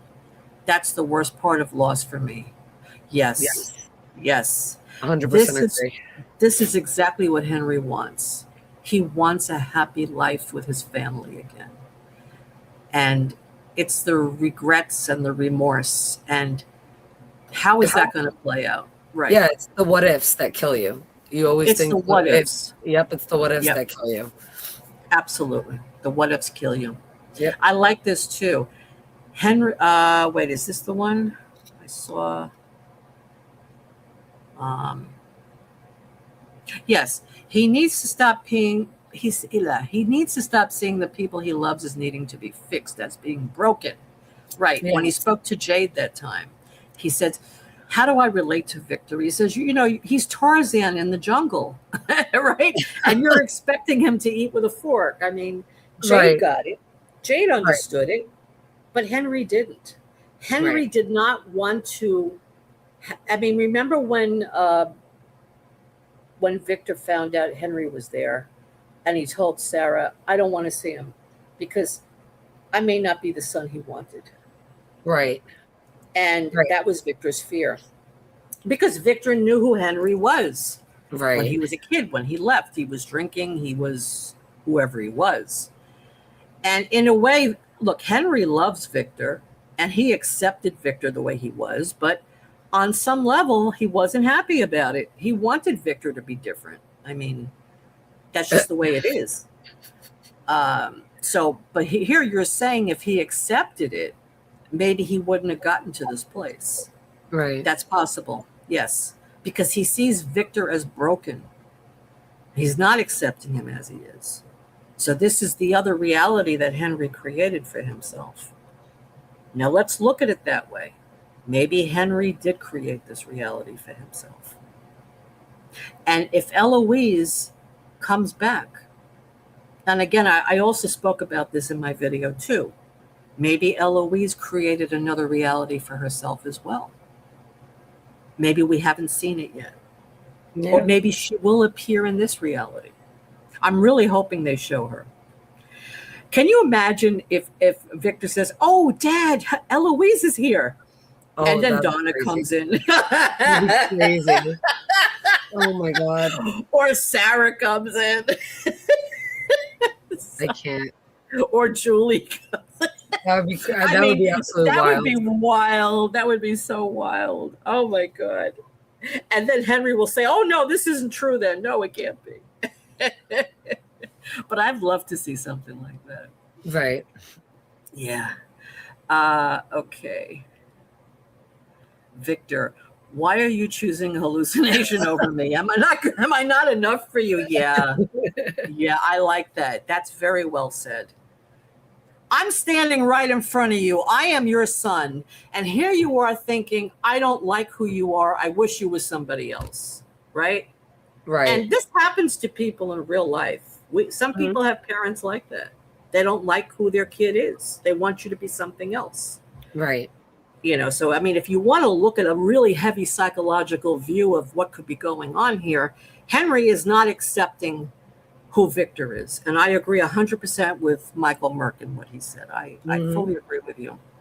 I do too. Um, let's see. The best advice givers are the worst at following their own advice. That's why therapists don't treat their own family on purpose, because they are too close to the problem to see the whole picture.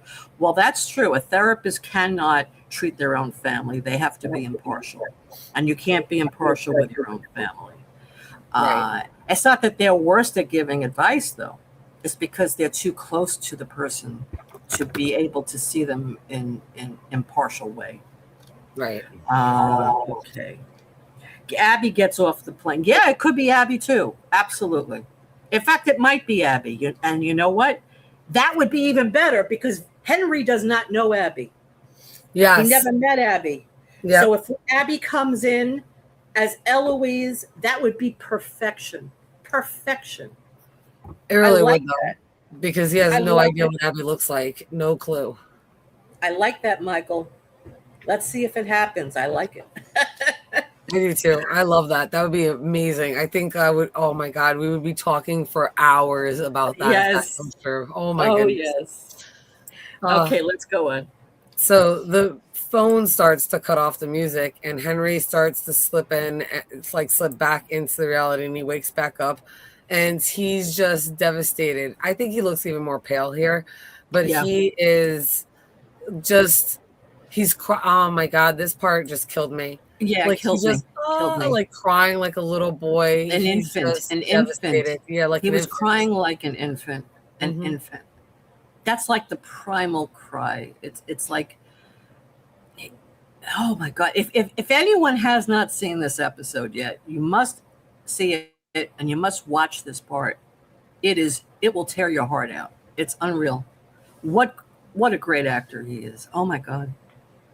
Yep.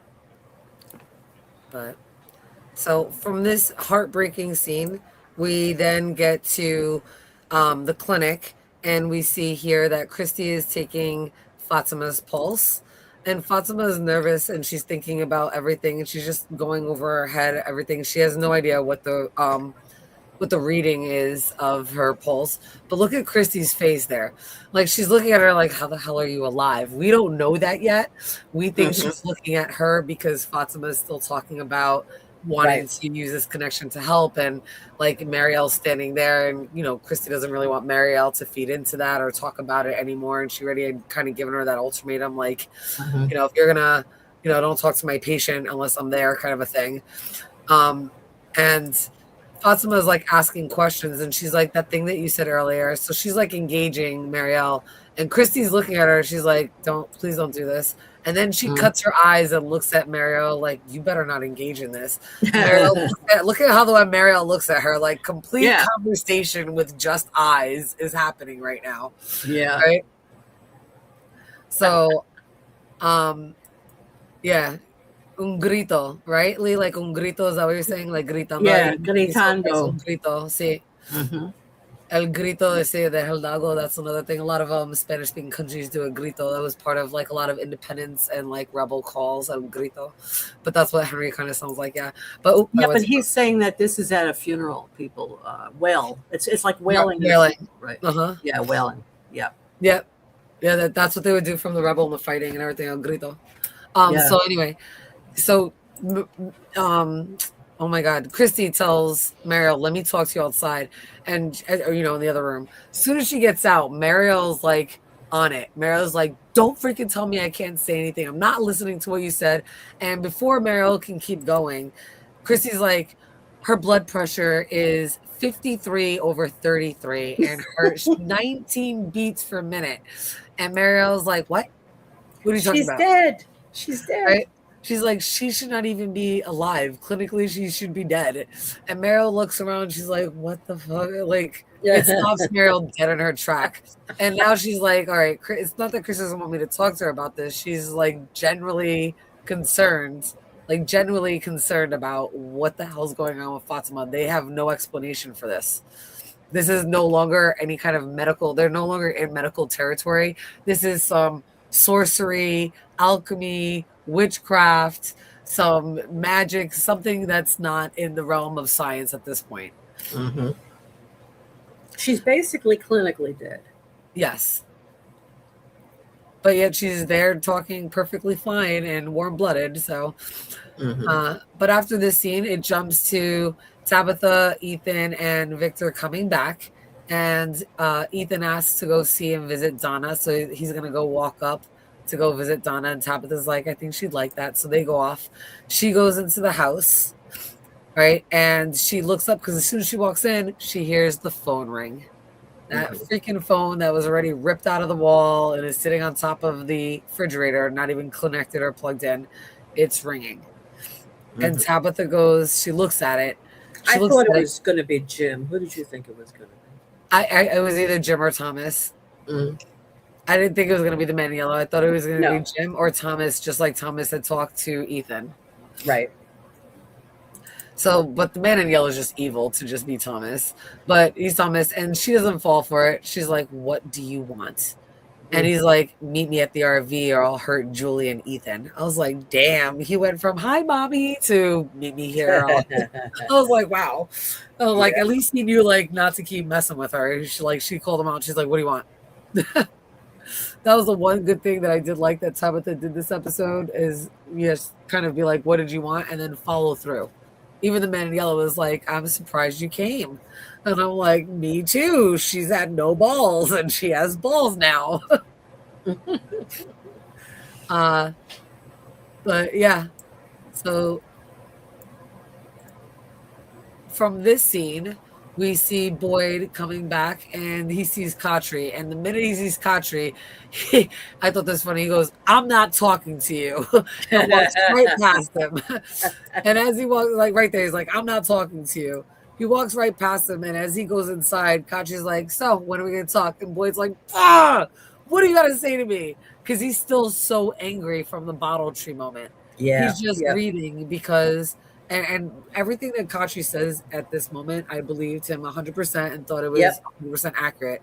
And he's like, the truth of the matter is that, you're going to lose people.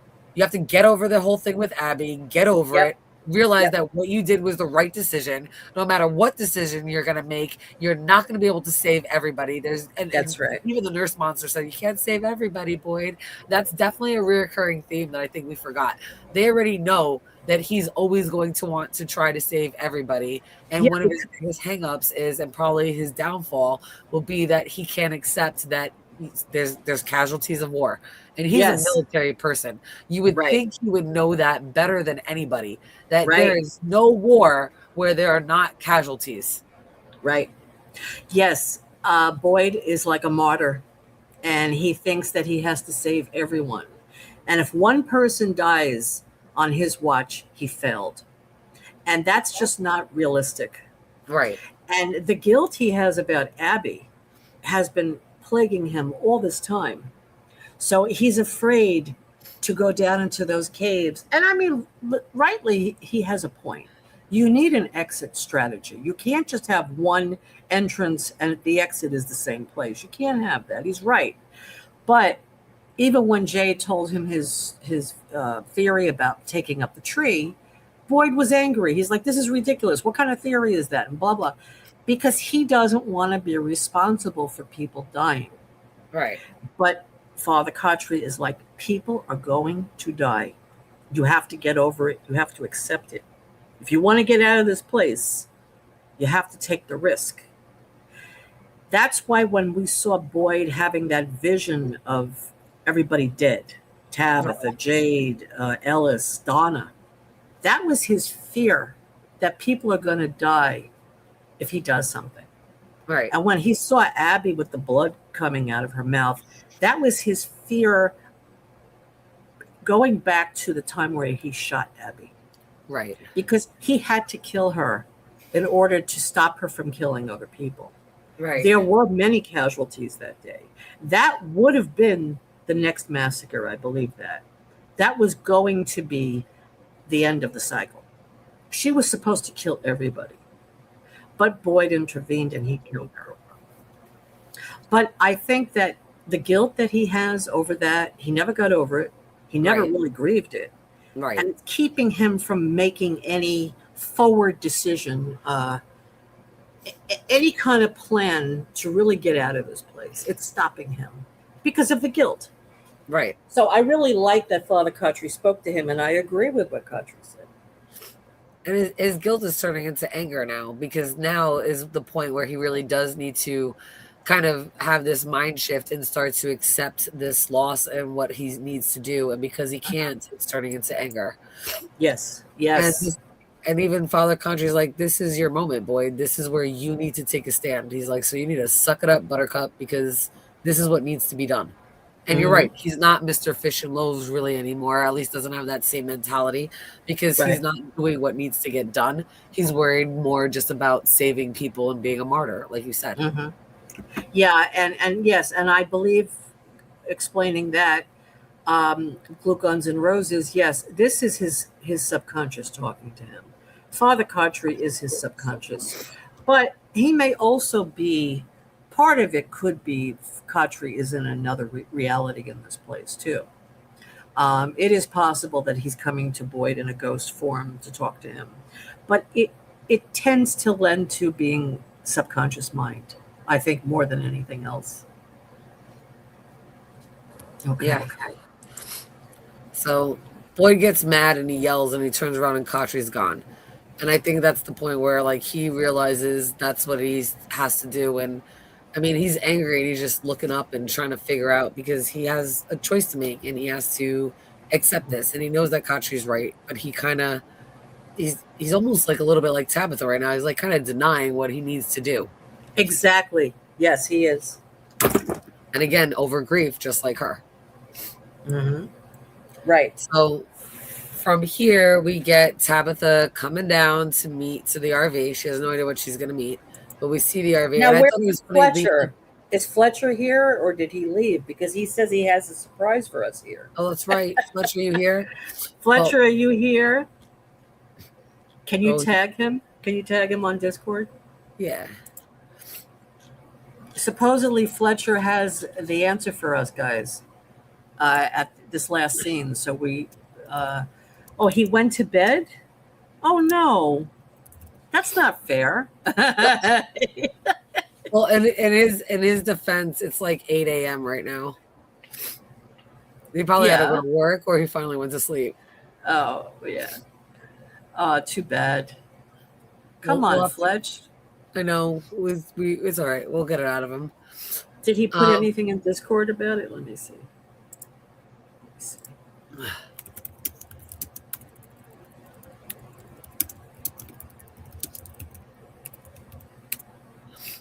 Oh, wait, he sent me a message.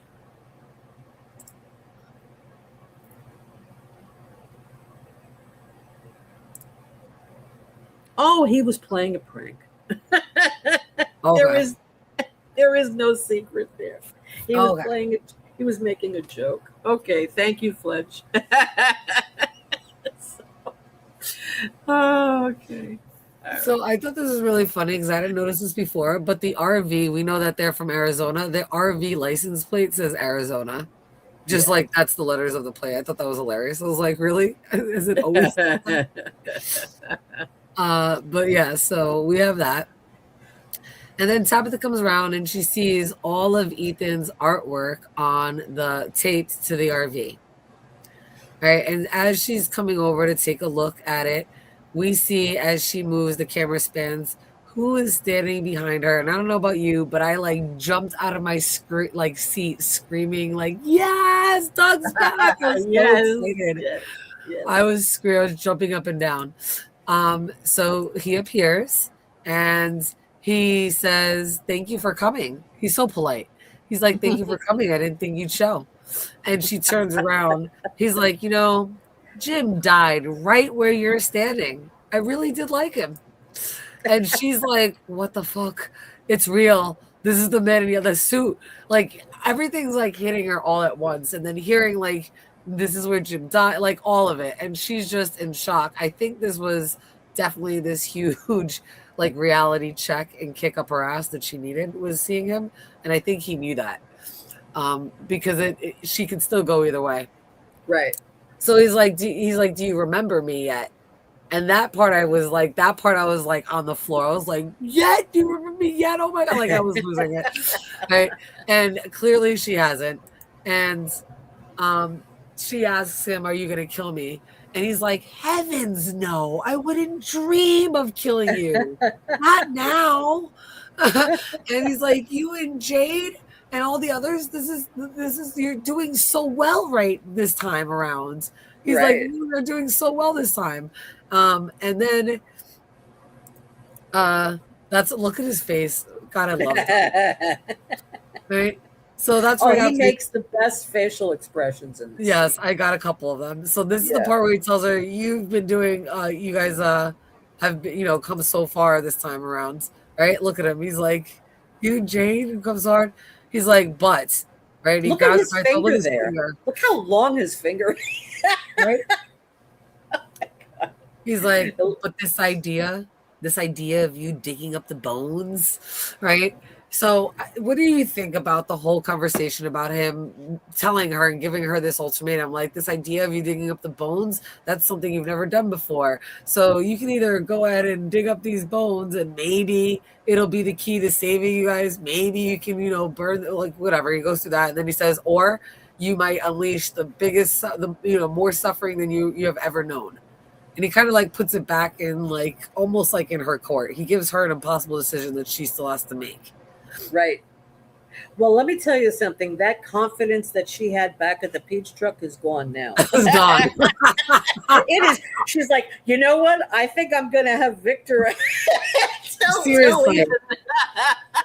Ethan needs a plan. He needs to learn more, right? Yes. Her confidence is gone. He's like giving her a catch-22. He's saying, right. Yeah, you could do that, but it might be the worst thing you ever did. So he's not saying don't do it. He's saying you can, but you might regret it. Oh, real quick, Glue Guns Roses is going to bed. Good night, Lovey. I'm sorry. We're gonna miss almost at the end here. Oh, well, have a good night. I'm glad you came and come next week. I agree with you. If the bones didn't matter, he wouldn't have mentioned it, but he had to instill fear in her. I do think that there is a nugget of truth into what he said. Yeah, I think so too. I think, is he scared that they're getting too close? Maybe. But then again, he likes to play games. Right. So maybe he's looking forward to a different outcome. See, maybe he wants to get out of this place too. Maybe he's stuck there. Maybe he wants them to get out. Who knows? Right. See, maybe he's just tired. I think that there is a truth that they do need those bones, but I think I mentioned it, this season obviously has been about the bones and the tunnels and finding out this part of the knowledge, but they kind of dropped the ball with Ethan going on his own mission to find the Lake of Tears, which I think will be season 5, because I think that they need to bring the bones and that bag of tea to the Lake of Tears to resurrect. Well, I really don't even think they're going to be resurrected. I think their souls will just be freed. I think that's what it means by saving the children, just freeing their souls. Yeah, I think so. So yeah, this is intense, right? Right. So and he was so super creepy, and the way he like caressed her face. Yes. And then he's grabbing her, and then he's choking her. Right.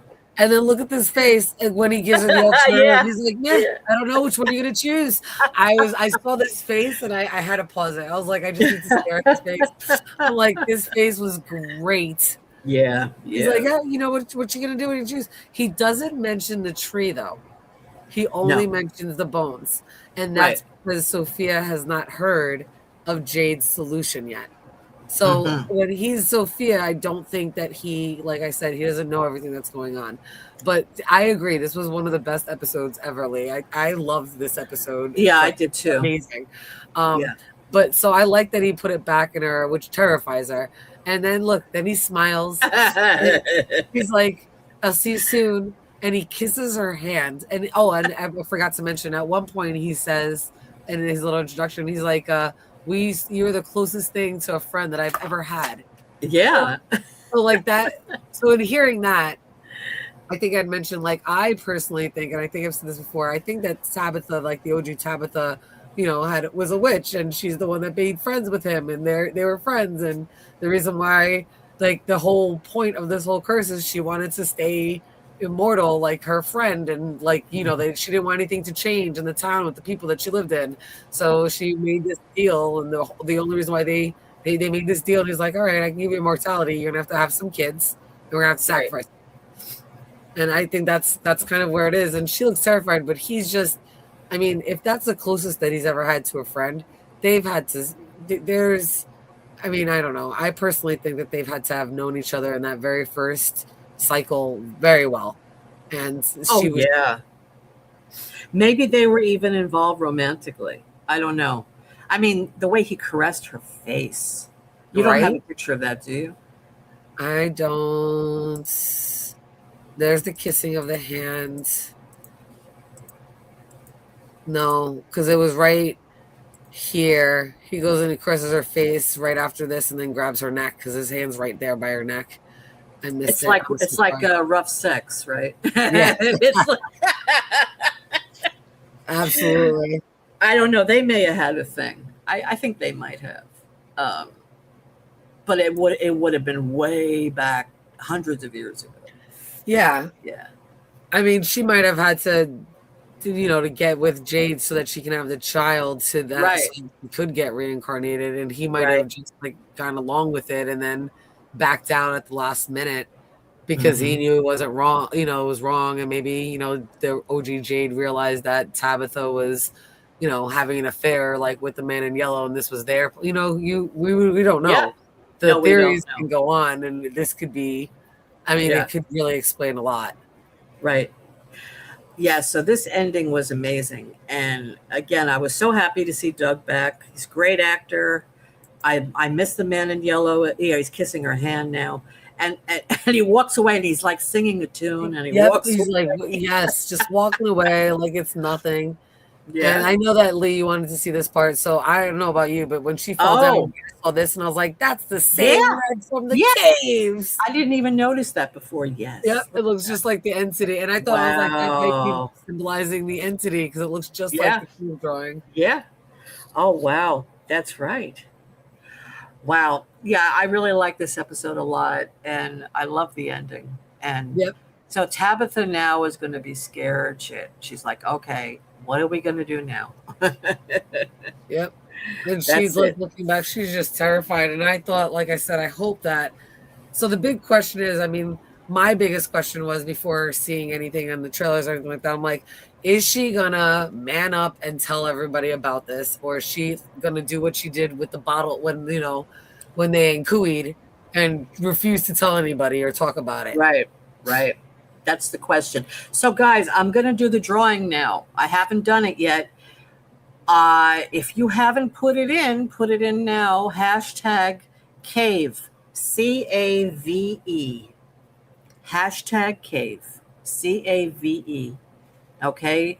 There aren't that many people that entered. And there's still like about 45 people here. So if you haven't entered, do it right now. I'm gonna do the drawing. Yes, enter hashtag CAVE. It is international. We will ship anywhere on this planet that gets mail. So please, hashtag CAVE. Come on, guys, throw it in. Hashtag CAVE. Doesn't anybody want a great talisman? Here's a picture of it. Look at that talisman. And it has the jute rope on it. It's really cool, and it's by this place, Rabbitry Design. They have an Etsy shop. I have the link in the description here, in the live description. Yep. But this is really cute. I actually have one myself. I got one a while ago. You do too. I love it. I have it hanging up by my door. Same here. It's by my front door. And my kids and everybody, they don't know what it is. They don't watch the show, but they're like, "That's your show, mommy." From I'm like, "That's right. We're protecting the house from the night creatures." That's right. We're protecting the house. So here it is, guys. This is what you're going to win. So make sure you put it in, just like what Michael put in there. Hashtag cave, CAVE. Hashtag cave. And and I love this picture. It's such a cool picture. I love that picture. Yeah. I love that picture of his face. It's so good. It's so good. Okay, let's see. So, and then there's this one with his teeth. Look at his teeth there. Oh my God. Good. Imagine having that breath. Imagine kissing that. Oh my God. Ew. No. Okay. All right, guys. So let's see. We have. All righty. I'm going to do the drawing. Last call. Hashtag cave. Okay, here we go.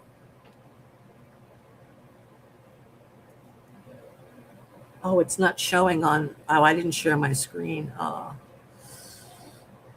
Yay, Michael won. MG Merkin won. Let me share my screen so you can see it. Oh, I'm sorry I didn't do that before. Yay, Michael won. Congratulations, MG. Congratulations. Yes, that's great. So just Michael, just send me your address in Discord. Just message me in Discord, and then I'm going to get, because Dieter is the one who arranged this, and I'm going to give it to Dieter, and they'll can't win if you don't type it in. That's right. I love that. That's right. Can't win if you don't type it in. That's right. So yeah, just send me your information in Discord, and I'll give it to Dieter, and Dieter will have it sent out to you. That's great. Okay, guys, very good. And also, I'm going to give away a few memberships also to my channel. So make sure you have. I don't know exactly how to do it, but make sure that you accept memberships in the channel. So this way you can get a gift. So I'm going to do that now also. If you're looking at your YouTube screen, on the bottom where you have your thumbs up, share, save, the 3 dots. So, oh wait, maybe it's not there, the 3 dots. No, well, never mind. I was just kidding. I thought it was in the 3 dots. Oh no, you have to click on your profile. That's where it is. If you click on your profile, where it says purchases and memberships, if you click on that, there's hold on, let me click on it. Oh, you mean the wheel, the settings? Yeah, if you click on your profile picture on the top right hand corner of YouTube, right, and you go onto the memberships, like it says purchases and memberships, and you scroll, there's somewhere where it shows you all your memberships, and then you go to manage memberships, and it asks you if you want to accept gifts, and you have to click on that, and that's what it asks you, if you want to accept gifts. And this is under the settings wheel, right? Yeah, it's under when you click on your profile image, it comes up like Google account, Switch account, YouTube Studio, purchases and memberships, data. That's I don't think it's under settings. It might be under settings. Maybe it's under settings. I know it's under there though. Let me see. Hold on, I'm looking for it. No one has the wrong information. Yeah, it's under. It's not under the settings. It's under there. Wait, here it is. Under notifications. Oh no, it's not here. I'm trying to find it. Shoot. Because they moved it, I know. It used to be very simple. It used to be very simple to find. And where I thought it was one of those 3 dots are, but it's not under there. And hold on. Here it's. To purchase membership.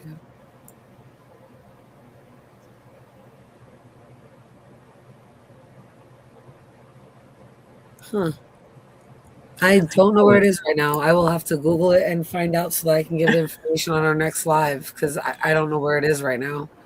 That's crazy. I don't know why they would make that difficult. Yeah, I'm trying to find it too because I wanted to get some memberships. Lori, is your Discord link in the description of the video? No, but I'm going to put it in right now, Michael. Okay. 1 second. Oh, he found it. He said, okay. Okay.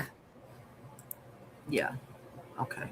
Right. Anyway, so I don't know how to do this, guys. I was trying to do it. I did it once before, but for some reason I can't find it now. Yeah, it's not where, because it was very simple. Now it looks complicated. It was really simple. So I don't know if maybe I should wait another week before I do that. I don't know if people know how to do. Does anybody know how to do that? Maybe you could just put that in the chat if you know how to do it. How you can accept gifts to channels. It's under privacy. So if you click on your profile and then go to the settings, under settings on the left, there's account notifications, playback and performance, and then privacy. So if you go to privacy and you scroll down, there's subscriptions, mentions, live chat. So under live chat, you want to click on where it says super chat and super sticker celebrations and top fans leaderboard. If it's clicked off, you won't be able to get membership. That's how you do it now, because that's where it was before. It was underneath live chat stuff. So I'm going to assume it's that way. That way you can purchase it. And it says, so you can purchase stuff to put on there, and you can accept memberships and gifts under privacy. I don't see that. You don't see the privacy? No, I do, but it's not under there. It doesn't say anything about that. Subscriptions, live chats, and ads on YouTube? No, it doesn't say that in there under privacy. Let me see. It's so strange.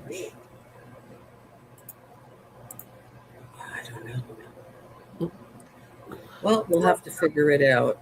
I can try doing it now, and we could see how many people. How about I'll do 3? I'll do 3 memberships, and cool. And we'll see. Okay, 1 second.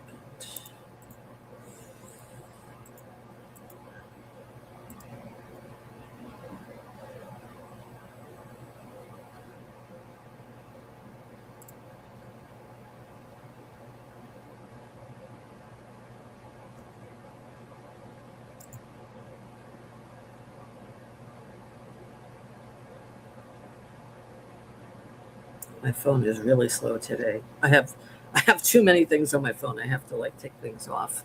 My phone is not cooperating.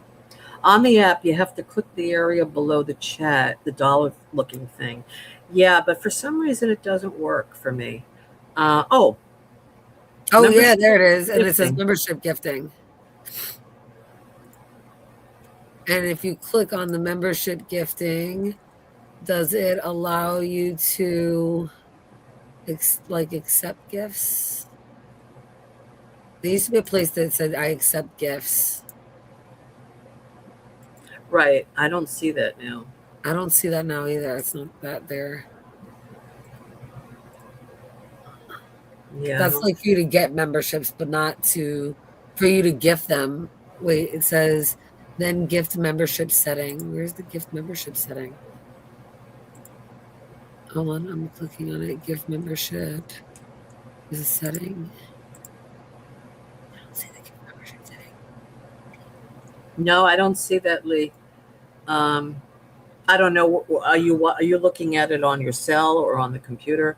I don't see it. Oh, the 3 dots on the right hand corner on the top, by where it says the 75 XPs. No. Strange. I don't have it over there. Yeah, I'm gonna Google it when we get off. Click on the one where you buy memberships. Okay, there. Click on the one where you buy memberships, right? Okay, I'm on that one. I see where I can buy memberships, but I don't see. Maybe it's because I already have mine clicked on that I don't see the option. Maybe. I'm gonna Google it in a minute when we're playing the trailer. I'll look for it. Unlock membership perks. Yeah, I don't. Hold on.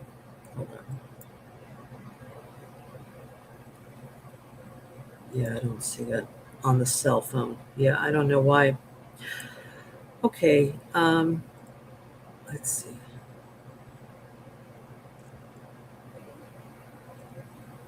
I don't know why I don't see it. Okay, I'm going to see how it goes. I'm going to try doing this now. Let's see. Okay.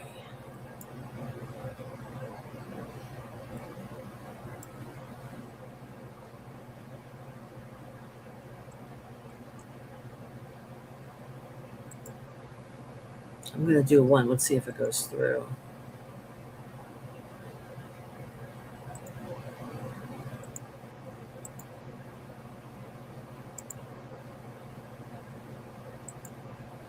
Okay, so there's one gifted membership now. Oh, Lee got it. There you go, Lee. Yay! Yeah, all right, Lee. That's funny. The three dots on the top. Let me see. They have it hidden behind many windows. Yeah, it's okay. You know what? I'll find out next time how to do it, and then I'll give away more. So tonight Lee got it. Lee got it. Yay! So we gave away one talisman and one membership. Yay! All right, guys. Congratulations, Lee. Yes, congratulations, and congratulations to MG Merkin, both of you. Yes. Okay, so All right. let's go to the trailer, right? Yeah, well, we give the synopsis. So just, if you don't want to see the synopsis, but this is the synopsis for trailer for episode 9. So spoilers are ready. So just if you don't want to hear, thank you for coming to the live stream. But, we are going to play the trailer. This is like the official trailer and the official synopsis. So season 4, episode 9 is called The Calm Before. It's coming out this Sunday officially, but we all, that's midnight for us on tomorrow night. So Boyd weighs a dangerous plan to bring everyone home. Fatima and Henry face a disturbing crossroads, and Victor helps Tabitha and Ethan prepare for the worst as season tensions escalate. Is that the right synopsis? Did I put the wrong one in? I feel like that was the one for last episode. Uh-oh, did I just... No, you're right. Okay. No, that is the correct one. Okay, yeah. Mm-hmm. So Boyd weighs a guys. dangerous plan to bring everybody home. So crossroads. I'm sorry. Sorry. No. No, I was going to say, guys, so we're going to show the trailer for episode 9 right now. If you don't want to see it, don't look. It doesn't really give that much away. A little bit, not much. But anyway, tomorrow night's the episode anyway, so you don't have long to wait. Right. So in less than 24 hours, we'll be watching it. We'll all be talking about it because it's already almost 3 a.m. here in New York. Right. Okay, let's. All right. Okay.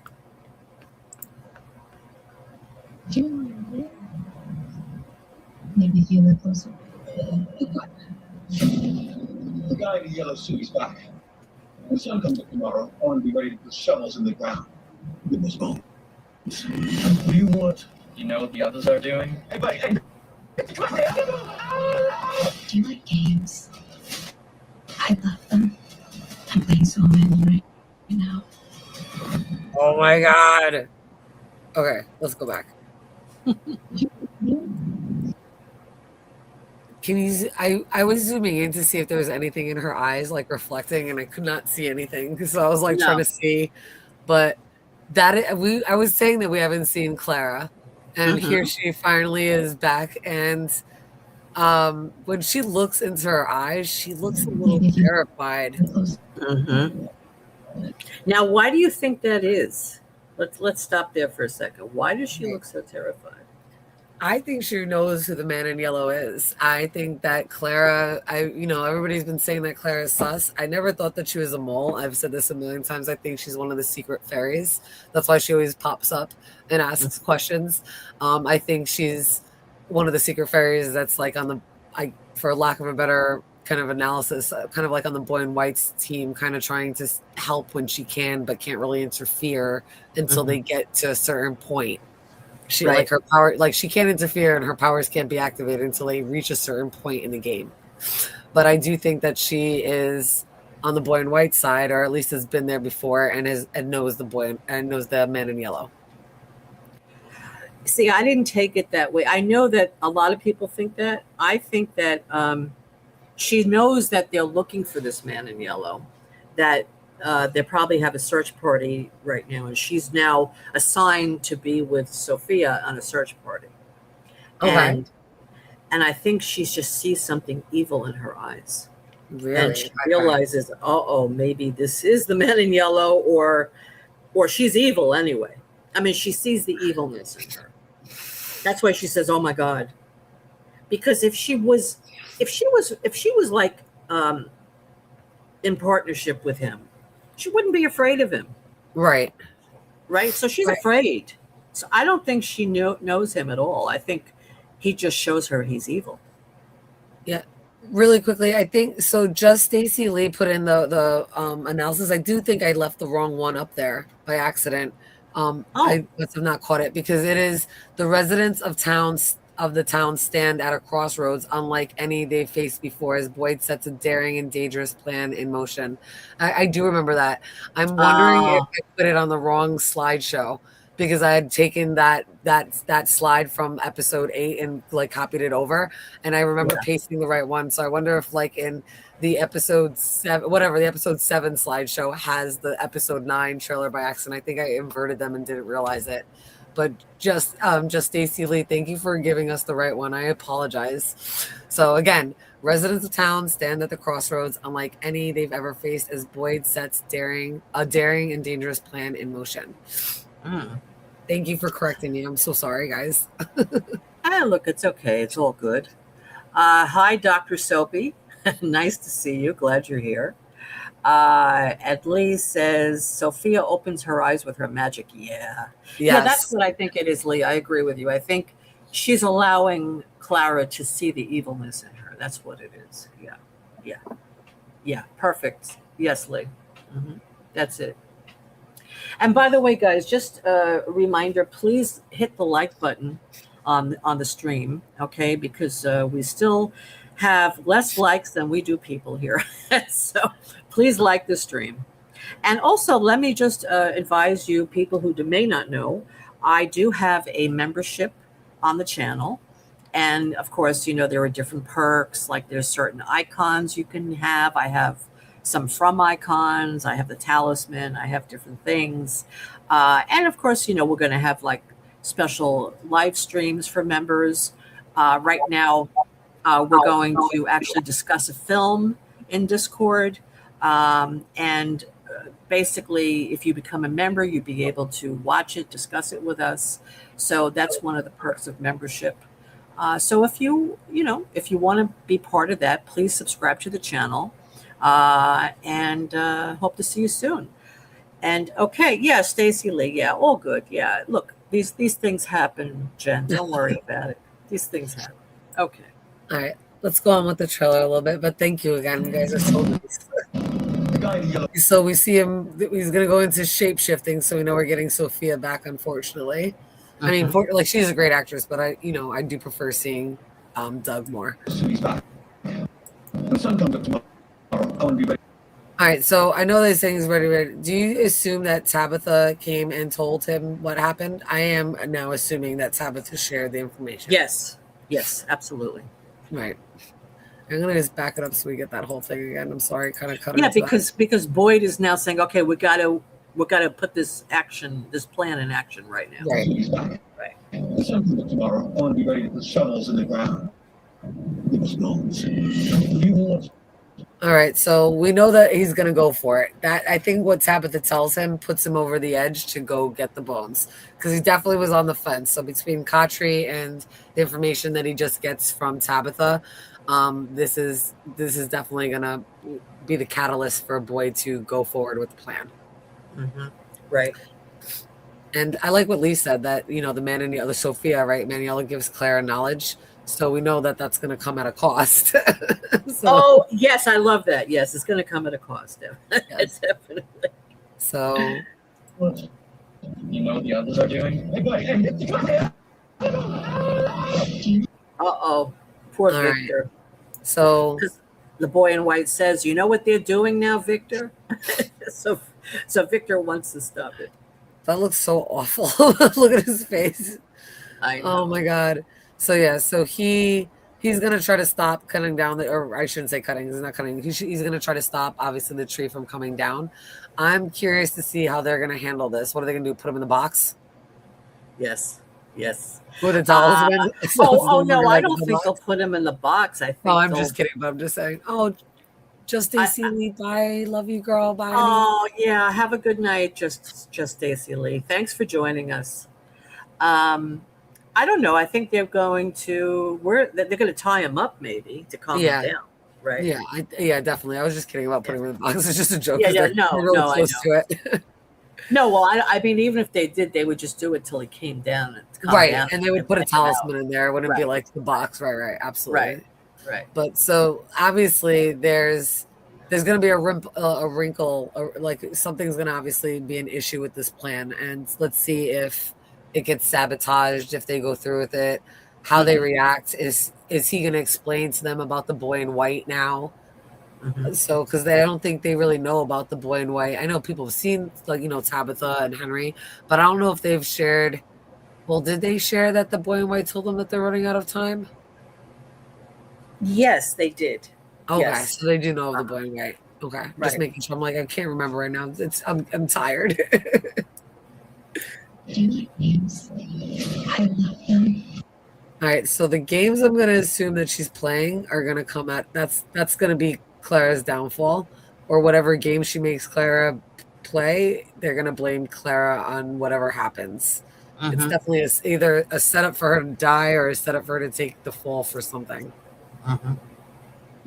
And then Elgin finds the picture that I swear Costa was going to find. It better be a picture of Sophia from like another time where it's not. Do you think possible it could for be? Sophia. I was thinking maybe it's a picture of Fatima changing and looking like Oh. the kimono woman or something. Oh, maybe. Mhm. Because again, it looks like it came from that camera, right? It's a Polaroid. Right, it's a Polaroid. It came from that camera. Absolutely. Yeah. And the thing is, we haven't seen that camera in a while. So I wonder if he like, Yeah, it's still underneath Donna's bed. right. Oh, so maybe no, because he's in the storage room in the diner, right? So Right. it couldn't be from that camera then. Well, it could be just not from that time. Yeah. Oh, you mean like the camera went off and just gave him that picture like it's done previously, you meant? Yeah, I was wondering if maybe that's what it was, but no, this is probably just a Polaroid from before that Right. either came from that camera or from somewhere else. Yeah. Right. Yeah. Right. I'm playing so many right now. All right. So Those she's kids. playing so many. The kids are all in the same area and they're pointing at Tabitha. Right? Well- She's looking at them pointing at her or Ethan? No, this they might be pointing. Well, you see, that's the police station. They're in front of it. right. What's opposite the police station? The pool, the sign where like they saw the sign where they saw like the goat hanging from the sign, and then That's Tabitha's opposite the house. police station? yeah, Okay. the pool and Tabitha's house is opposite the police. And Tabitha's house is kind of a little maybe diagonal, and I Uh-huh. believe it's the pool and the motel sign is across from the police station, right? Because we see the remember when Jade comes out of the when he's on the mushroom trip and he looks out the Mhm. window. He Yes. looks a little yes. bit diagonally, but he sees the sign for the vacancy. But across the street is also Tabitha's house. Tabitha's right Okay. next to the pool. The one that Tabitha's at now, not the one that fell down. Mhm. So, Right. and because they show her sitting on the porch, I'm thinking, and I think she sees them, and they're pointing at So either her many right now. or they're pointing right next to them. Yeah. Yeah, I wonder what that's about. It's hard to tell from this It's picture. it's hard to tell. I wonder if And this what No, I was going to say that these two scenes may not be related at all, right? Right. And that's Um, what I wonder if I was just gonna say I wonder if they cut it up like they have been in a lot of the other teasers. Oh, yeah. Where Yeah, I think so. I don't know if they're pointing at Tabitha. They might be pointing at something because they want to help her free them, right? They want her to help. So why would they be pointing at her? I don't know. I mean, we'll find out. We'll find out tomorrow night. Right. We'll have We the don't have answers too in less long. than 24 hours. Are they pointing Yeah. at Jade? Well, yeah, I don't know if Jade's there. We don't know who else is on the porch with them. Yeah. But she's Not definitely, sure. I definitely think she's seeing the Nkui kids at that point. What Yeah. they're pointing at and how, like, I mean, that could be the end of the scene, but the Nkui Right. kids could have said something or done something right before they pointed, so we don't really know, like you said. Is Sarah's house near there? I thought Sarah's house was more on the end, like going more towards the gas station. Uh-huh.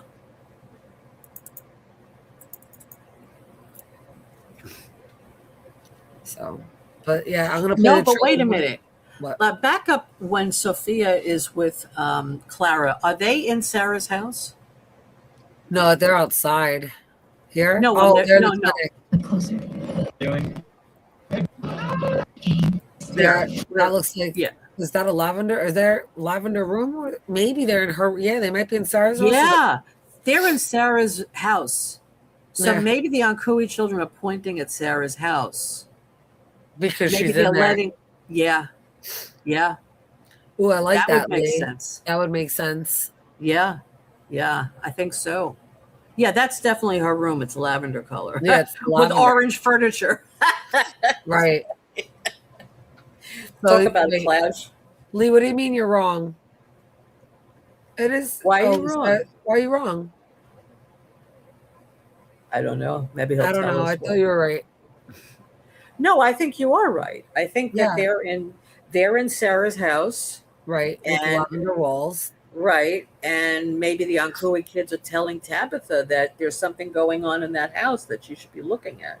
Yes. Mm-hmm. Maybe Clara will get saved. I think he's going to shapeshift into Clara. I think Clara will die. And you Yeah. know what? And Clara would be the perfect one to do it with because Clara is everywhere. She Right. pops up everywhere. So nobody would be suspicious if Clara happened to come into a room, right?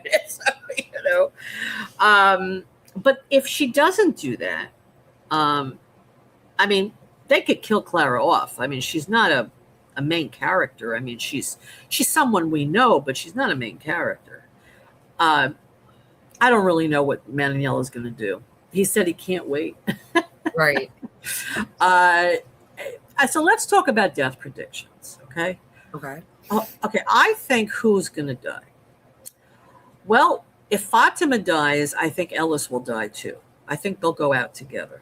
I don't think he's going to want to live without her. Right. If she turns into a monster, I can see him leaving with her. Right. So that would be two of them. Nosy Clara, yeah. Elgin doesn't have much of a storyline this season. I don't know what they're doing with him. Right. And the fact that he found a picture maybe of Sophia or something else, maybe that puts him on the chopping block. Let's see who else. Acosta, well, we haven't even seen her the last few episodes. I don't know what's going on with her. Right. Donna is safe. Who else? Randall is safe because he's helping Julie. Who else? Sarah, I think, is safe for now because now she's catching on a little bit. Well, then again, she might die in the cave. Maybe, I don't know. I hope not. Right. So the only ones I really think, I think Elgin, And Henry. and Henry. Henry, yeah, I think pretty certain for Henry.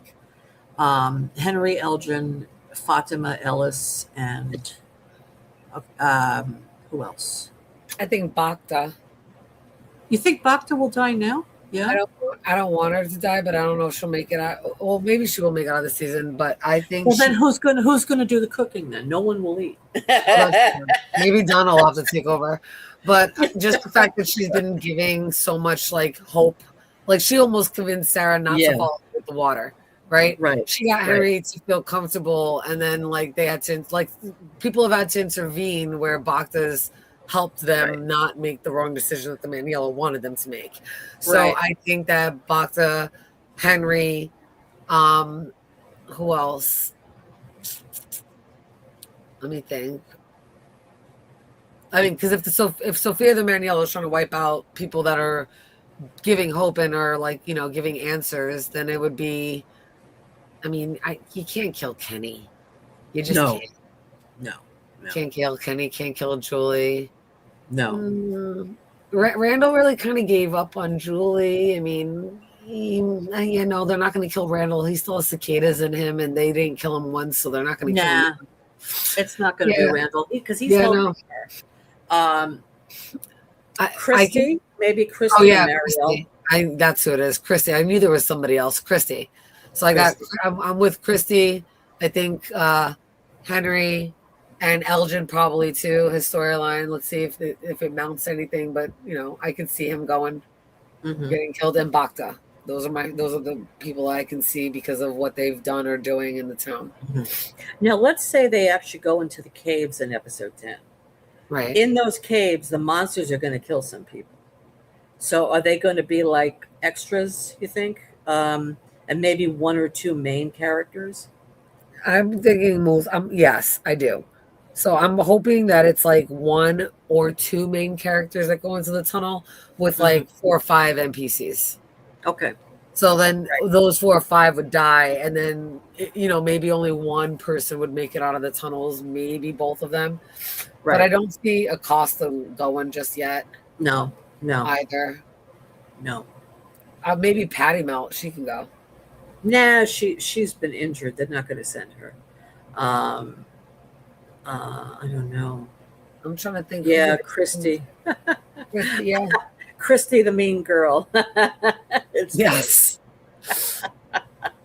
Yeah, I think Christy's going to go. Or Marielle, but I think Marielle can't go because of her cicada coma. I think she needs to play out more of her storyline. Christy can go. Christy's holding her back. Right. Right. Christy's holding her back. Yeah, I think that's it, though. I mean, I don't really see them killing anybody else. No, I don't think that. I think that most of them will get killed in season 5, but I do think the majority are making it out of season 4 at this point. I kind of feel like this season was. I mean, I know this season was lackluster for a lot of people. I liked it, but it wasn't my favorite season. I mean, I would say that this is probably the weakest season of all. Really? Yeah, I would say that. I mean, I love the character development with Henry and Victor. That's outstanding to me. But as far as everything else, it's mediocre. Okay. Yeah, but I think the next season is going to be amazing because I think originally they only were going to do 4 seasons. Then they added in an extra season. So they had to extend the storyline, and that's why it was kind of a mixed bag. But I think next season is going to be very powerful. So I'm looking forward to that. I didn't know that. I thought that was always originally 5 seasons. No, I don't think it was. Well, what did you think of the season as a whole? I really liked this season a lot. Okay. I think the season 3 was the weakest season, even though we got the big reveal at the end, which I liked a lot. But I thought the pacing and the build up in season 3 was it took forever. Season 1 and 2 and 4, I think, so far are the top 3 seasons out of the 4. Okay. Yeah. Well, for me, season 1 was the best. Season 1.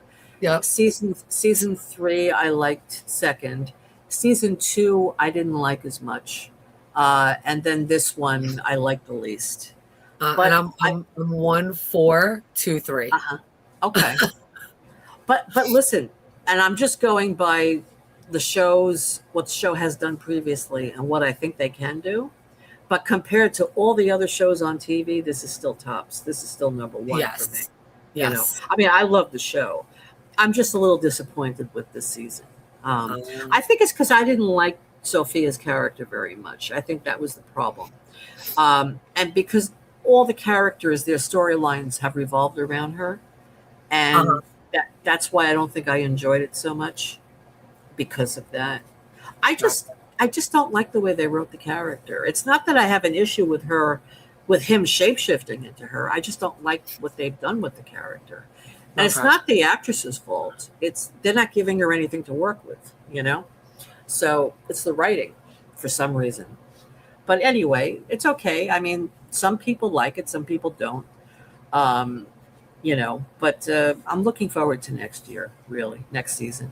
Yeah. But I'm looking forward to the last 2 episodes here. I'm expecting them to be really good.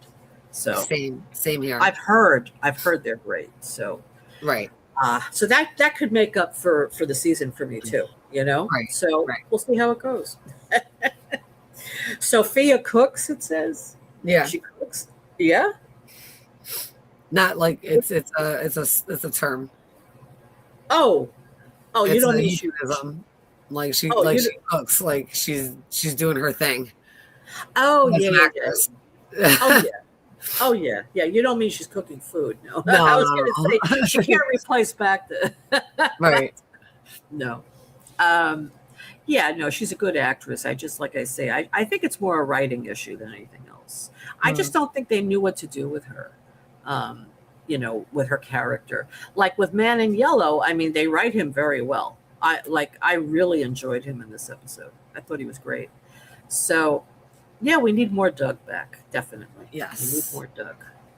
But, okay, so on a scale of 1 to 10, guys, how would you rate this episode? I'm going to give it, because I really like this episode, I'm going to give it maybe 8.5, maybe close to 9. I'll say 8.5. 8.5. Yeah. What about you, Jen?